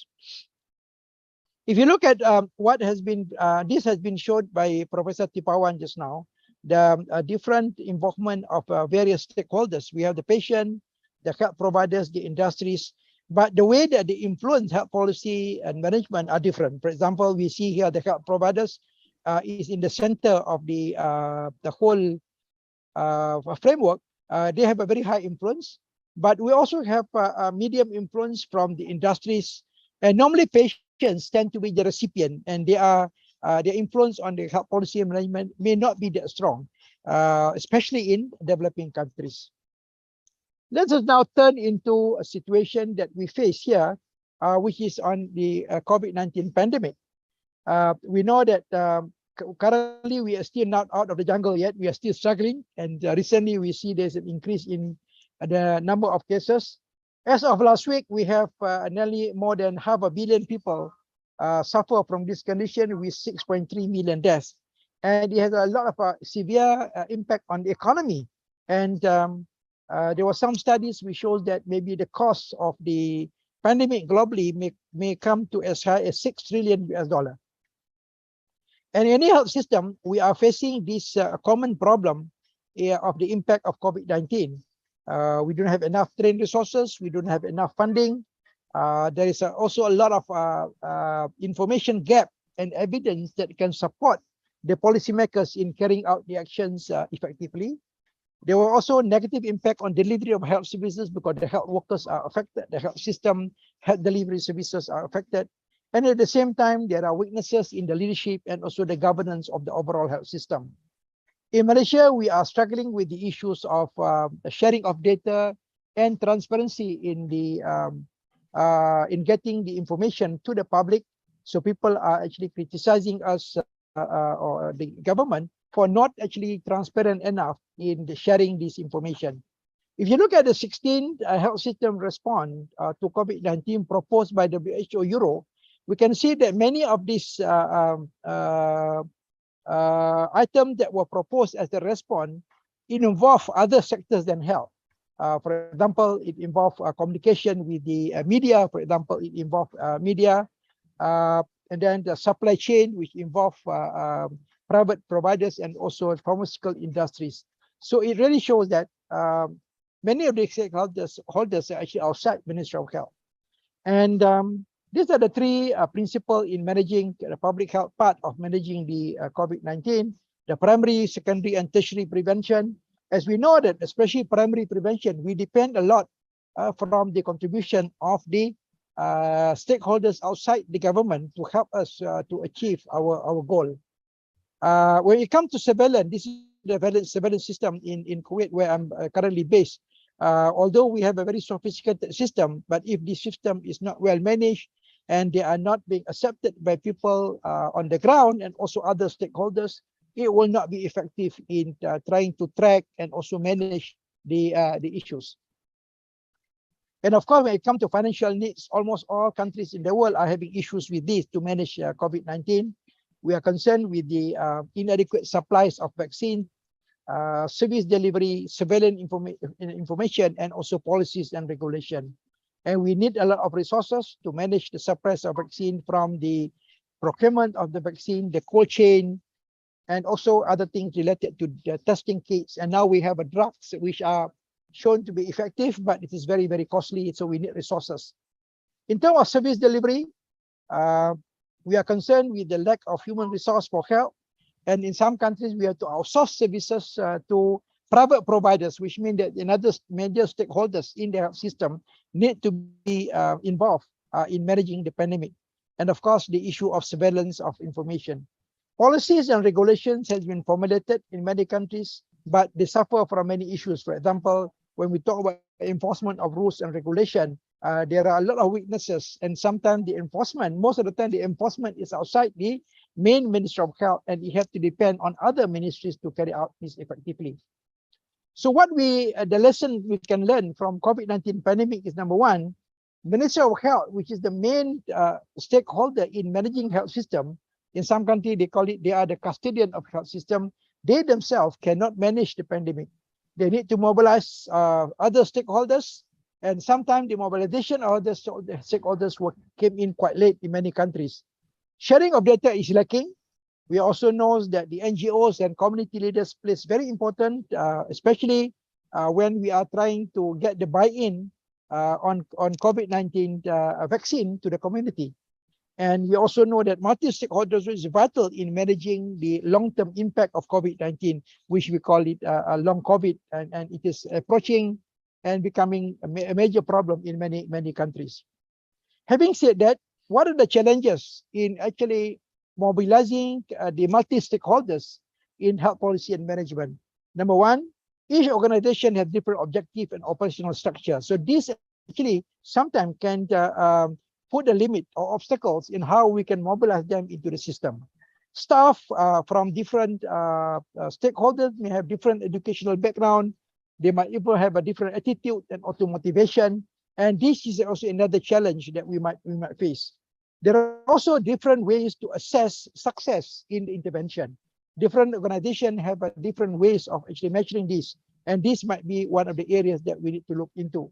There were also issues related to bureaucracy and legal obstacles. For example, when we talk about sharing of information, there were a lot of ethical issues that need to be settled. And this is another challenge that we have to face. And of course, it relates to the last point, which is the unwillingness to share data and information between the various stakeholders. These are the challenges that we see being faced by most of the countries in the world. What are the researchers try to actually look at the multi-stakeholders and suggest the success factors? One of it is that there must be someone who actually must champion the cause. So who are we talking about? So is it Minister of Health? We have to look into the situation and see who are the best leaders in mobilizing the stakeholders. We need to have a professional program management team. We need to have a coalition membership that are actually formal to actually manage this multi-stakeholder initiative. The objective and the goals must be very clear, and we must also know when to call it quits, which means that when is there time when we find that the multi-stakeholder approach is not effective, and we need to revise the whole thing again. So these are the important 5 points that we need to take into consideration. And in the future, I think we need to be more innovative, use information in a much better way, and we need to find ways to increase the collaborations between the various stakeholders, even though we might face a lot of challenges, which I mentioned before. So in conclusion, I think the social determinants of health is the basis for multi-stakeholder involvement in health system. By having the multi-stakeholder approach, we might be able to solve issues related to financial and also non-financial factors that might affect our intervention in health policy and management. Organizational issues are among the obstacles facing multiple stakeholders approach. And we know that in COVID-19, multi-stakeholder approach is the best approach in managing the pandemic. And many countries learn this lesson, but sometimes it is too late already. Collaboration among multi-stakeholders for innovation with a focus on health information is probably the future scenario for sustainable healthcare system. So I will stop here. Thank you so much for your attention, and I look forward to interact with you in the question and answer session. Thank you so much. Yes, thank you so much, Professor Al-Junid, for your time and also from your insights. And yeah, there are so many things we can learn there, and also so many insights that we can really take lessons that this multi-stakeholder approach require a very, very comprehensive effort. And not only that, we also need to be very, very cautious and also very, very strategic in how we want to develop this kind of stakeholders, so that we can know what the goal is, and also we can know, like Professor Al-Junid said, when to stop and when to revise, and also when to develop more strategy, because this is a quite complex scenario while there are so many actors involved, and also it requires a very, very strategic ways on how to develop it. So thank you very much, Professor Al-Junid, for your speak. And before we move on to the third speaker, I would would like to remind also, if you have any questions, please put on the chat, and also maybe later before this third speaker we have the discussion session.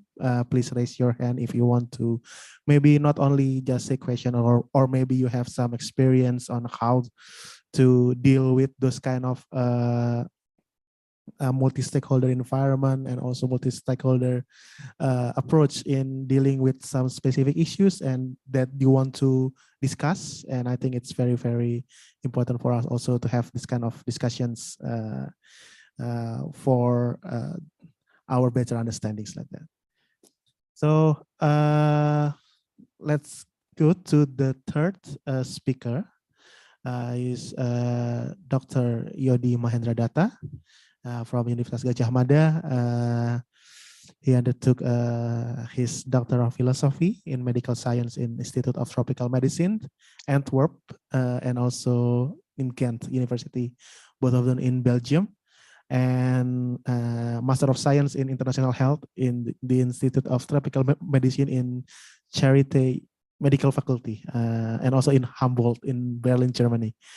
And his work experience is currently the Dean ad interim in the Faculty of Medicine, Public Health, and Nursing, Universitas Gadjah Mada. He is also the Director of Southeast Asia Regional Training Center for Health Research, supported by the Special Program for Research and Training in Tropical Diseases, or TDR. And is also the editorial board member of PLOS, Global Public Health, Frontiers in Tropical Diseases, and BMC Health Service Research Journals. So without further ado, please, Dr. Yodi, you can share your insight and also share the experience in how to develop this kind of multi-stakeholder approach in health systems. Thank you very much. Thank you, Dr. Haryo. Let me just try to share my screen first. Right.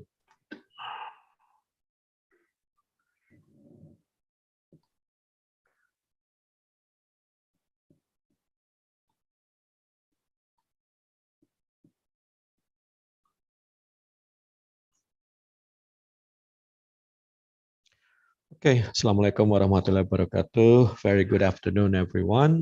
Sawadee krap. And also, selamat siang. It's just really a pleasure to be able to join this panel with Professor Tipawan and also Prof. Al-Junid, my seniors. So in this particular session, I'm going to continue the discussion about multi-stakeholder approach using the One Health as a case study. Now, so just to put it into practice, into concrete terms, at the moment, our Australian neighbor is very nervous about Indonesia. I mean, there's a big debate on the banning flights from Indonesia because they're afraid that there will be importations of cases, not for COVID-19 anymore, but this is for what Dr. Haryo was referring to, the foot and mouth disease, because now we are struggling with an outbreak of foot and mouth disease. So we are now rolling out a vaccination program, a mass vaccinating program, again, not for COVID, but these are for cattle. These are vaccination for foot and mouth disease, because the scale of the outbreak is quite considerable. If you look at the statistic by early July, it has it has been detected in 20 provinces out of 30 something in Indonesia and 227 districts. And then it has infected a total of 313,636 cattle. And among those, 2,734 has died and 1,944 has to be slaughtered. And the potential economic loss by the end of the year per year is estimated to be about $6.6 billion. So it's not something which would directly or immediately affect human health, but it could affect welfare and health in the long term. And this is not the only kinds of non-human disease which will affect human populations. There has been other similar outbreaks of animal diseases. Malaysia, for example, had the Nipah outbreak, and that was estimated to have costed over $130 million, and also have devastated the swine industry, loss of export, local trade total of $124 million, tax revenue loss of $105 million. So it has lots of economic implications. Now, these kinds of issues, these kinds of cases have been gaining attention for the past decade or so, and even more. And for that reason, an approach has been proposed for over a decade already, which is called the One Health approach, which I'm sure all of you have heard of, which basically tries to bring together environmental health, human health, and animal health. So it's basically a collaborative, multi-sectoral, and transdisciplinary approach, which is working at the local, regional, national, and global level, with the goal of achieving optimal health outcomes, recognizing interconnection between people, animal, plants, and shared environment. Now, just by reading that, you can already imagine the challenge of implementing such a complex approach. Now, nevertheless, this approach has been acknowledged, has been recognized as one of the most promising, one of the most suitable approach to move forward with in terms of addressing the problem of human health, animal health, environmental health. So, for example, at the moment, there is a joint plan of action which is being put together by the FAO, the OIE, the WHO, and the United Environmental Program. This is still a draft and is waiting for endorsement, for ratifications. And as you can see here, they have a 6 action track which they are proposing. And so you can imagine from here the complexity of this approach. And the One Health approach is also being advanced by Indonesia through the G20 presidency. At the moment, Indonesia is holding the presidency of G20. And for health, one of the key priorities that we are advancing to be adopted by the G20 countries is the One Health approach to achieve health security and economic stability. So there is a lot of high-level attention to this approach. There's a lot of high-level support, but we know that this is an approach which is not easy because by nature, it's very related to what we're discussing now. It's an approach which is multi-actor, it's multi-domain, and it's multi-level. And that brings a lot of challenges. And here you can see, for example, some of the challenges which has been identified and which can be reflected on for other issues, not just One Health, but for any approach, any attempt which are multi-actor, multi-domain, or multi-level. So, for example, it has been documented that there are difficulties to promote and sustain multi-actor collaborations like One Health. Establishing collaborations like One Health and trust can be complex and it's very time-consuming.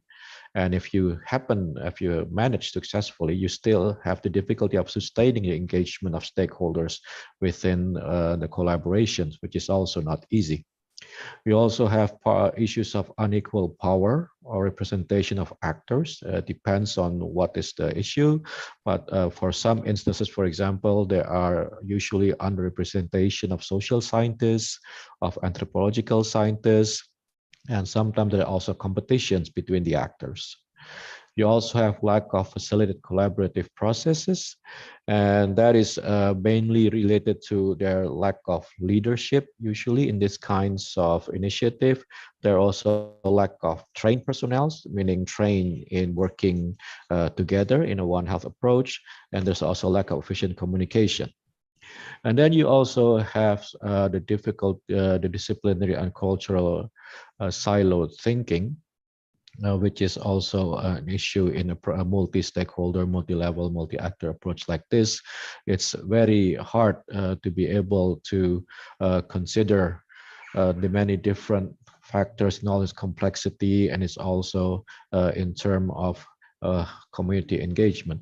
And then in terms of the multi-domain, as you can see there, there is a lack of facilitated collaborators. There's also difficulties of promoting engagement multi-sector across domain, and also difficulties to engage context-specific factors.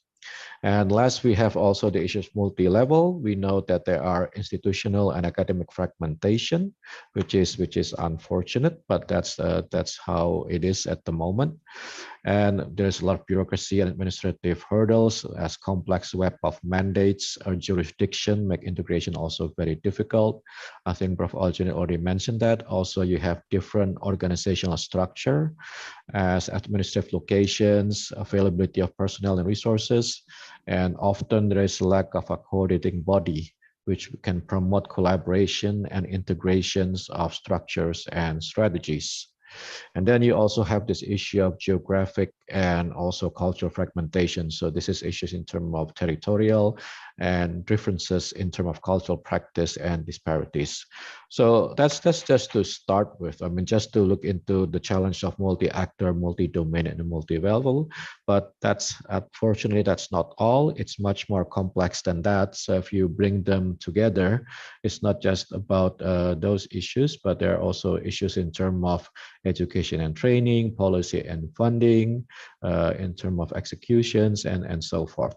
So it's actually a wicked problem which is so complex that you don't expect any simple solutions to be able to resolve this. But as Einstein say, the only way to solve complex problem is just to do it one at a time. And so I think that would be a good way to start. We can find a place where we think it's the best or the most feasible point to start. And in my perspective, we can start in terms of the education and training. As we are universities, we are academic institutions. It's a strategic entry point for us to contribute to multi-stakeholder approach like One Health through education and training. And in this sense, there has been a lot of debates, a lot of discussions on what are actually the competencies which are needed for One Health. Of course, there are technical competencies depending on the issues. There are also competencies in terms of cross-disciplinary awareness. But I think what is more important and much needed is a recognition and also strengthening of the core competencies in terms of this. So we teach there about management competencies, communication and informatics, values and ethics, leadership, team and collaborations, roles and responsibilities, and system thinking. So these are some of the key core competencies which are very much needed if we want to advance or we want to have effective multi-stakeholder, multi-level, multi-actor collaborations or approach like One Health or other approaches. You need all of this. Otherwise, it's very difficult to move forward. So these are the kinds of competencies which need to be integrated into our curriculum, into capacity building. And if this sounds still too much, we can even distill it or even further to make it even more simple. I very much agreeing with this latest paper from Stephen and Sturmson, which is arguing that at the core is about leadership, governance, and partnership. So these are the real essential One Health competencies, and it's actually competencies for any complex public health issues, which requires a multi-stakeholder approach. So if we want to advance this multi-stakeholder approach, I think the strategic place to start would be to advance capacity building in terms of leadership, governance, and partnership. Thank you very much, Mas Haryo. Yes, thank you very much, Dr. Yodi, for your comprehensive explanations regarding the multi-stakeholders analysis. Multi-stakeholders approach regarding several issues, especially in Indonesia, and also some insights from the papers about those kind of how to develop this kind of things. And I couldn't agree more with you that it's very, very complex and require a very, very careful steps on how to develop and how to operate this kind of approach, especially multi-stakeholder approach. Okay, so right now we still have about 25 minutes for the discussions, and yeah, we have plenty of questions in here from the chat room, And also before that, would there be any participants who want to raise their hand in here and want to directly talk to the speakers?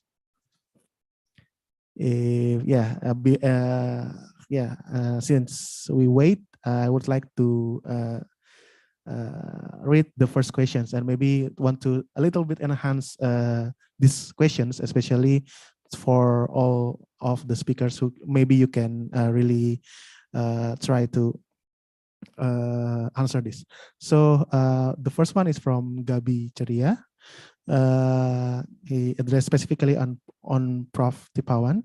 Can you give us an example of an illustration of the activities that have been carried out in the local community to protect people with NCDs in order to reduce the risks that arise due to COVID? And based on this question, I would like also to develop this, maybe if Prof. Al-Junid and also Dr. Yodi can answer regarding the presence of patients as one of the core, or maybe community as the core of the actors that needs to be involved within the health system decisions and also health system development itself. So in the previous visualizations, we can say that patients have a very, very large portion there. It's almost similar compared to the other health actors, like the primary health actors. And I would like maybe to ask all the three speakers, starting from Prof. Tipawan, Prof. Al-Junid, and then Dr. Yodi, about patient community engagement that is currently more and more important. And based on approach in your countries, what are the best practices, how to develop this kind of patient or community involvement within the health system, so that the patient can be really involved with to develop this kind of health system, multi-stakeholder approach to address the health challenges like that. Maybe starting from Prof. Tipawan. Yeah, okay, thank you very much for the question. So I also answer in the chat box that in Thailand, even we say that community level, we did not let only the people in the community have faced with the health problem. In Thailand, we have the health provider, healthcare workers, and also work with the local health volunteer, how we can helping them to prevent the disease and also the treatment. For the case scenario on the NCD, we have also have the local health volunteer who have to work with the healthcare workers, how we can encourage the people in the village, how they can prevent the risky behaviors. And also for the COVID-19, in Thailand, we have the local health volunteer to screen the symptoms or the list of the people who have faced for the COVID-19, and also they're helping them to have the early diagnosis. And if they have some positive, we have at the beginning, we have the policy that hospital-based for care, but when we have more case, the huge case, the hospital is not sufficient capacity to take care. So we have also the community-based quarantine and treatment. And also finally, we have the home-based treatment that helping by the local health volunteer, and also that the people in the community also help each other with the support by the healthcare workers, and also that the hospital from the higher levels as well as the Ministry of Health. That is the example that we have done in Thailand. Okay, sure. I'm sorry, Prof. Tipawan, your sound is quite low. Would you mind to help maybe in later to increase it? So okay. If you want to ask, what are the best strategies to involve community within to maybe to involve in developing health system as part of stakeholder in the multi-stakeholder itself? Do you have any insight on it? Prof. Tipawan, sorry. Can you repeat again? I cannot hear your question because the signal is not quite good. Okay, can sorry. Yeah. Now so, the sound is better, right? Yes, it's very much better. So based on your story regarding the Thailand itself, what are your suggestions on the best strategies to involve the community to make sure that they are part of the stakeholders in developing those kind of approach like that? Do you have any suggestions? Okay, based on the COVID-19, if you look at my slide or the video, even we have like the example of the good country who have the well preparedness, we still have the room of the improvement. The first one, the bullet that you have seen, that even we have very good communication, we still need to improve our database because we have the case that have positive at the different level and different household, and we have the different stakeholder or the sectors that have the record and take care of the patient, but we still have not aligned on the link of the database. If they have positive, if they have quarantine, how they get some support for the food and also that for medication and how the case, and even we have developed the IT system, that electronic database to record for the diagnosis and treatment. We have the record of the system for the doctor who have volunteer all over the country, and we need to contact the patient by call every day to see their symptom, and we have the record, but the database also individual, and we don't have a good alignment of the database.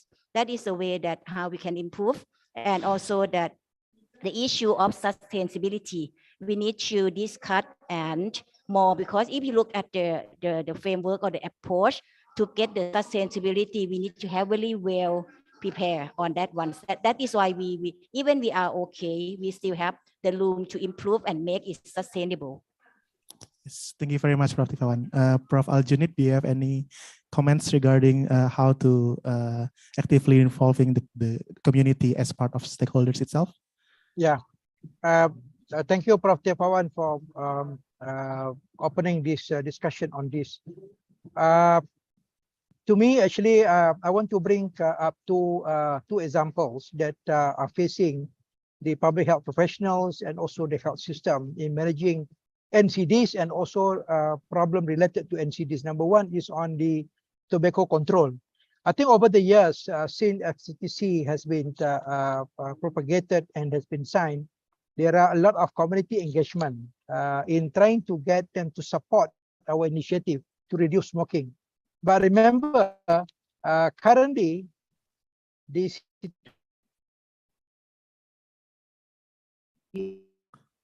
I'm sorry, Prof. Al-Junid, the connection is low. Can you repeat your sentence? Sorry. Facing with a diverse group within the community, not necessarily that whatever that we actually fight for example, the use of accepted by all the group within the community. So as a public health professional, I'm sorry, Professor Al-Junid, it's not very clear of what you're saying. Oh, okay. Maybe to wait. I was cut off. Yeah. Yeah. Is Sorry. it on now? Yes, it's clear now. So I think and things become more difficult because some of the community leaders, the community at large that we are facing with, might be against the the thing that we want to propagate, especially now with the vape issues of vaping among the community and all that. So that's one thing. In COVID-19 in Malaysia, for example, we are still fighting with a group of anti-vax that actually propagate false information in the social media that influence the community. So I think we must be ready with adequate information, adequate skill to manage this population, this community, and engage with them effectively. It's quite difficult nowadays, and we have to be prepared to actually engage them in a very unique way in order to achieve our objective of trying to prevent and also propagate a healthy lifestyle, which actually can prevent long-term effect of NCDs, for example. I think that's what I want to share. Okay, thank you very much, Professor Al-Junid. Yeah, maybe maybe now to Dr. Yodi. You know that in Indonesia, sometimes the leader of the community have more and more influence compared to the president itself. So do you have any further comments on how to really make sure that the community support the those kind of address the challenges within the health system? Yeah. Okay. So I just want to start with maybe some of the lessons from this pandemic. I mean, what is clear is that there can be no health system resilience without community engagement. Yeah. I mean, if a lot of people are complaining about the infodemic, misinformation, disinformation, but I would call it trustodemic rather than infodemic. It's a matter of crisis of trust. So many people choose who they trust, regardless of the quality of the information. So it's a trust issue, and that's very much related to community engagement. I mean, unfortunately, people were asking for good practices, but unfortunately, what we saw is that meaningful community engagement and really trust building work are unfortunately often poorly understood. It's often too late and often clumsily executed, while it's actually very central to efforts like pandemic preparedness and response. Because if we look at it, if the government is more community oriented, more responsive, then you have higher policy acceptance, you have higher policy adherence because the community trusts you more. When the public health authorities have tradition and ability to work with the communities, then they can usually are able to better address the inequities exposed by the pandemic. And the more people focus, more bottom-up the political leadership is, the less likely it will face opposition for far-reaching restriction of basic liberties. And that's what we saw during the pandemic. There's a lot of opposition to restrictions because of not so much people focus and not so much bottom-up political leadership. And of course, there are no simple bullet for this community engagement. I mean, you need a community engagement strategy, and that's very contextualized. You have to formulate it. I mean, there are some facilitators or some good practices which are in the literatures, for example, early engagement, and also about in terms of open communication, clear two-way channels, using engagement of pre-existing actors, and so forth. But again, it's a strategy by itself, and it has to be formulated from context to context. That's all, Maria. Okay, thank you very much, Dr. Yodi, for your responses, and thank you very much, Ms. Gabicharia, for your questions.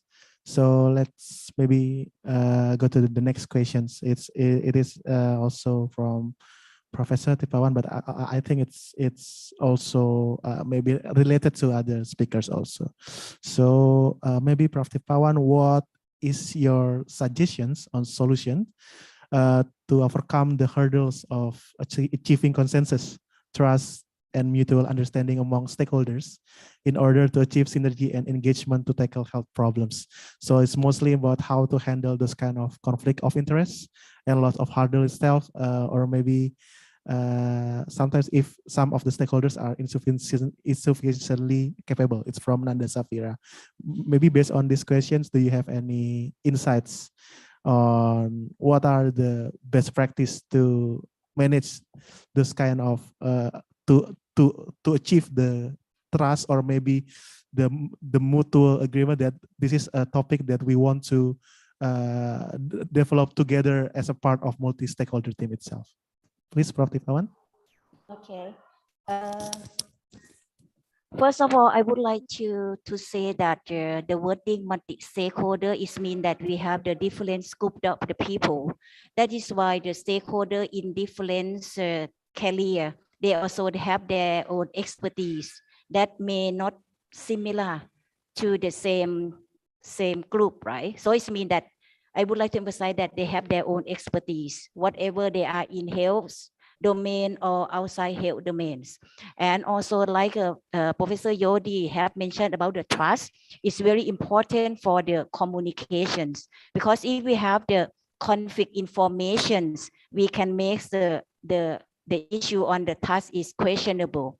That is why for the all stakeholder, we need to have the same goal that we would like to prevent the problem on the health problem of the people, and we should have the same goal that we want to solve and prevent them from the disease.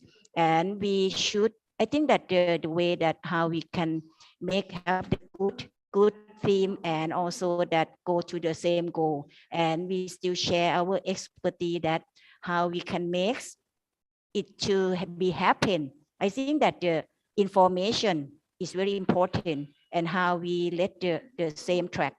I give example on related to the COVID-19. We have known that at the beginning, when we talk and we have questionable on the vaccine, right? And the information related to vaccine that give to the people, just okay, it can 100% prevent the infection.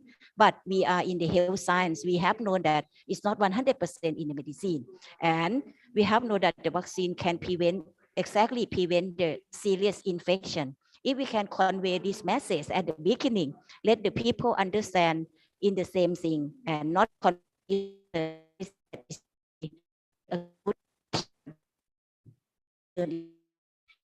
right? This just for give example, and then we will get from the Professor Al-Junid and also Yodi that can give more example. Yeah.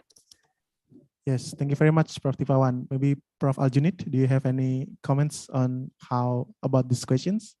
Yeah, I think two important things that I find that might be things that we can consider in a more serious way if we are dealing with community. Number one is the information, and number two is transparency of our decision-making process.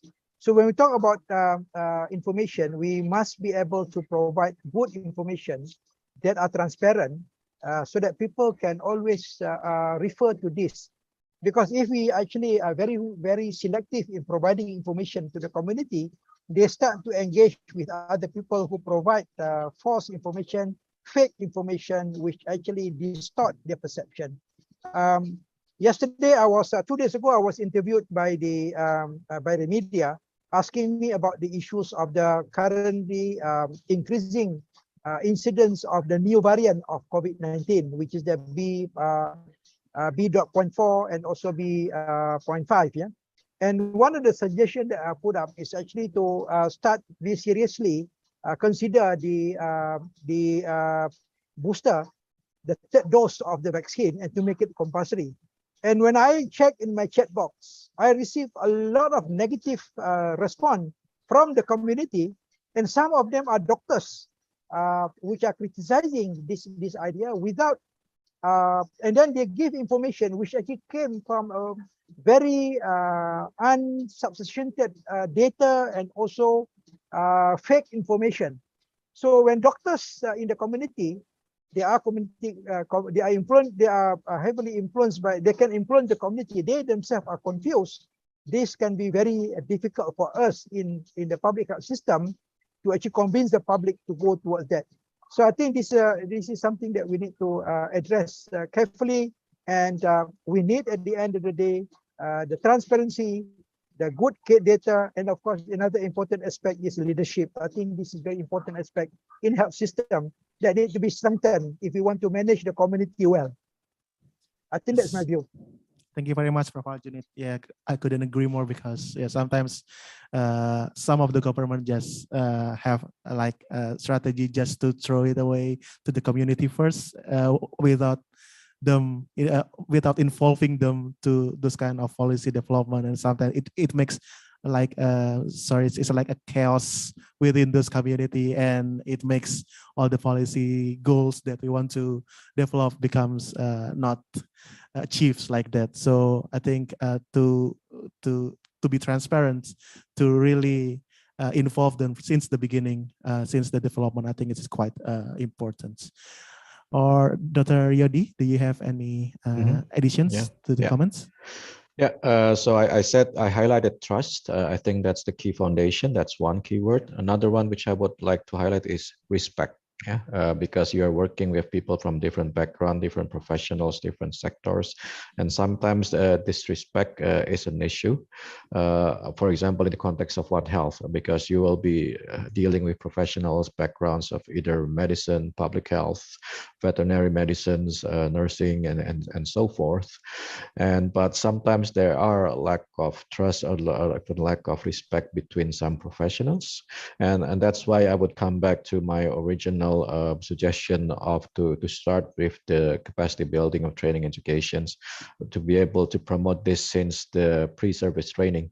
So, for example, one approach which we use in our university is this interprofessional educations. I mean, to make people get used to working together across professions, so that they trust each other, that they respect each other, because otherwise it's very difficult to build that after the service period. But in the previous semester, it's possible to do interprofessional education. So that would be one additional way. It's something which is strategic in the long term. Of course, it's not something which is immediate, but I think it would. It's really something which would pay off in the long run of being able to build trust and respect among professions to work together. Thank you, Mas Haryo. Okay, thank you very much, Dr. Yodi. Before we continue to the next question, I just want to maybe have quick comment from Prof. Al-Junid or maybe Dr. Yodi regarding to this kind of situations. If we want to, we can't really deny that there will be some conflicting between public and private sectors with their ideologies, like they have the public with the non-profit mindsets, and also in privates with this kind of dealing with profit mindsets like that. Do you have any insight or maybe some experience on how to really solve this kind of conflicting ideology between this kind of stakeholders, and also to make sure that the collaboration could work like that, based like a public and private sector? Maybe from Dr. Yodi first. Yeah, this is a tough nut to crack. I mean, it's an issue we've been working on for many years in terms of, because we know in Southeast Asia, especially the private sector is very large in the health sector. Yeah, I mean, it's predominantly private. They play a big role. And yet there's a lot of public health interests which are at stake here. And sometimes the private interest is not in line with the public health interest. Just give the example for tuberculosis control. I mean, I've been working for TB control for a long time. And one of the issues is for engaging in the private sector for tuberculosis control, because a lot of the TB case management in the private sector is not in line with the current guidelines and standard and so forth. So there's been a lot of work trying to engage that.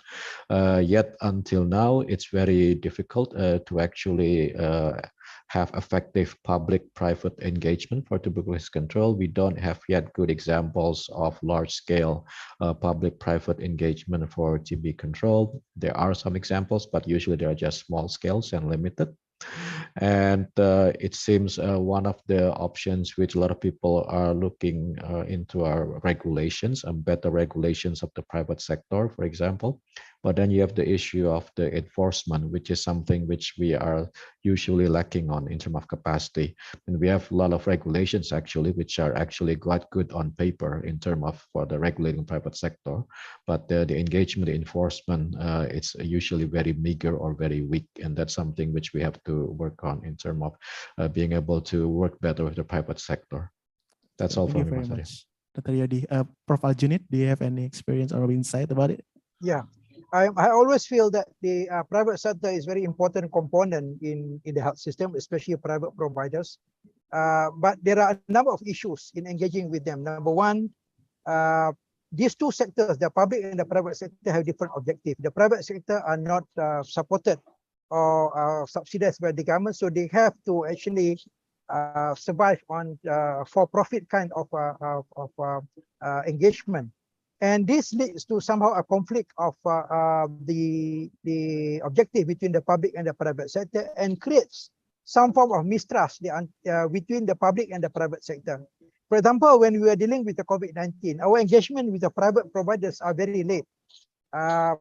In fact, I always suggest to the government that we need to get the vaccines access through the private sector, but it came in quite late because there are many issues. The public sector do not trust the private sector to be able to actually deliver the vaccine, because initially there were issues of cold chain and all that. And so they came in quite late when they found that the uptake is very, very slow if we are dealing with only the public facilities. That's number one. Number two, when you want to engage the private sector, the enforcement must be very good, because enforcement must come in. And who is doing the enforcement is the public providers or the public sector. In countries where there are a lot of corruptions are rampant, we are having this issue now in Malaysia. which relate to what Prof. Yodi was saying regarding trust. Yeah, people don't trust the enforcers. People don't trust the enforcement because of the issues of corruption, and this makes things very difficult to engage the private sector. We can engage with them. We need to engage with the private sector in all aspects, almost all aspects of health system, including preventive services. But the enforcement and also the regulation must be strongly adhered to and must be actually be prepared.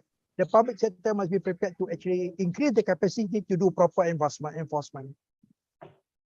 Okay, thank you very much, Professor Al-Junid.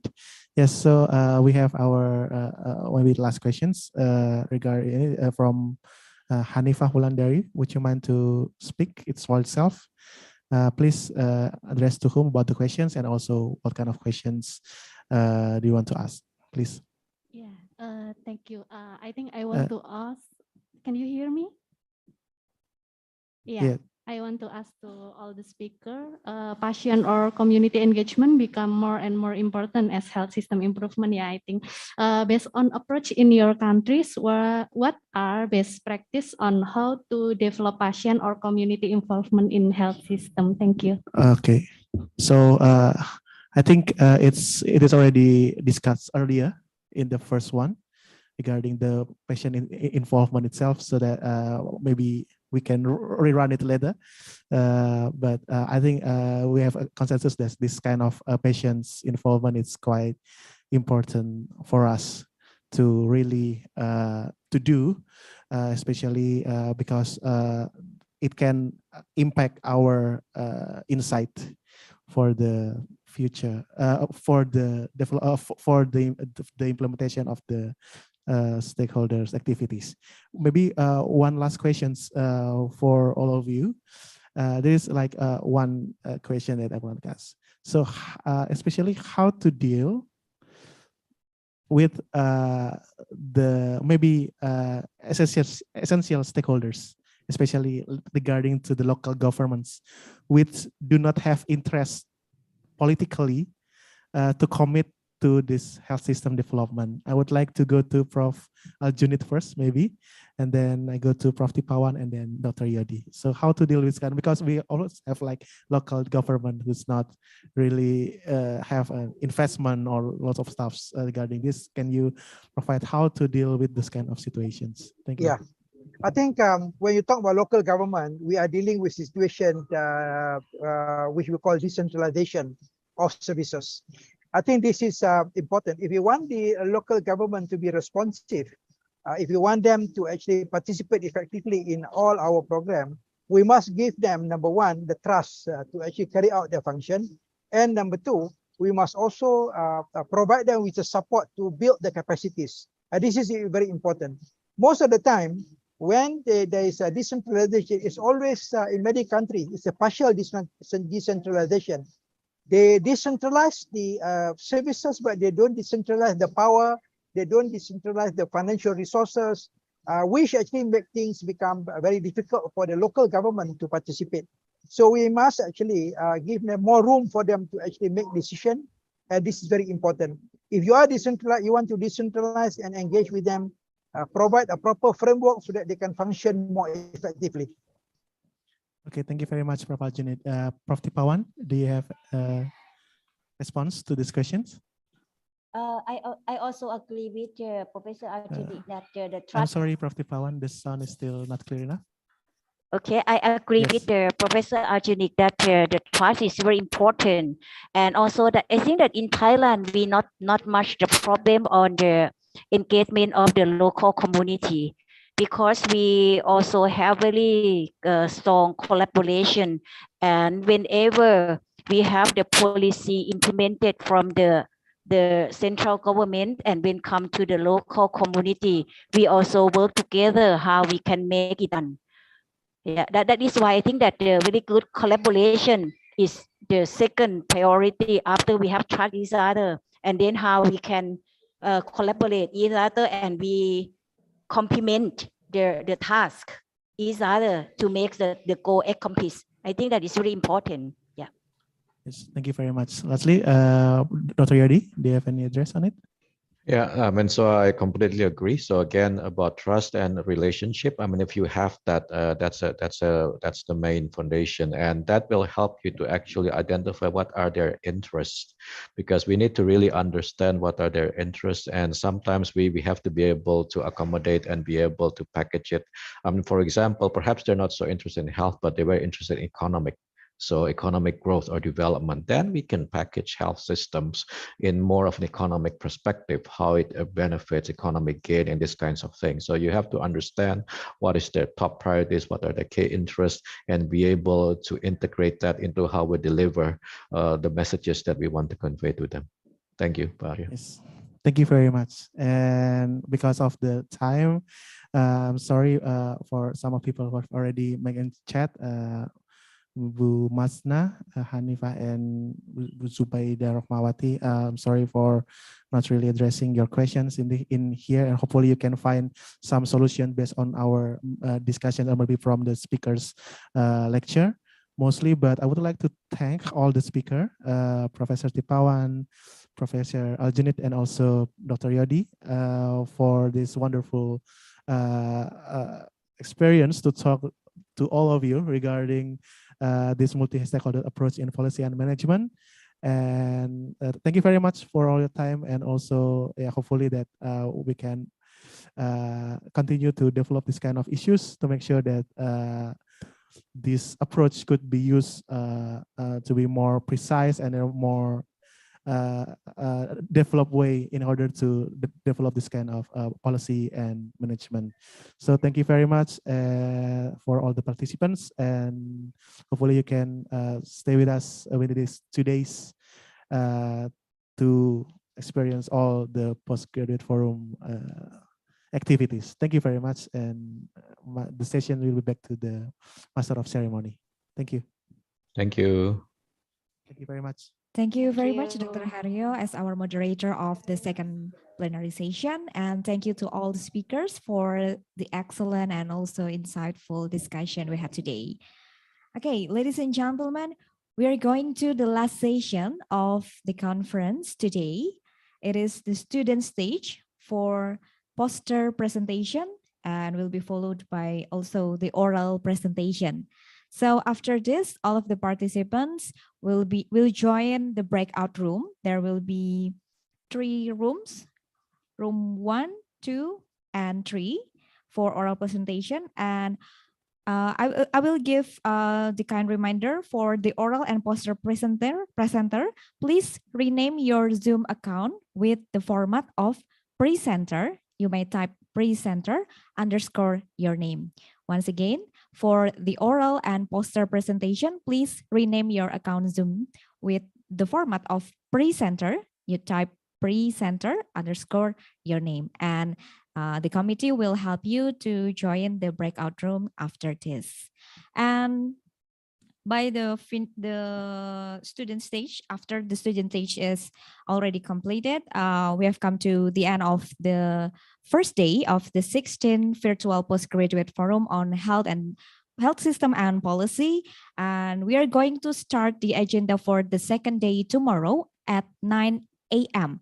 There will be several agendas, the third plenary session, and then student stage, and also the panel discussion and the winner announcement. So please be ready before the beginning of the conference at 9 a.m. That's all from us. Thank you very much for your attention. Good afternoon and see you tomorrow. Wassalamualaikum warahmatullahi wabarakatuh.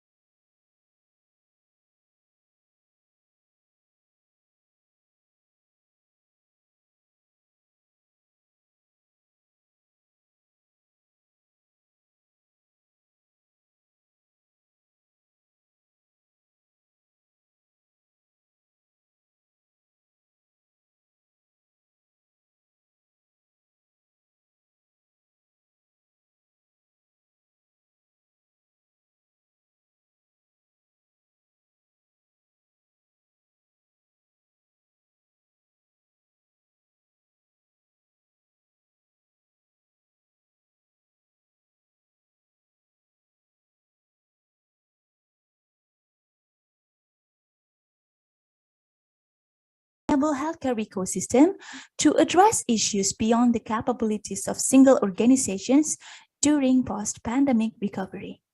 However, IOR initiatives may face potential barriers and facilitators, both in structural and behavioral aspects.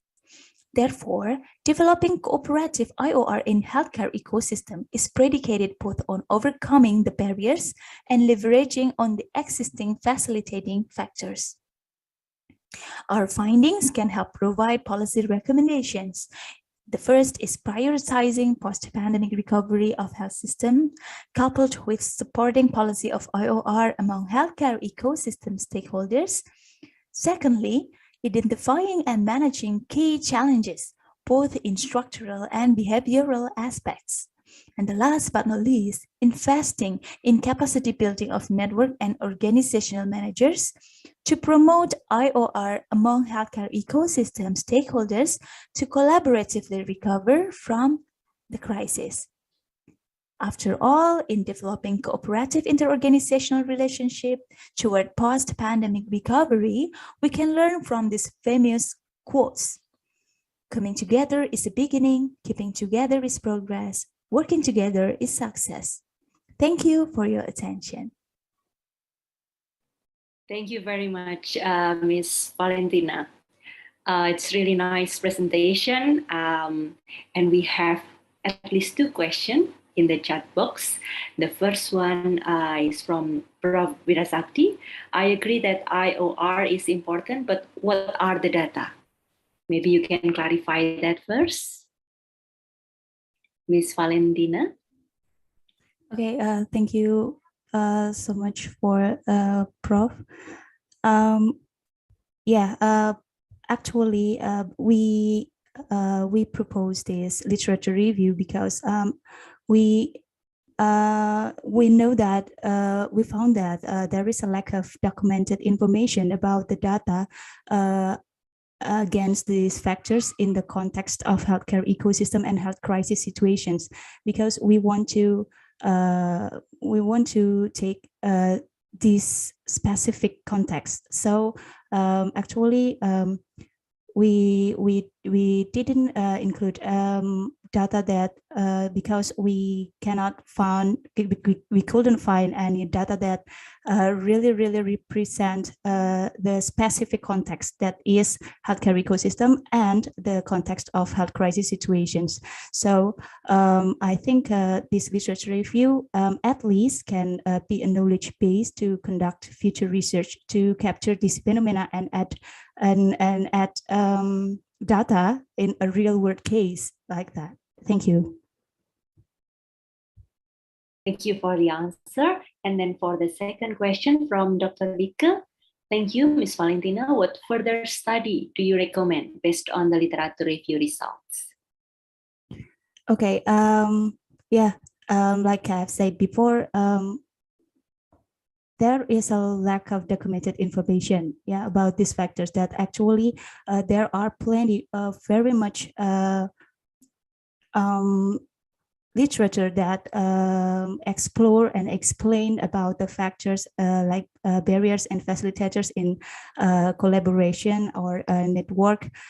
But in specific like health crisis situation, like we know in COVID-19 pandemic, there are very limited data. So we recommend the future research to capture the barriers and facilitators that really exist, because we believe that they exist, but maybe we believe that this crisis situation is different than business as usual. Maybe there are more barriers that hinder the collaboration, but also the facilitators that maybe not existed before the pandemic. So we recommend maybe a case study, and actually I am planning to this research in my municipality to capture the case study about the interorganizational relationship in the real world case. Okay, there is another comment here. Without the IOR data, this review is more on framework for further research to specifically focus on key area that Miss discussed just now. But what is most important action that Miss want to point out? Yeah, the key points that we want to represent from this literature review is that we need to pay attention to these known barriers and facilitators, because we know that IOR was established in many places, in many policy, but we didn't pay more attention for the factors that maybe some kind of trust and confidence and respect and etc. Because we still see that actually these barriers are still exist in our pandemic response, even though we actually know the barriers, and the literature has wrote it. So we want the policymakers to pay more attention to the barriers and facilitators, and leveraging on the facilitators while tackling on the barriers. But it is a need to be contextualized to the specific context, and this in our paper is focuses on the health crisis. Thank you. Maybe that's my answer. Okay, thank you very much. From Dr. Lika, there is another comment in the chat box. Maybe Ms. Valentina can directly look at the chat box for that comment, because we already running late right now. And I think this is the last presenter that we have for today. So congratulations, Ms. Valentina, on your presentation. It's really nice. Thank you. Right now, we already at the end of our session for oral presentation. And we thank Professor Wirasakti, Dr. Lika Pravidya Putri, and also Dr. Haliza Hasan for your useful insight, input, and also support for all the presenters. And we also thank you to all presenters for your knowledge sharings today. It's been a wonderful time to discuss with you all, and we invite you to join the forum for tomorrow, because we will have a very interesting topic on bridging research agenda from non-state actors to academics. It will be an interesting discussion to having all of you there. From me, my apologize, because I just realized that I might be misspelling many names here. Apologize, and hopefully you can enjoy this evening. Thank you very much, and Godspeed. Thank you. Thank you.